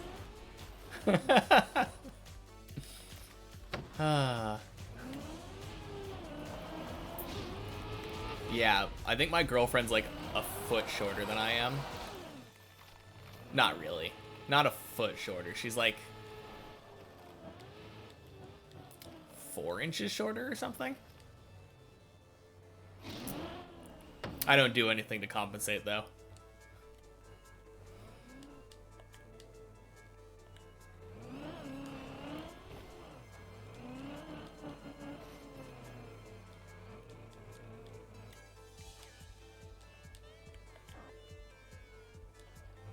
Oh man, Zaylin is having the same problem that I was having the other day. He's talking about how he had to start thinking about this trick again and relearning it. That is probably like the most frustrating thing.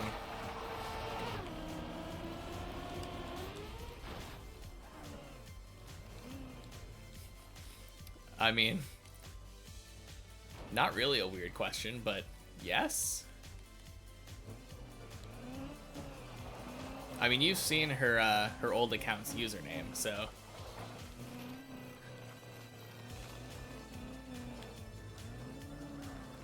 Your parents are 6 feet.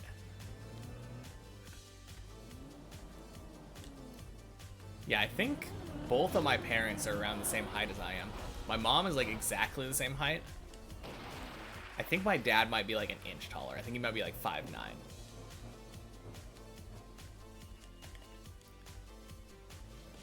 Yeah. Yeah, it's a very different, like, world. It's really interesting coming from, like, a very white background.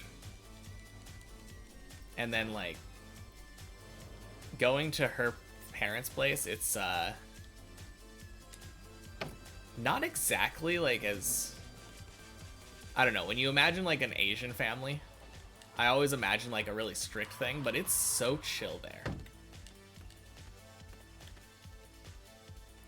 Used to be Vietnamese. Dang. Where did that 6 feet come from then? Holy cow.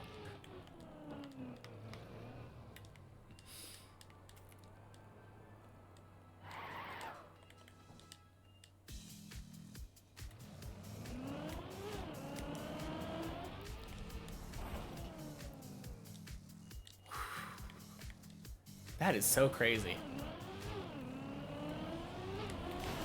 Oh, geez. Oh.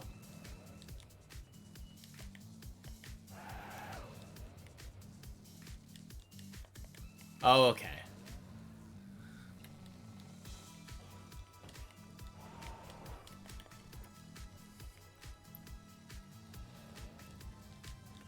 I guess that makes sense then. Just skipped a generation or something.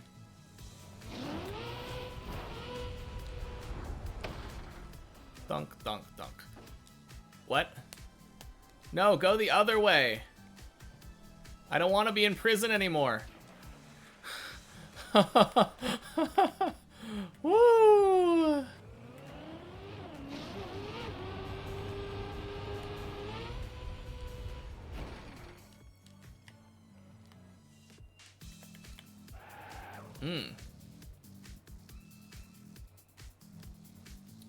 Your younger sister is only 5'6", but she's also Korean. Yeah, I feel like...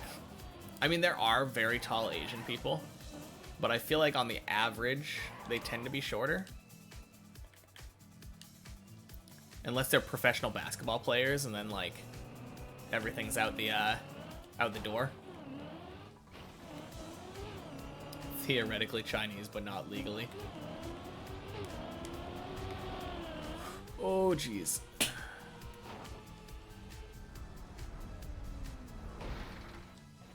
Oh, this one, I didn't mind it that much last time I tried it. Yeah, that is not bad.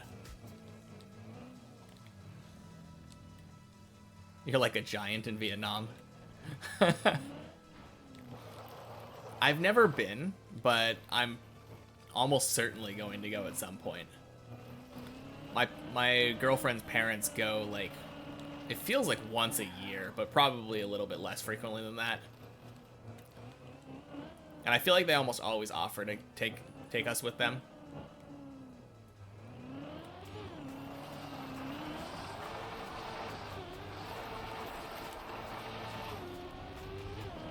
I would love to go, though. It seems like a beautiful country.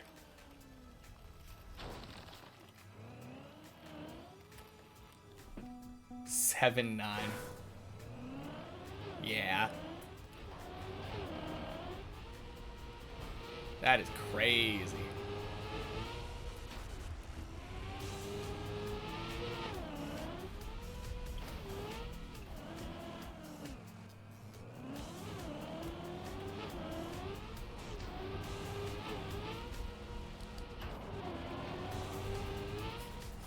I wonder.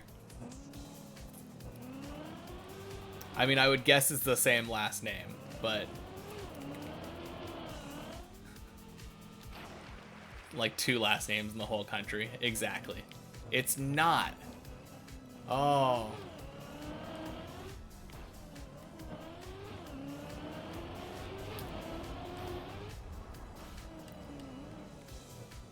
It's the other one? Am I allowed to phone a friend?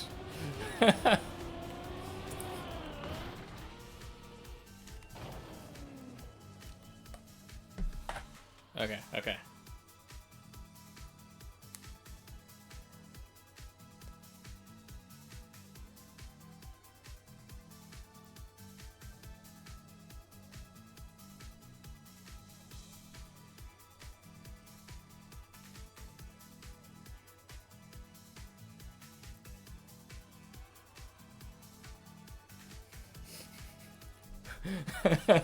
Oh geez, oh geez.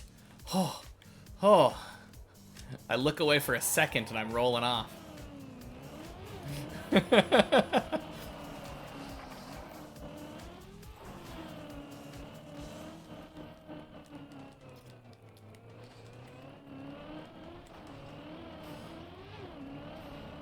I don't know why, but my initial guess is like Min, M-I-N-H, but I'm not really sure. That's not my final answer, but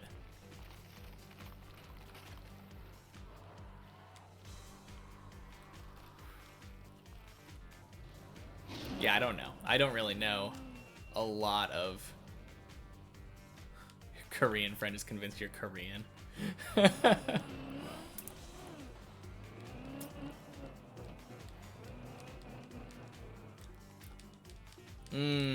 You can just reveal. I'll let her know if it's right. Or I'll let you guys know. Tran, okay. Yeah, I forgot that. Forgot about that name. Yes, that is... I feel like I have heard of... Wait a minute. No, I think I had...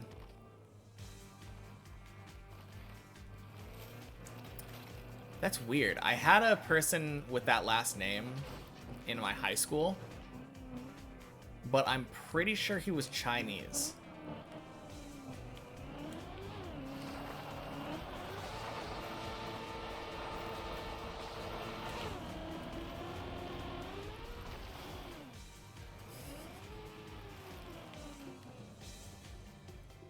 Should take a DNA test to see what's going on inside you. I would say if you're gonna do that, probably don't do circle DNA, because they will just say all of the Asians are Chinese.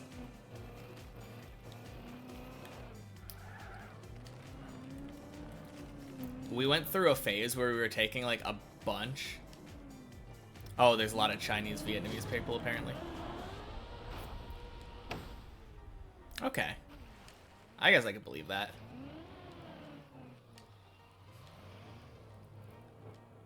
But yeah, like, we were taking a bunch of random DNA tests. I think she had, like, deals for them or something. And it was just for fun, I guess.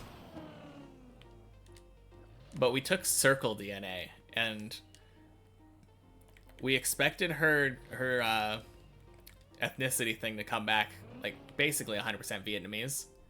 And it said she was like 50% Chinese. It was really funny.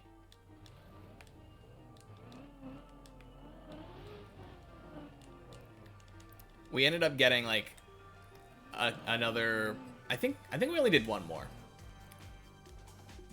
Maybe we did two more, but the other ones both corroborated the fact that she's Vietnamese. But Circle, I think, didn't really care that much about ethnicity. It was more talking about like diseases and stuff, like genetic like illnesses, things that are related to your genes.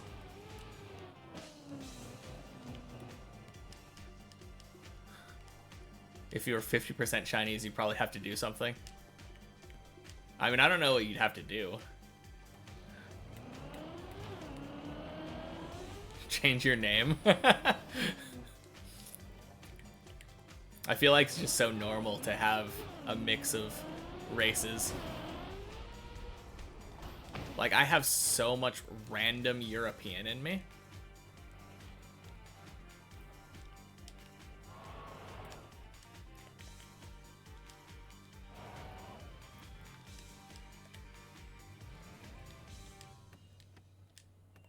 My DNA thing was, like, exactly what I expected, though.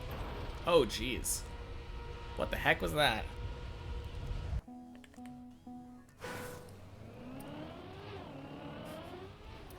Yeah, my DNA thing told me exactly what I expected, though. It was like, you're about 25% Japanese and 75% white.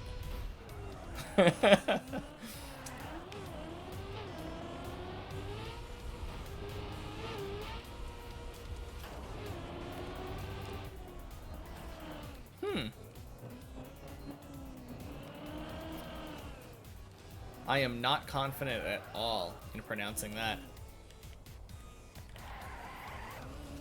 Especially given the fact that Chinese is a tonal language, so like that there's probably high, low, middle stuff that's going on there, at the very least.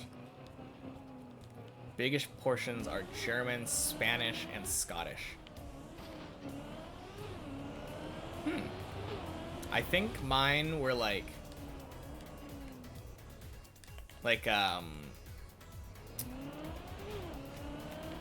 English and like Netherlands.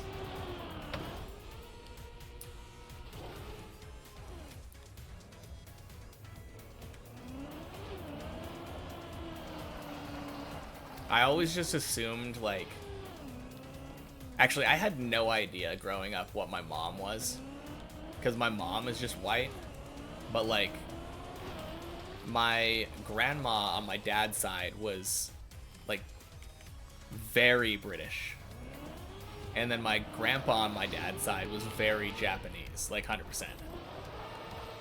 So I knew like almost exactly what I was on that half. But my mom is like, her mom is white, her dad is white,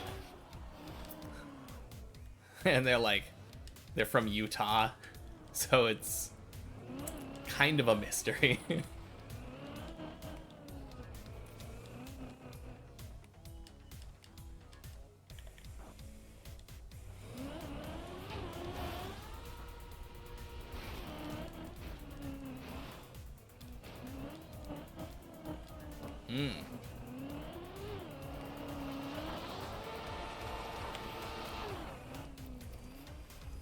I mean,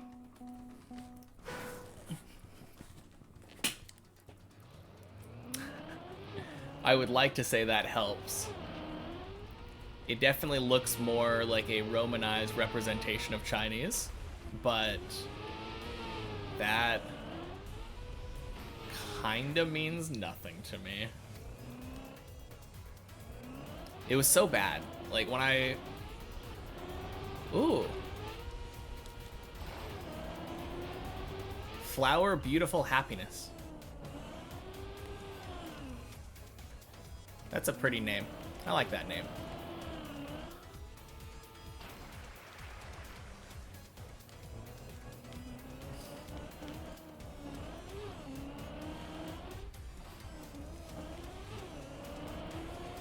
Still no idea how to say it in Chinese, but I think I got the meaning right.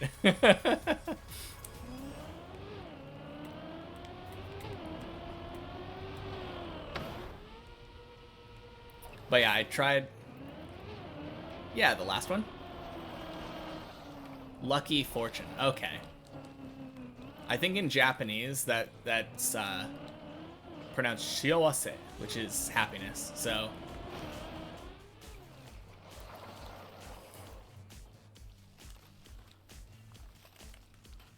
let me just double check.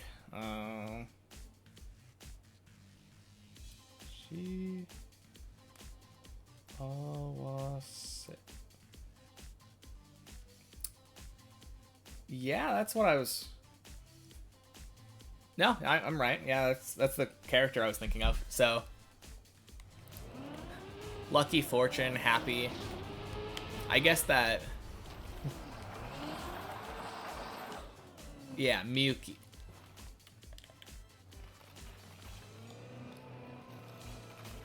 I'm not very good at all of the... I can generally read, but I don't always know all of the readings. Because in Japanese, like, each kanji has, like, usually 2 or 3 different ways that it can be pronounced, depending on the context. It usually is just depending on it, whether it's part of a compound word or not, but it's something where, like, I would probably need to study vocabulary more to really get it.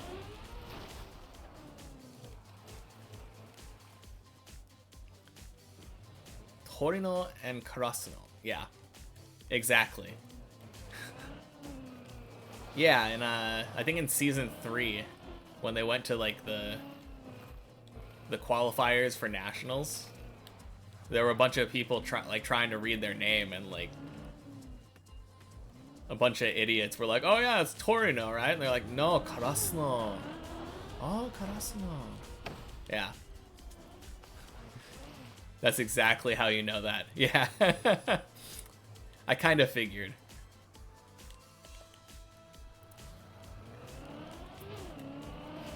But yeah, that's exactly what I'm talking about, though. Like,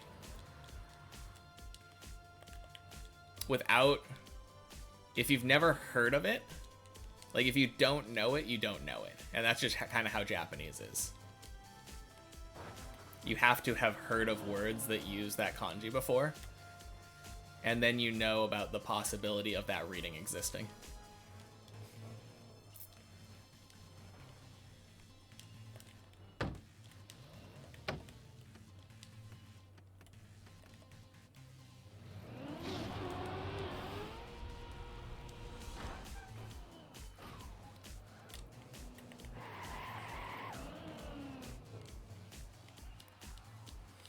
Yeah, that's the most intimidating thing about learning kanji, though.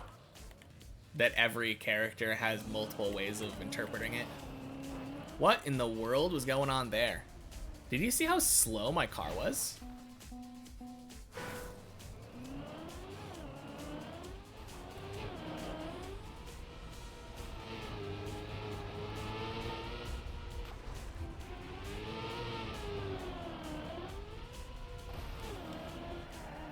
No, it's really funny though. If you look at Japanese names in particular, and you can split them up in different ways, and depending on how you split it, like it's written differently in Japanese. Like for the longest time, I thought my last name meant like honored shoe. And then it turns out that I was just splitting the kanji in the wrong way. So when I eventually found the kanji for my name, I'm like, oh, it's like, I don't really know what meaning it has, because it's like I split it in the wrong, like between the wrong letters. And the only use that I could find of my name is like from city names.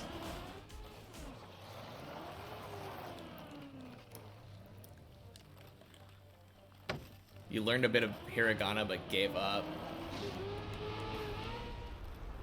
Started incorporating katakana and kanji. Yeah. Hiragana is really easy. Like, I mean, as easy as learning an alphabet is. And I think the fact that a lot of katakana is fairly similar to hiragana is helpful. I always use ka as an example, because ka and hiragana and katakana is just like the same thing, but katakana is pointier. But I definitely wish I would have been more enthusiastic about learning kanji. Gave up learning to read Japanese. Yeah, because you can speak Japanese without reading it. There are a lot of Japanese people who are pretty bad at reading kanji. It's something that you just have to keep up with. And especially writing kanji. They're really bad at writing kanji nowadays. Because now you can just... Most people don't write, they type. So when you go to type kanji, you're typing in like the sounds of the words, and then it autocorrects to the kanji that you want to write. Back in the day, you had to like do the correct like stroke order and all that.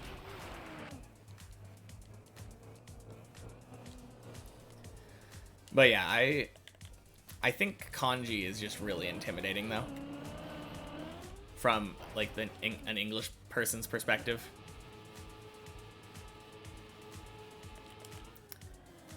It's just really hard being like, okay, so I have to know 1,000 different letters? Like what? 1,000 characters and just be able to memorize all those.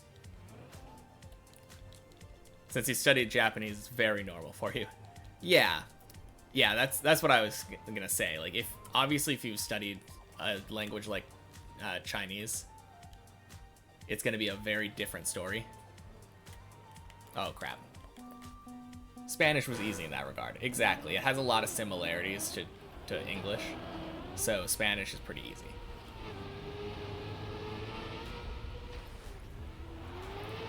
That being said, though, what I will say about reading Japanese is that once you do learn the, like, 100 to 200 basic kanji that are kind of everywhere, it gets easier to read, and it gets easier to understand Japanese. You only know like 2,000 Chinese characters. I think if I knew the meaning of all 2,000 of those Chinese characters, and like if they were the same as in Japanese, which they probably are similar, I'd probably be able to understand a lot of Japanese, at least reading wise.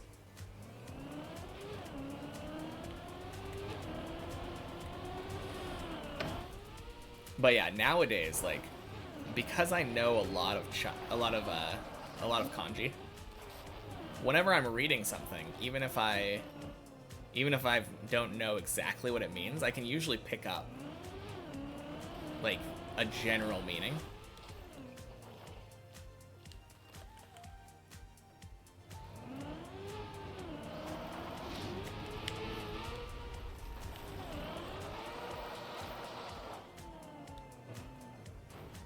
Your grandparents' first language was Spanish. I guess that would also make it easier, yeah.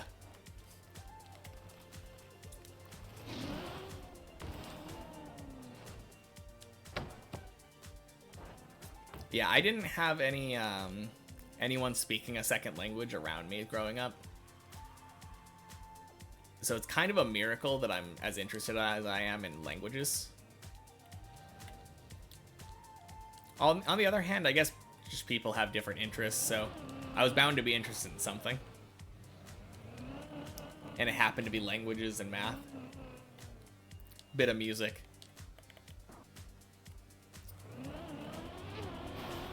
I really wish that I had people speaking a second language around me when I grew up, though. That would definitely make learning a second language easier.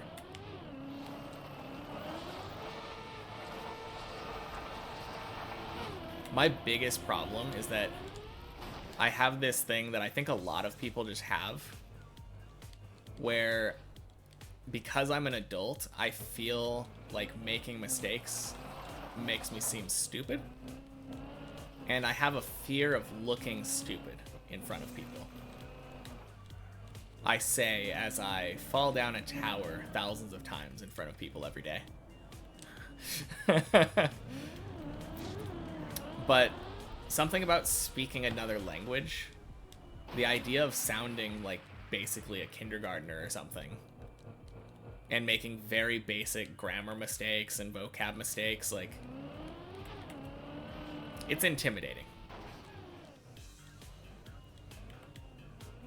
Your grandma spoke English around us, but would sometimes use Spanish to teach us little things.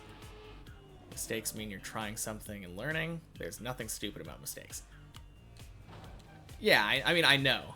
That's the problem, though. I know that there's nothing wrong with mistakes, but there's still that little itch in my brain that thinks, like, I don't want to sound stupid. It's an illogical itch, for sure. But it's something that I still haven't really gotten over. I really wish that I was as confident as I could be in speaking other languages, because then at the very least I could try to speak languages to people that speak it fluently, and then they could be like, oh, actually it's this, and then I could think, oh, cool, now I know, instead of, oh dang, I made a mistake, I am a fool.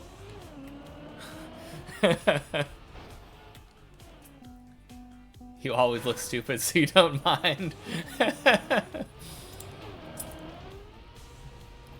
I think part of it has to do with the fact that, like, growing up in high school, I was that kid that always ruined the curve for people.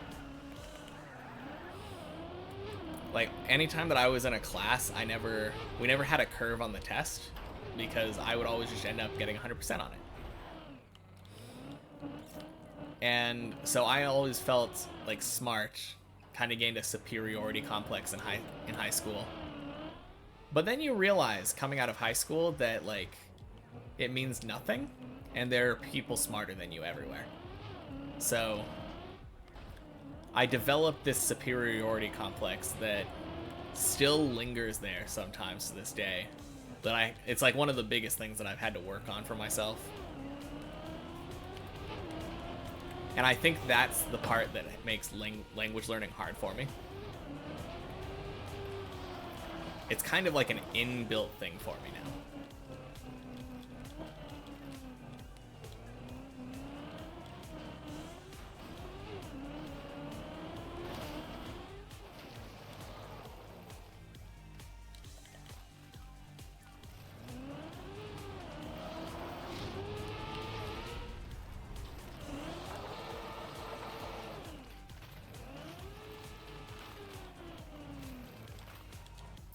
Oh, go back down, go back down. Whew.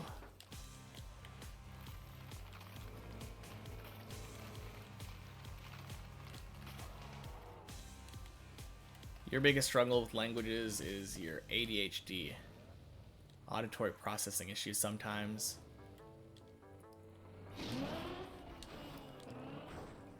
If you take a couple seconds to process the English that's said to me, other languages are impossible. That's why you're pretty good at speaking Spanish, but not great at understanding it, unless it's spoken really slowly. That's funny, because I'm the exact opposite when it comes to that. I'm terrible at speaking languages because I feel dumb, and then I don't practice enough. And when you don't practice speaking, you don't get that speech down. Yeah, most people, I would assume so. I think it is a very common thing to be the way that I am. But I think that's how a lot of people feel about a lot of things. They just assume other people are how they are. So it's good to know, like, that my biases are influenced there in the right way. But yeah, I tend to not have as much problem, like, listening to speech. You could call yourself semi-fluent if you could hear it better. Yeah, for sure. My report card would have been straight A's and a lot of frowny stickers because you were terrible. Like, acted up in class. I never received straight A's. I got a lot of really good test results, but I was a terrible student. I literally would never do homework. The only time that I would do homework was when I could finish the homework in class, but some of the teachers were like, "Oh, what are you doing? You can't do that homework here. You have to wait until you go home to do that." And as soon as I get home, I was just like, I don't want to be doing homework. I have better stuff to do. I haven't beaten Zelda. I haven't beaten Ocarina of Time today. If all of my grades were based on tests, though, absolutely 100%. A+. You would throw stuff a lot because you were angry all the time. Okay, yeah, that would be that would be a lot of angry stickers then, for sure.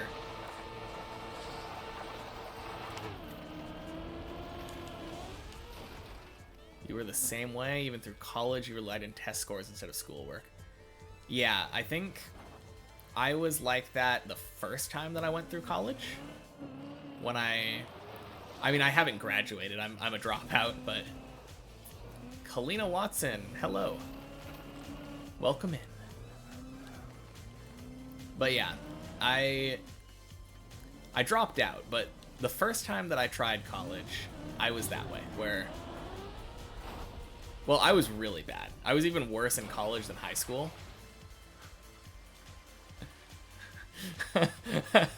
I almost banned you because you said that. I was like, get out of here with that. So bad. But yeah, in high school I had to show up because my parents like made me or whatever. But in college, like, I didn't show up a lot. I was living on my own at the time. So like one of my classes, I did all the homework and did all the tests really well, and then still failed it because I didn't show up to class. It was really bad.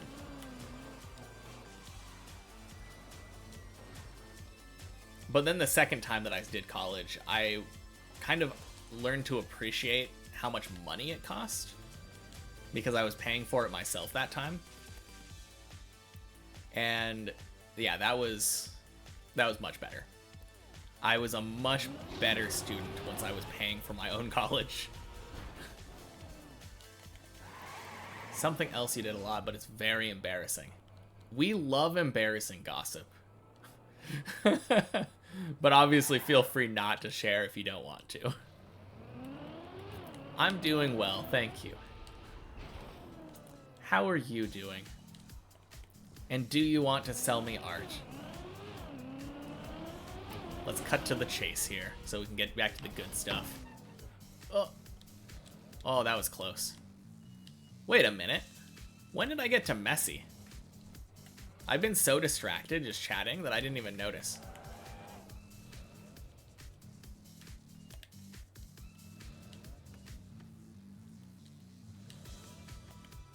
Oh, dang.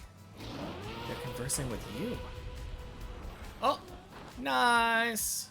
Woo.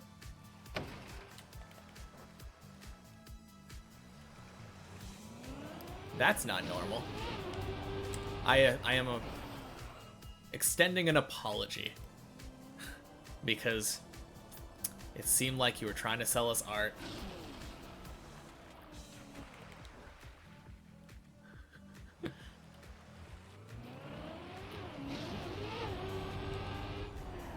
You're not that embarrassed by it, but it can be pretty awkward. Can't we all?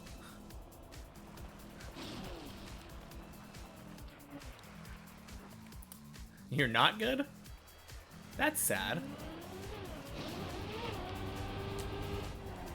It's the long con.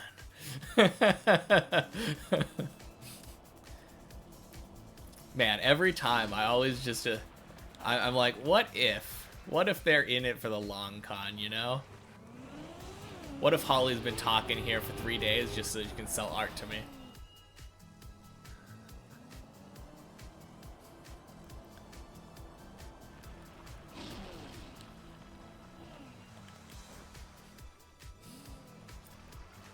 Man, one of these times I'm gonna feel confident about this turn. Not this time. Bonk. Oh, at least we get to go back to the ice slide.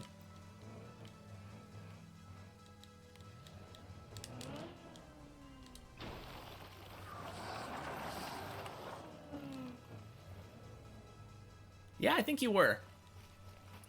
Actually, maybe there was one other person who did try to sell art to me earlier, but I think you might have been the first person.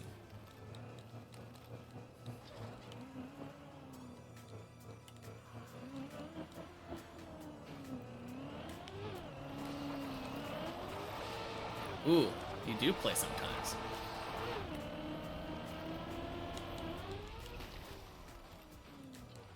Dang, that's what I was about to ask. Yes, have you played Deep Dip 2? I'm gonna steal that question.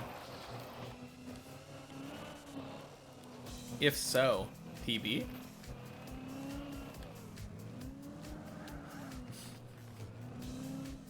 Art with an F? I've never heard of Artfa.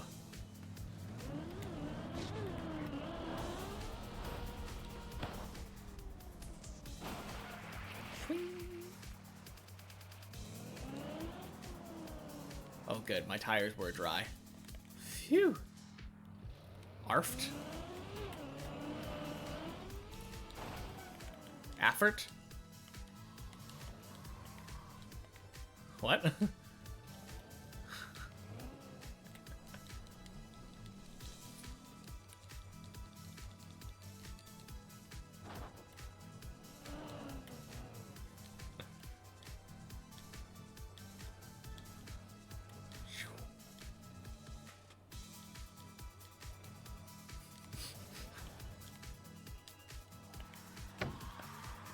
I don't know what's going on.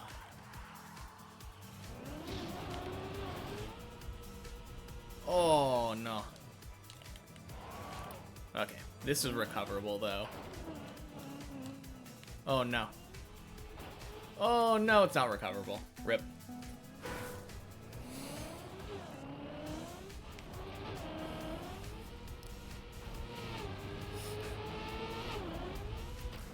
They need a teddy bear.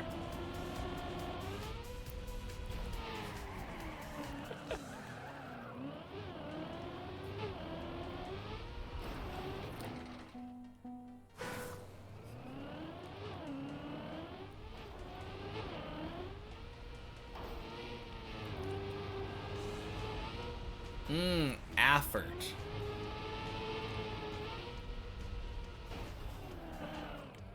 Well, you see, if you open up my Discord.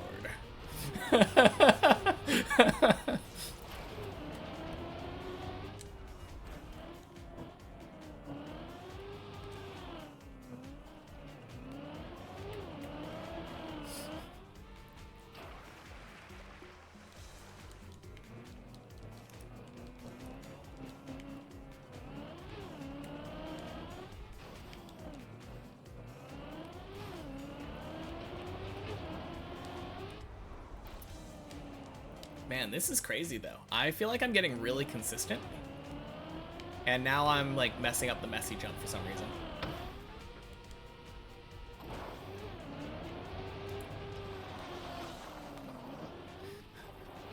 reason. Anyone Discord? Wait. I don't know. That's yeah, Snoo has a Discord server. There's an unused anime chat in there. Unless it's been used now. Oh, speaking of which, I did watch the first 2 episodes of Oshinoko again. Or, not again, now.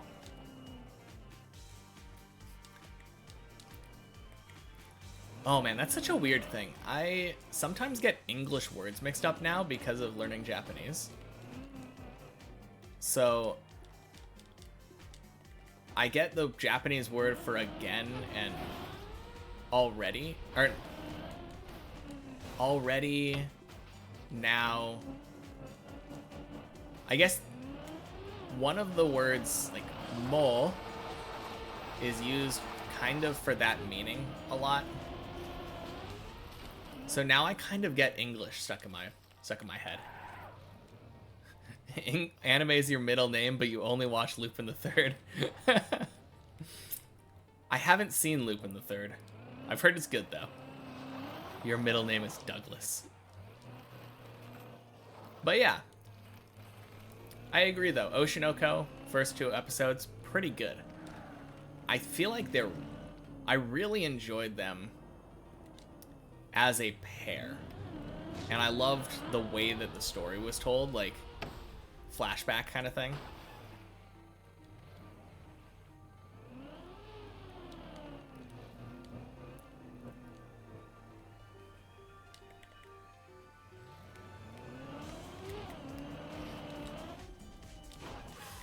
Wow.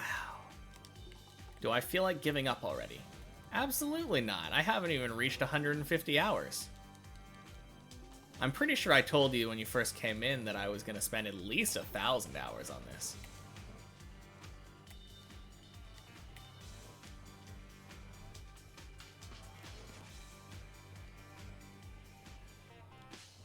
You're not very big on anime, unfortunately. It is a bit of a hard ask to get into. There's a lot of random bullshit that kind of turns people off of it. So I completely understand.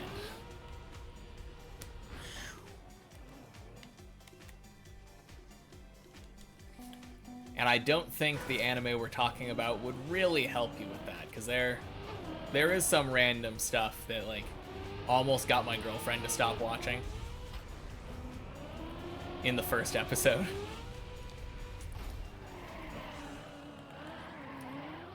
Man, I was so sad. I told her, like, hey, watch this episode with me. Oh, there's an unambiguous... Doing. Goodbye.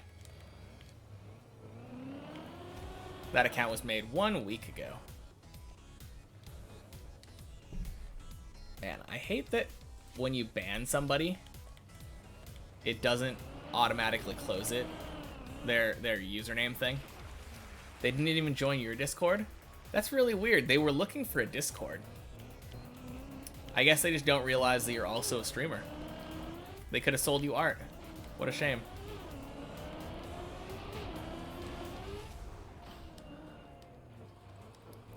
Oh, you're the romance kind of stuff. You don't have to watch romance stuff then. That's what shonen is for. On the other hand, like, maybe you don't like the anime fighting scenes kind of stuff.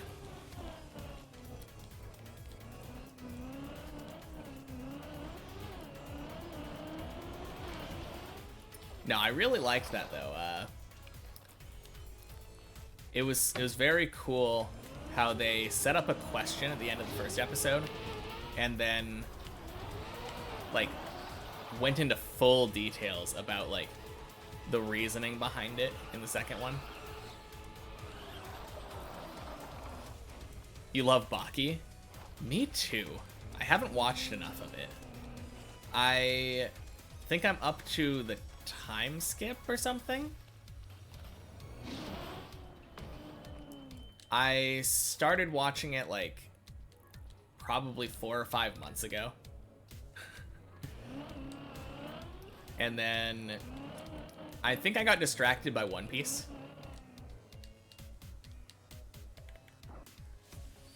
So I haven't gone back yet, but I'm definitely planning on finishing that. Baki is crazy.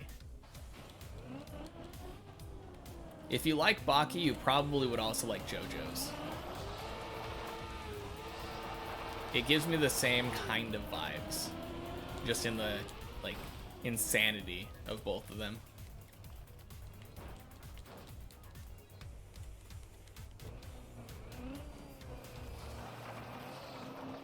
I remember when I first started watching Baki, though, I literally went over to my parents the next Sunday and just described the plot of the show. I was like, yeah, and then he goes into the mountain for training and he fights a Yeti.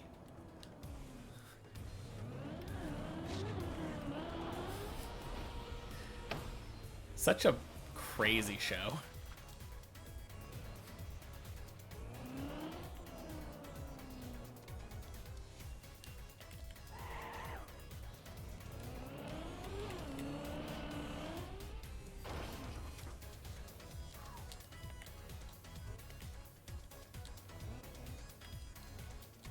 Yeah. Oh, JoJo's. I feel like JoJo's is relatively light on fan service, all things considered.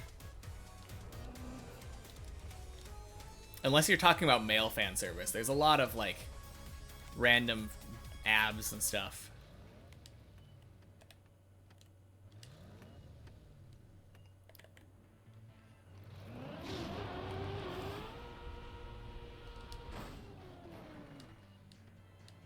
Yeah, fan service is probably like the #1 reason people don't get into anime. I agree with that.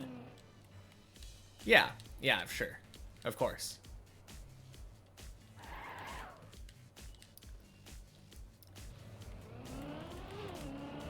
It's hard because, like, you can't even recommend a genre. Because, like, almost any genre that you give will have shows that just have fan service in them. Yeah, with the girl characters. Okay. In that case, I would say like an easy recommendation would be Hunter x Hunter. I'm pretty sure Hunter x Hunter has almost no fan service. Like, one character in the Phantom Troop, maybe a little bit, but she's not a major player in the story and, like, doesn't show up very often. Yeah. No, that's perfectly valid complaint about that. What do you mean it has Hisoka? True. I guess if you the one warning for you if you're thinking about Hunter x Hunter, which I 100% recommend, is that you might see a sexy bathing like psychopath clown. That was crazy.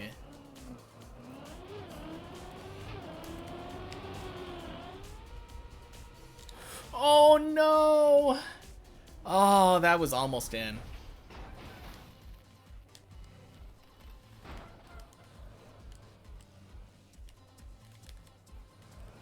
Okay.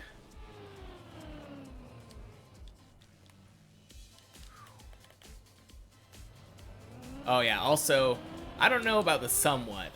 I mean, he's not like sexually attracted, I guess, but he has like a sexual attraction to the idea of him beating the crap out of him. He's a bit of a perv. Anime doesn't know you don't like girls. Yeah, that is true. I feel like a lot of anime are definitely geared toward people who like girls, so...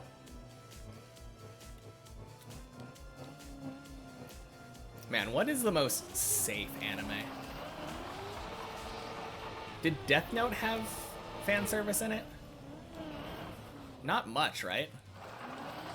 Or any, like, at all? I think Death Note... Yeah. I feel like Death Note is a really easy recommend. Because it's just... It gets you gripped so quickly. And it's not about romance at all. Lupin the Third is very safe. Yeah, I think... Clannad. Yeah, I mean... I'm personally, like, turned off by the faces on Clannad, but I think I would probably enjoy the show if I gave it a chance.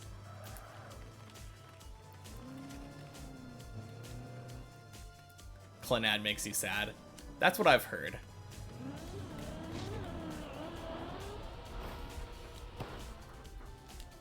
Ranking of Kings, yes. Yes. That is a really safe show to recommend, too. And it's more recent. Some people don't want to watch a show that was made, like, 2012 or whatever.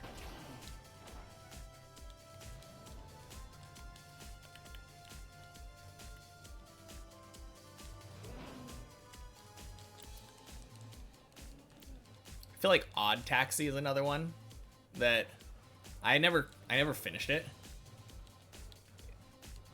It was one of those shows where I ended up watching like the first episode with my girlfriend, and then I think we put it on our backlog, and then eventually she decided to drop it, so it's still on my backlog. 2012 was like last year. Fair enough, then Death Note. I implore you to watch Death Note.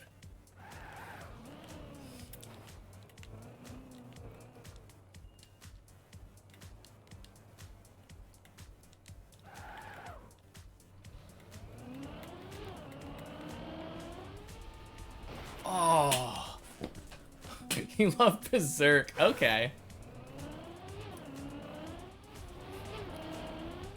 Okay. Lupin the Third, Clannad, and Berserk. Oh, Frieren, yes. Absolutely Frieren. 100% Frieren. I mean, she put Clannad down. She said no romance, but, like... that show is a romance. Like, that's... Yeah. When you said no romance and then you put Clannad down, I was like, I don't know.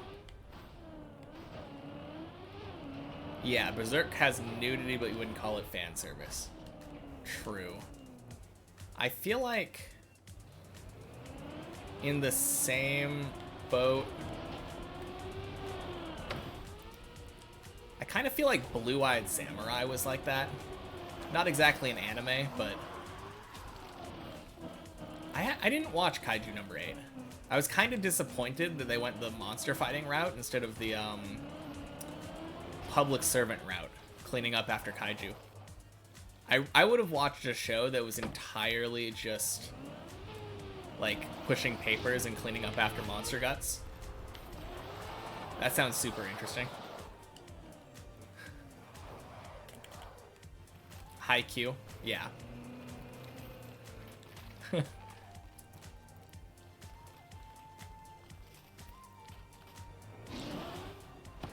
You're not a prude or anything.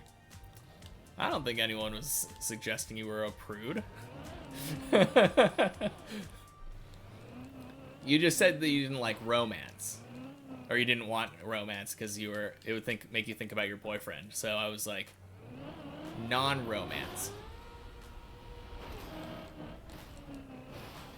There is that one scene where the girl, like the lady sleeps with her brother in season 2. I think that turned a lot of people off of Jujutsu Kaisen. But yeah, mostly male fan service for sure. Okay, 1 second. I'm gonna get a call.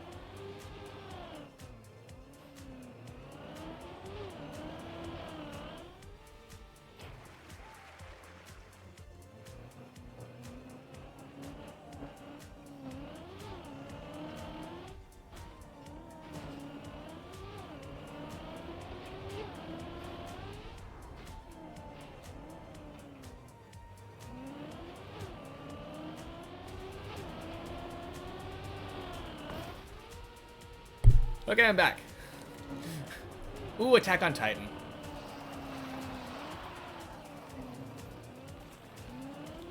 Yeah, that's a really easy one we missed. Literally like a show that people got into anime for.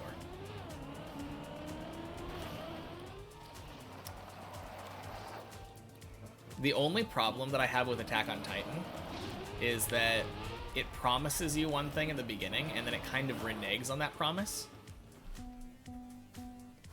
and changes into an entirely different show. Some people didn't like that. I enjoyed it, but yeah. It was a good show overall, though. It's easy to recommend.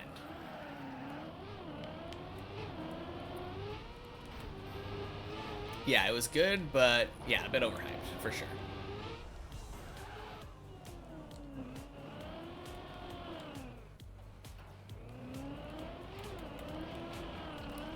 Oh, a show that's really cute. I really liked Teasing Master Takagi-san. I would recommend that for sure.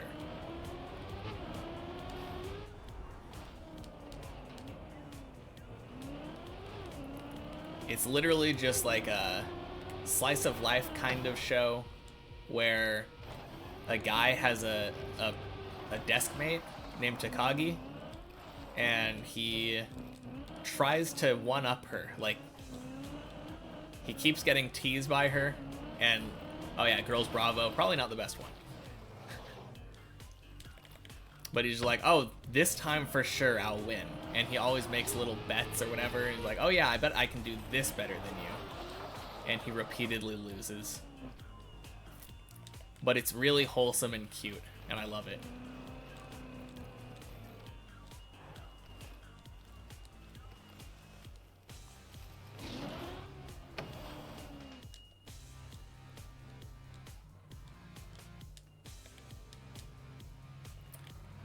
Oh, she gave me a list. It was Lee, L-E. Tran was the second one. And then Fan and Pham. Going back to the Vietnamese conversation. Yeah, I know. That's exactly why I said Girls Bravo is a terrible choice for you.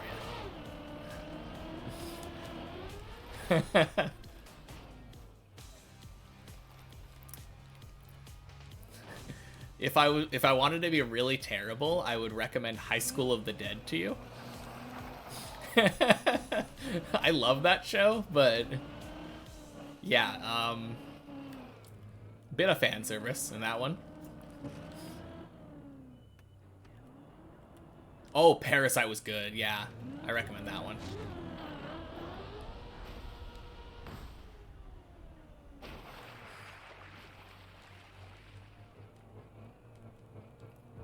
Ebby.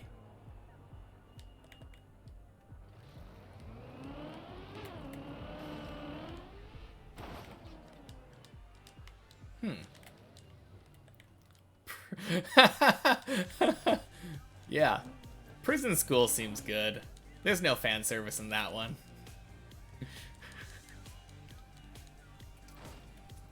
Honestly, like, I think the fan service in High School of the Dead might actually make you laugh at the end.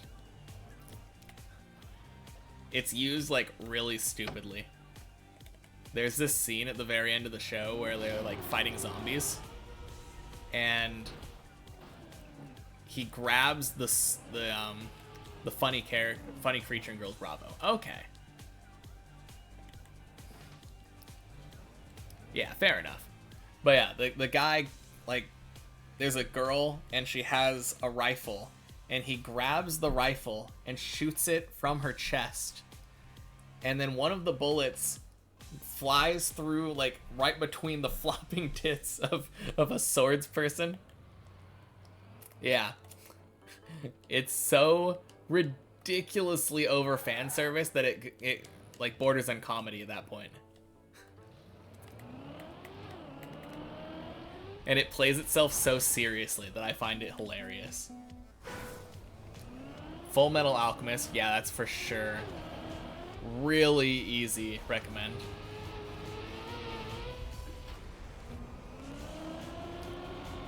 Although, I think most people recommend Brotherhood. I kind of recommend a weird mix of them. I think that does sound funny. Yeah, yeah. So, the way that I prefer to consume Full Metal Alchemist is watching, like, the first arc of the first one, like the original Full Metal Alchemist, and then watching Brotherhood. Because Brotherhood kind of, like, condenses the first arc, and it does it, in my opinion, like, worse than the original. So it's a little bit weird, but I mean, I think any way that you watch Full Metal Alchemist would be a fair enough way to watch it. I think you'd enjoy it no matter what. Unless you don't, because not every show is for everybody. My girlfriend got really tired of the short jokes after, like, one episode.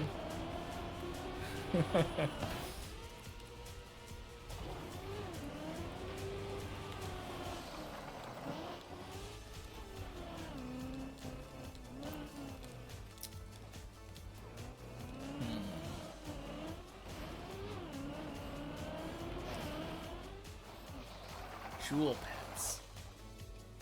Hmm.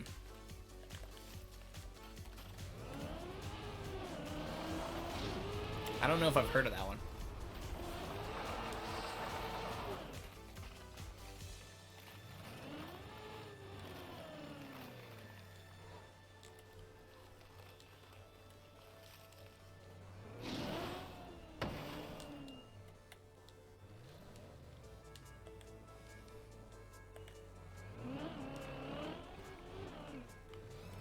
Oh, one that's...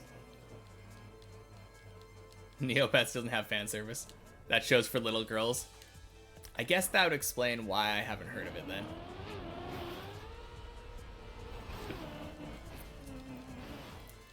Yeah, one show that I don't think has much fan service, if at all, and it's really good, is Mob Psycho 100. And the best thing about that show is that it has an ending. That's one of the things that I hate the most about anime. Obviously the fan service is gratuitous. I've come to accept that, so I don't really care that much. But yeah, a lot of anime just don't end. Or they like wrap it up in the worst, like really quick way. Mob Psycho apparently is not one of those. It's I haven't gotten around to the ending of it yet, but fantastic show. I've only watched the first 2 seasons. I need to get around to watching the 3rd one. I recently rewatched the 1st season. You liked Spice and Wolf? That's another one of those shows that's kind of on my watch list. It's a show that was like classic back in the day. So I've been meaning to watch it. I know, right?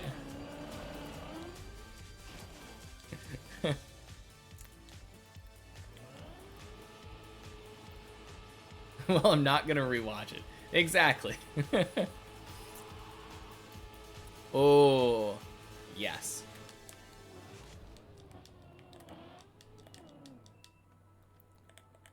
I definitely liked that one a lot.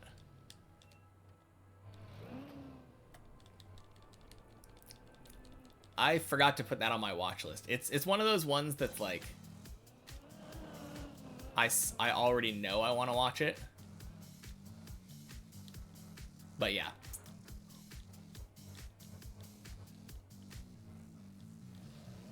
Yeah. I think I remember that. Just based off of what I've seen from it.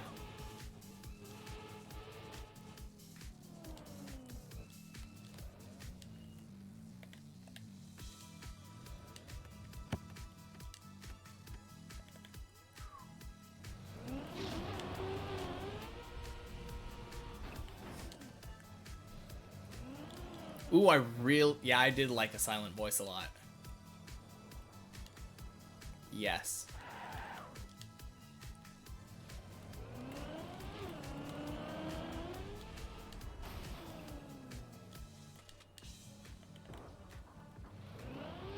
You can't watch that again.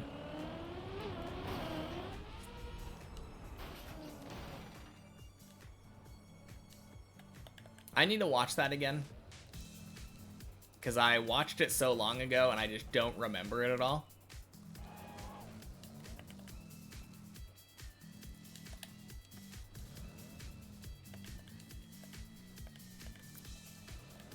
You cried so hard you threw up. Are we talking about A Silent Voice?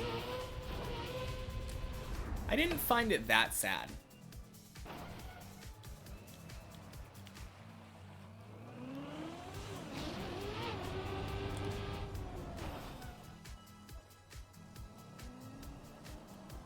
I don't know, maybe I... If you don't like crying that hard, skip your Lion April and Violet Evergarden. Yeah.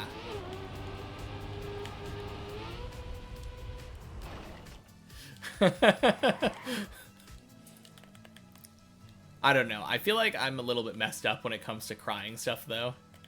Because I don't think I cried on Your Lie in April, but I did cry at the end of Assassination Classroom. So, I don't know. I think I know the ones that people are supposed to cry at, so. Oh, jeez.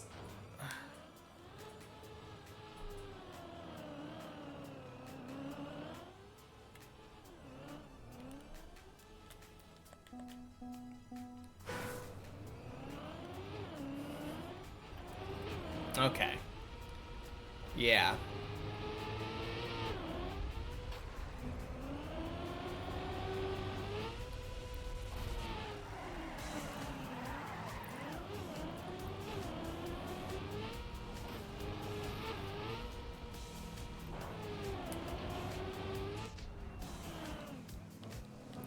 Yeah, I mean, I definitely feel like I was kind of the same boat.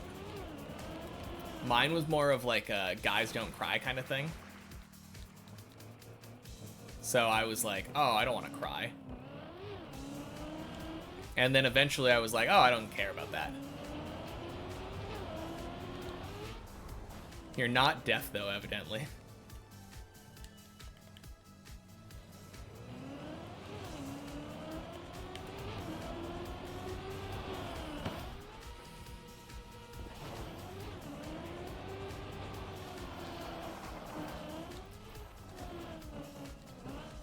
You'll cry if you watch Madagascar. Oh, man.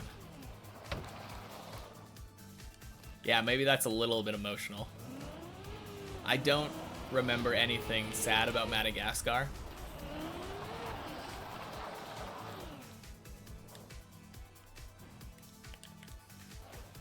Something, power of friendship, maybe?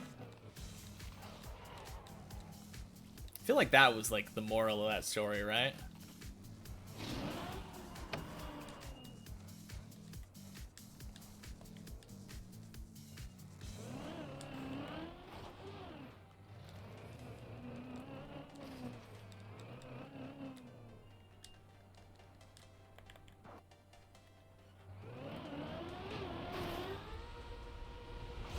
Oh, yeah, that middle part where he, like, exiles himself.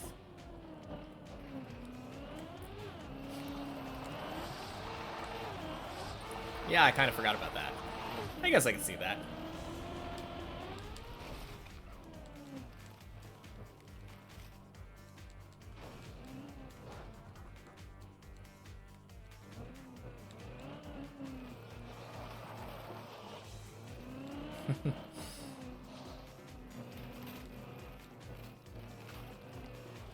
Oh, cool.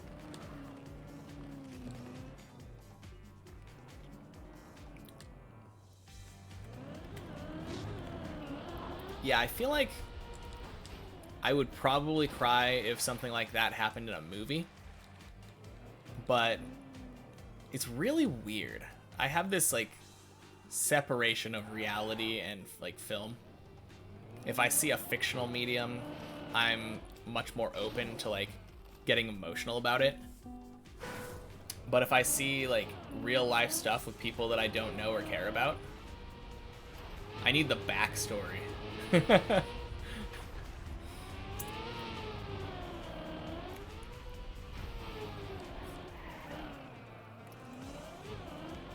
Just edit together like a hour and a half film of the soldier and their life before and afterward, and then show it to me. I'm sure I'd be fine. I'm sure I'd cry at that point.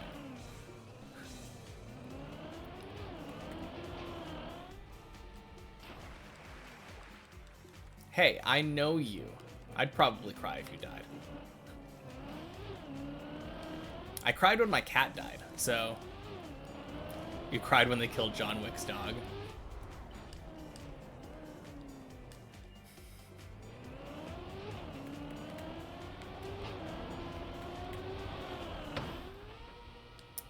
I don't know, I still don't cry all that much at, like, real life stuff.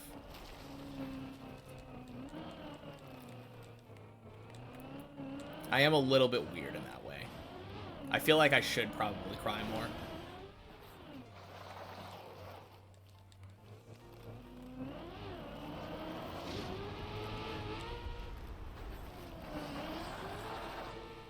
Oh, jeez. No. You don't even like dogs. What if John Wick had a pet skunk? You would have just turned the movie off right then and there. Or you would have kept watching to see him get revenge. I think that would be a lot less relatable for most people, though.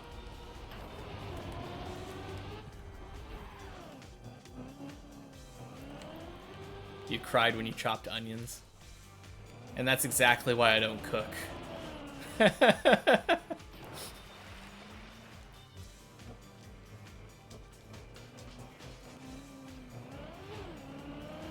Oh, yeah.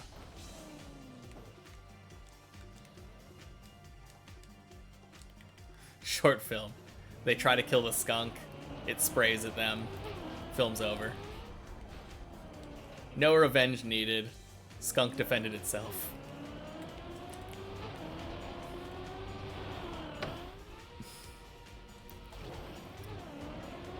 Yeah, I think that would have been a pretty bad movie.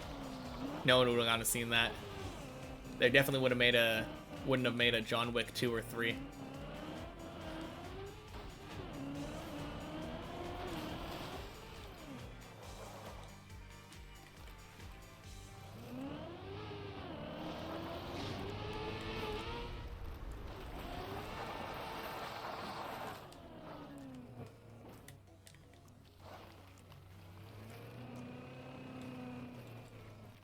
You would have seen it. I don't know. With movie prices nowadays, like it's like $20 or something to go see a movie. If you were promised to see a movie with a runtime of like 20 minutes and you saw the entire movie in the trailer, pretty sure you wouldn't.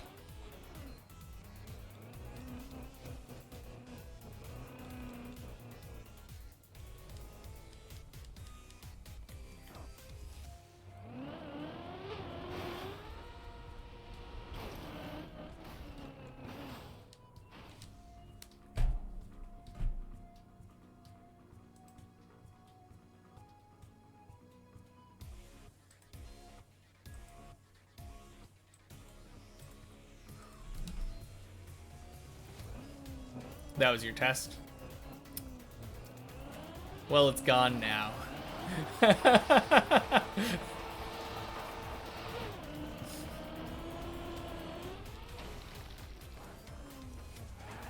Oh no!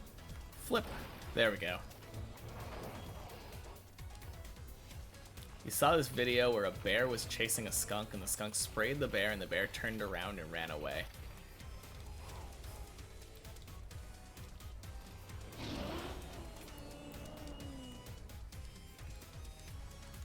I feel like people are probably smarter than the bear, though.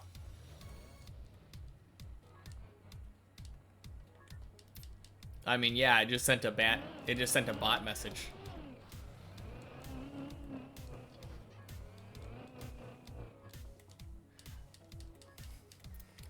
Oh, that would have been so much better, wouldn't it? That would be really funny.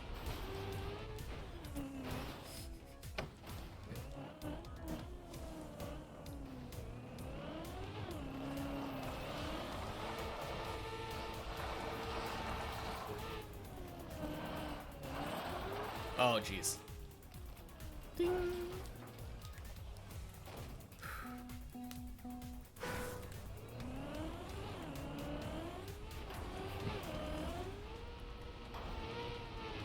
Size of cats, but nothing can mess with them.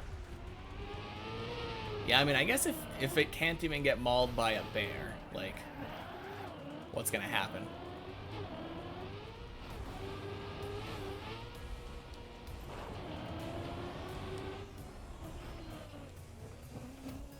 How are you not banned? I don't know. You give me that negative motivation. You can't comment from the same IP. Huh. Well, that's interesting. I have no idea.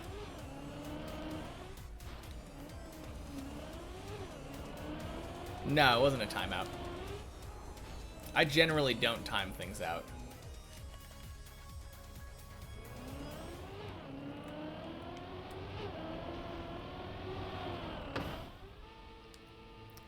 The only time that I would time someone out is if they were being like really annoying or something and they were like a frequent person.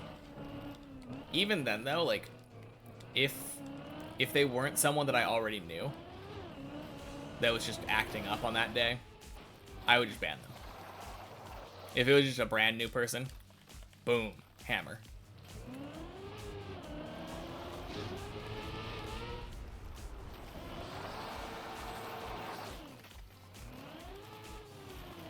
By that logic, why are you not timed out? I mean, you're not a brand new person. I don't know. I don't find you annoying, so I guess it's the subjective reality that I live by.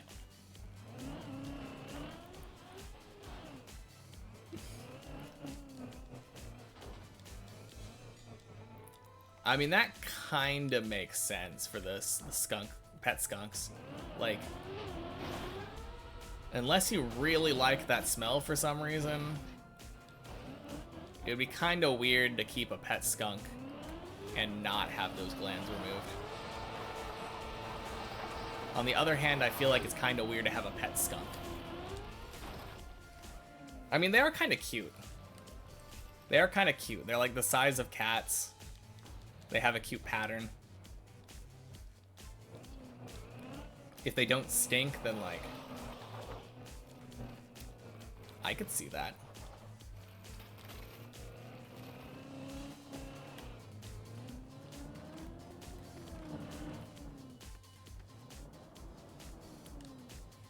Yeah, they don't smell too bad unless they spray. I mean, you just said too bad, so it means that they probably smell a little bad anyway.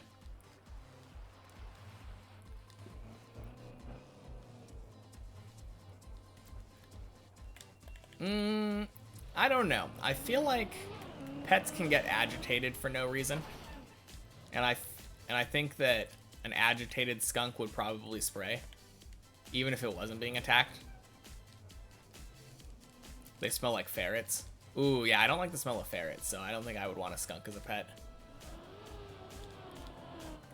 But yeah, sometimes my cat just gets pissed off for no reason and scratches me without warning.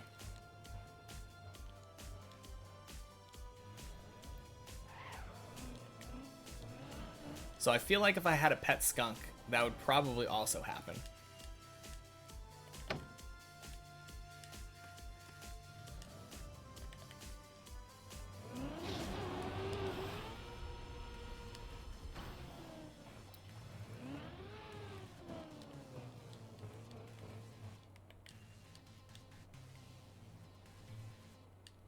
Oh, even if they're mad? It's literally only if they're being attacked? I mean, it probably differs based off the individual skunk. Last line of defense if they're in danger.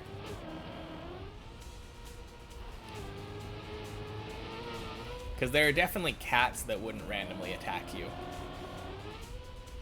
Like, a more friendly cat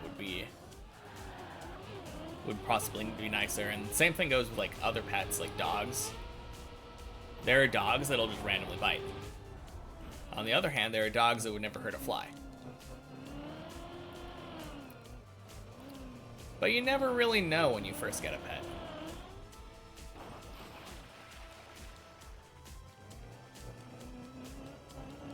How hard is it to domesticate a skunk?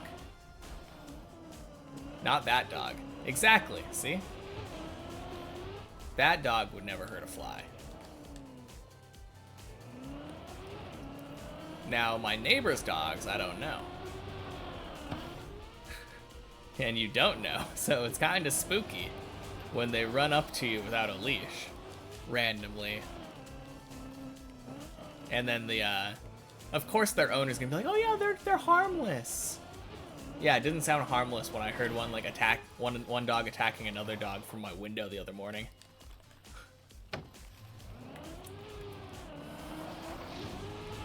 Oh, man.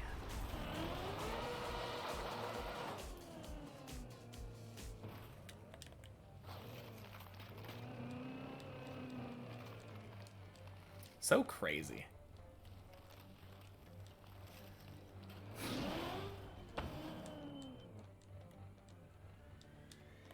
Very easy if you raise them from a baby. Okay, cool.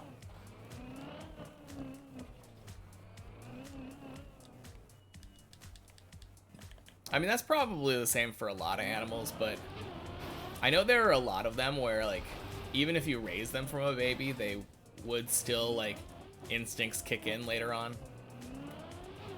That's why you're not allowed to have, like, pet bears.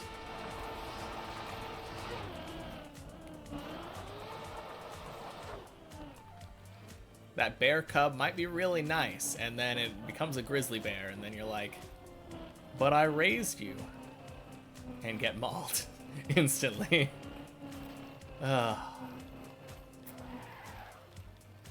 It always spooks me.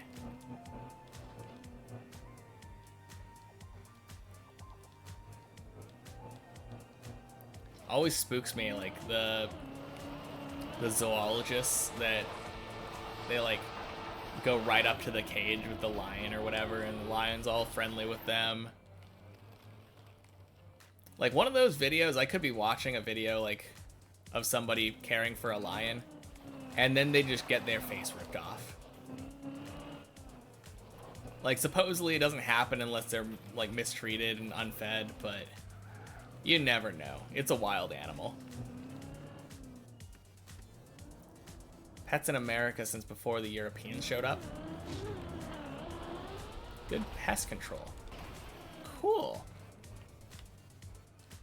I wouldn't really thought about that. What makes them good at pest control?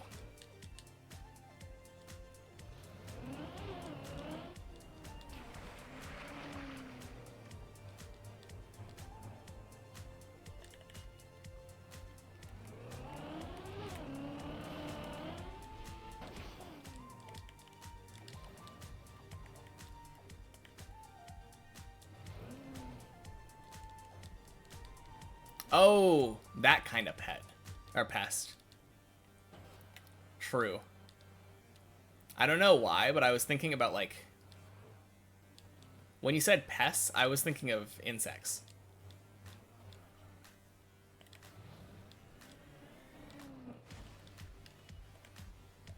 Huh. That's crazy.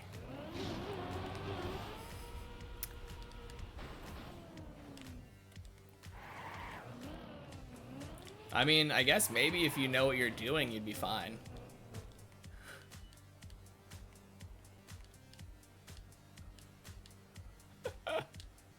Oh, man. That sounds terrifying.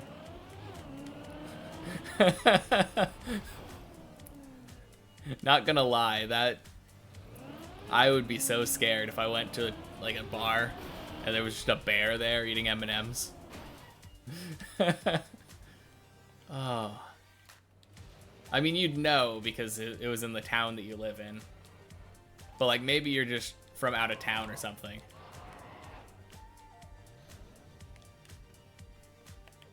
Skunks eat bugs, small animals, birds, eggs, fruit, vegetables, fish if they get some. Sounds like they just eat literally anything.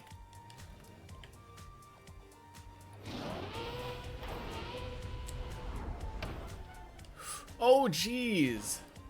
Never had that happen before. They can eat bees. Ooh.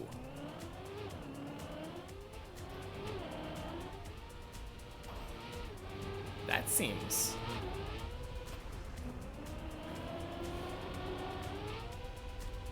I mean, I guess it's... The main thing to me was just like the stinger. The stinger feels like it'd be hard to eat.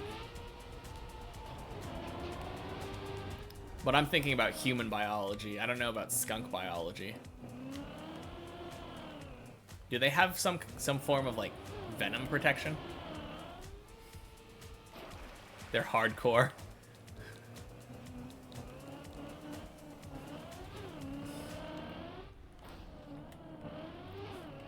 It just makes me think of like the people who'd be like, I eat a bowl of rusty nails for breakfast, and I don't eat milk. You had a scorpion once?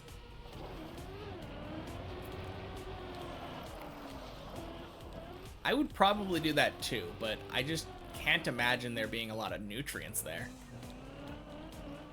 It was gross. Yeah. I mean, I would assume it would be kind of similar to, oh, in a shot. Yeah, I forgot that people do that.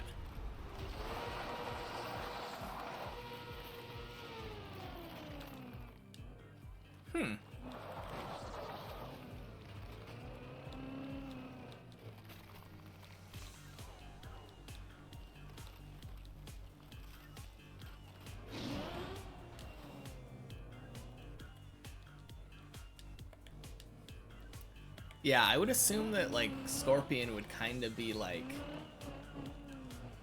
cockroach or something. I don't even know.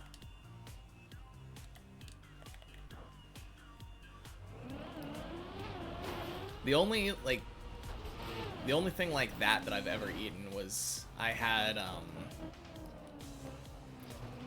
they always had those, like, chocolate covered, grasshoppers and stuff.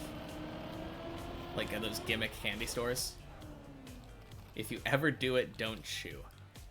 Yeah. It's like potato chips. Yeah, I don't know, like those crickets and those grasshoppers and stuff, not that bad, but like it's just the texture. Tasting like the feeling of their exoskeleton in my mouth.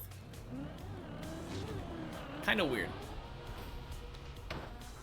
Is that the same problem with scorpion, or did it actually have like a bad taste?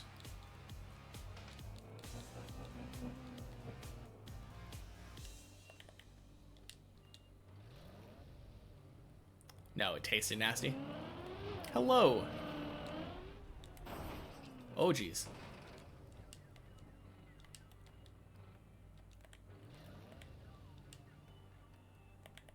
Oh. Would you look at that?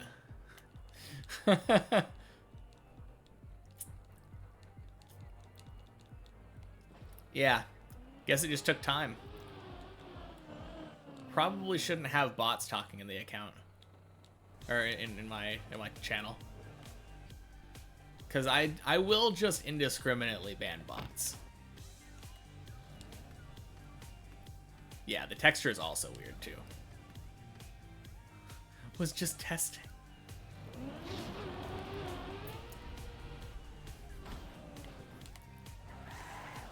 You don't think you'd eat skunk? Me neither. I've never had the desire to eat a skunk.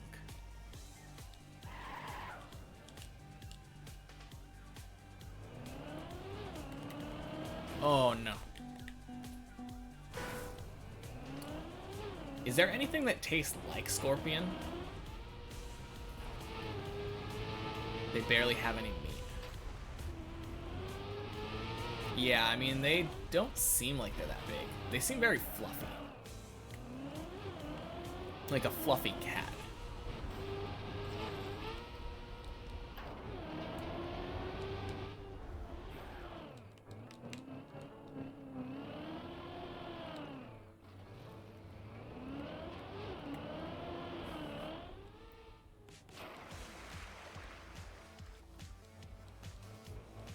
Ah. Yeah, I'll probably have to do that.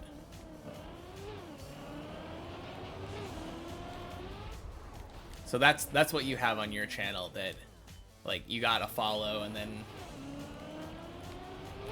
like they didn't say anything or something. You were like, oh, it's probably just a bot.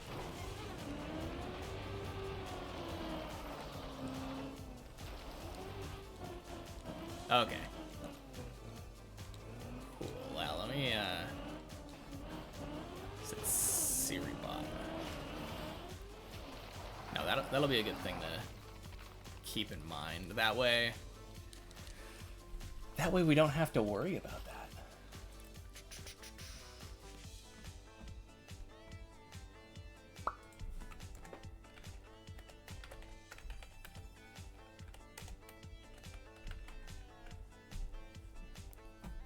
Won't work on your bots?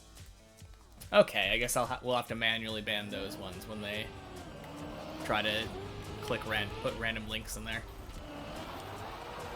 Fat butts, but that's not enough to feed a family. Yeah. Exactly.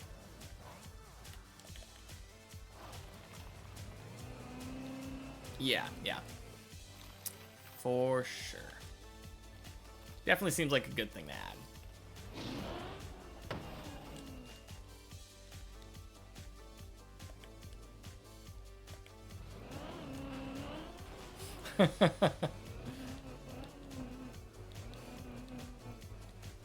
Oh yeah, so I was lurking in your stream last night.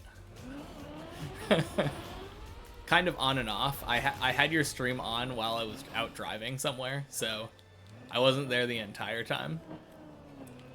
But at some point, you were in, like, Act 2 fighting the bounty hunter or something. And we were all spamming LOL. But I wasn't paying attention. I just saw, like, 6 people say LOL in a row. What were we laughing at?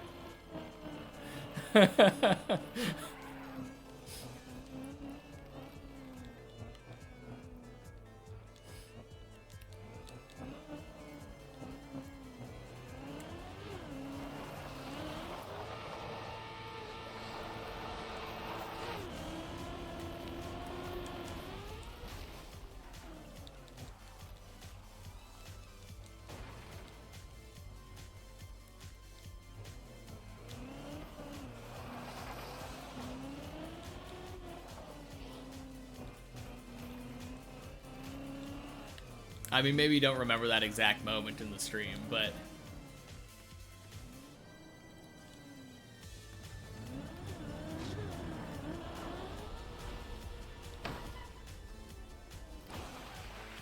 Oh, okay. Gotcha. Yeah, I noticed that happened with, like... What did that happen with? It happened with an emote later on, too. But the LOLs, I don't think got a message from Streamlabs.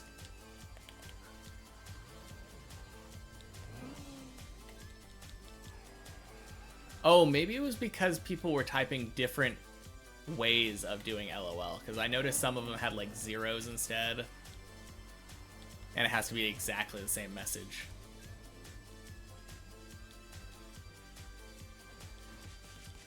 If you want easy livestock, rabbits are a good choice. They seem like they would be. I know my mom was, like, traumatized as a kid because her stepdad brought home rabbits and then didn't tell them that they were planning on killing and eating them until after they'd been done naming them.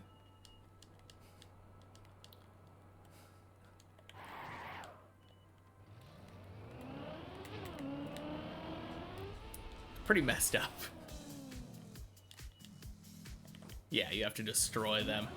You have to take the lives of the livestock. True.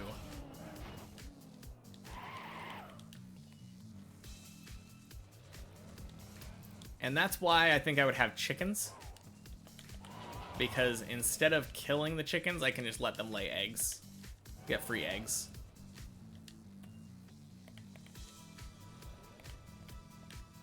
If I needed chicken meat, like, maybe they die of old age or something. Are you kidding me? Fine. I'll do it again.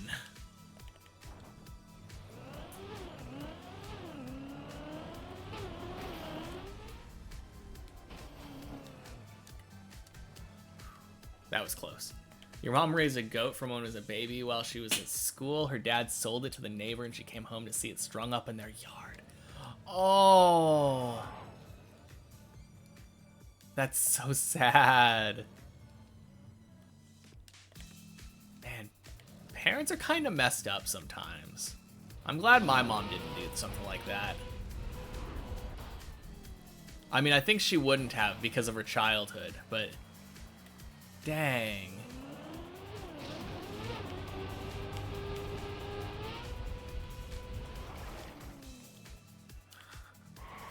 Yeah, sounds like it. Owning sheep in Scotland is said you need to quickly and suddenly destroy your sheep. Like, what happens if you don't do it quickly and suddenly? Do the rest of the sheep get depressed or something? Go into a frenzy?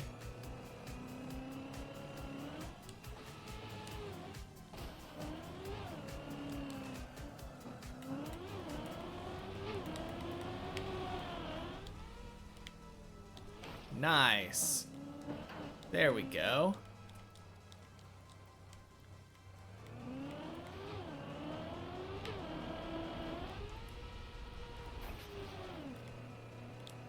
Floor 3! Woo, woo, woo!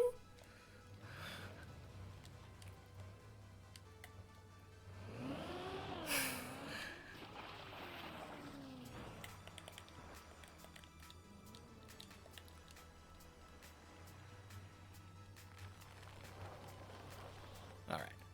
So just bonk it.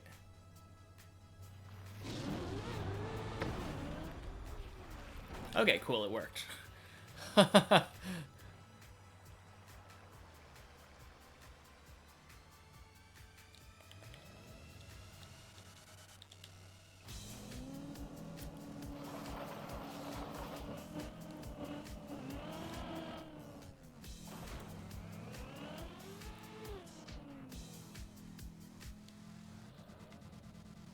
Destroyed is a really funny term to use, though, yeah. Pretty morbid.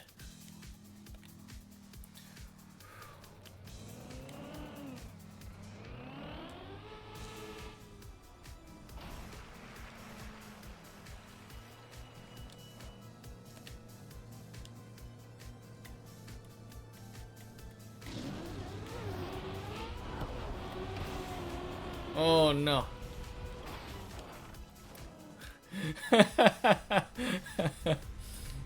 Oh. Oh, geez. Hey! Floor 1. Let's go. Tide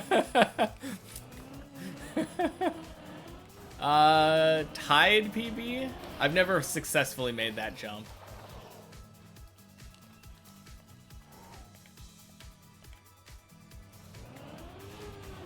But yeah.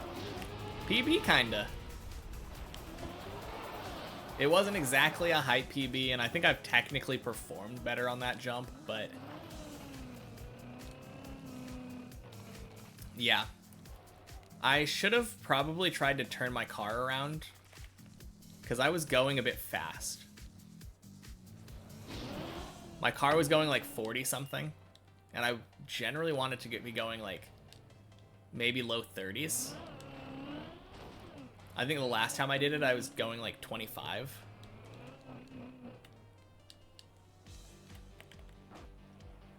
Can't believe that run didn't die, though. What a weird place to land, right?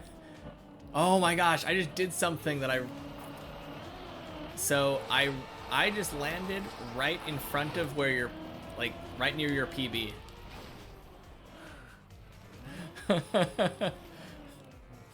That was like pretty close to where your PB is, right? I've had that happen to me so many times where someone falls down from like floor 6 and then they fall like to my PB, and I'm like, oh, feels weird that that guy is falling so far and still farther left than I've ever been. I get to do that to you now. I mean, not quite, because it wasn't exactly like your PB. You've been farther than that, but when I respawn, I beat your PB. True. Especially if you consider your PB to be 0. Yeah, you've been at that spot many times, just not much further. Exactly. If you consider your PB to be 0 meters, then everybody who spawns into the map beats your PB. Because the PB, or the meters at the start is like, it's not 0, it's higher. You actually dive down into the main map before you go up.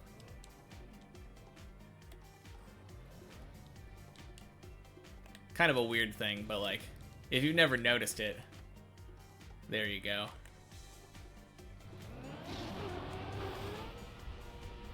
Oh. No! Rip.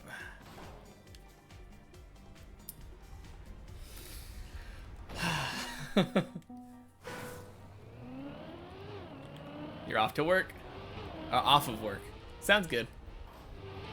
This is gonna be my last run, and then I'm gonna go pick up my girlfriend, who's, I think, waiting at Safeway for me. But yeah, take care.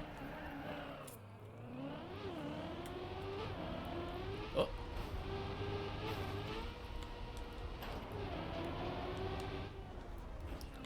Crazy, though. Like, one of the last runs of the day got to floor 3.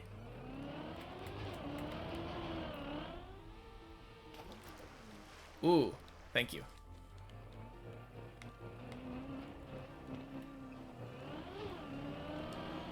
I'll definitely have to look into that once I'm done with the stream. Or once I'm back home. Since I'm leaving immediately after stream's done.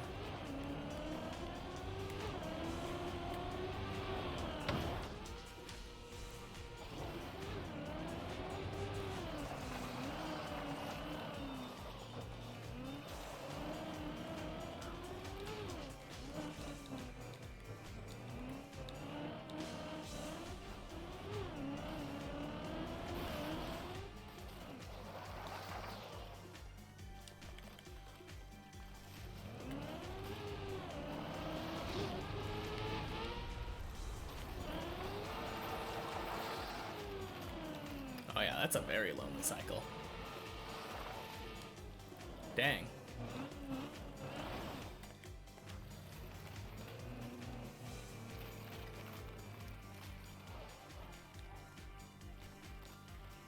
Is it like a long distance thing, or is it like...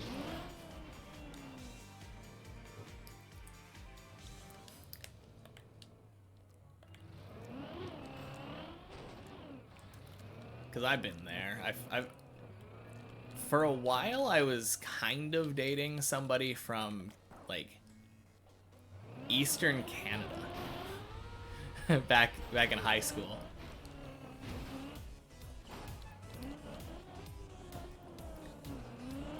Needless to say, it didn't work out very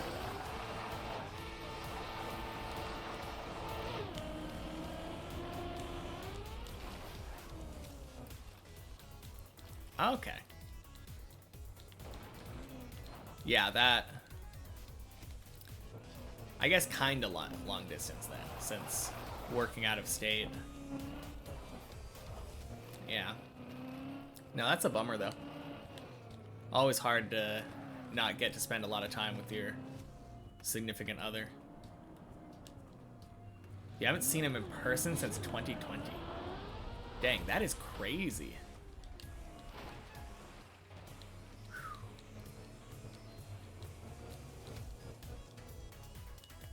I can't even imagine.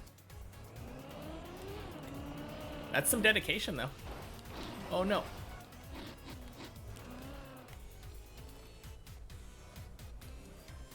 He's 1,000 miles away. Yeah, I guess that would do it, wouldn't it? All right. Well, I'll be on tomorrow then. Thanks for hanging out with me. A lot of fun as usual, chatting. Tomorrow's Friday, right? Yeah, tomorrow's Friday. Yeah, so I think tomorrow is going to be the first day you get to see the checkpoint map if you're still here. If you're hanging out with me tomorrow, too. But that's going to be a lot of fun. We're going to get way higher. But yeah, take care. See you later. Peace.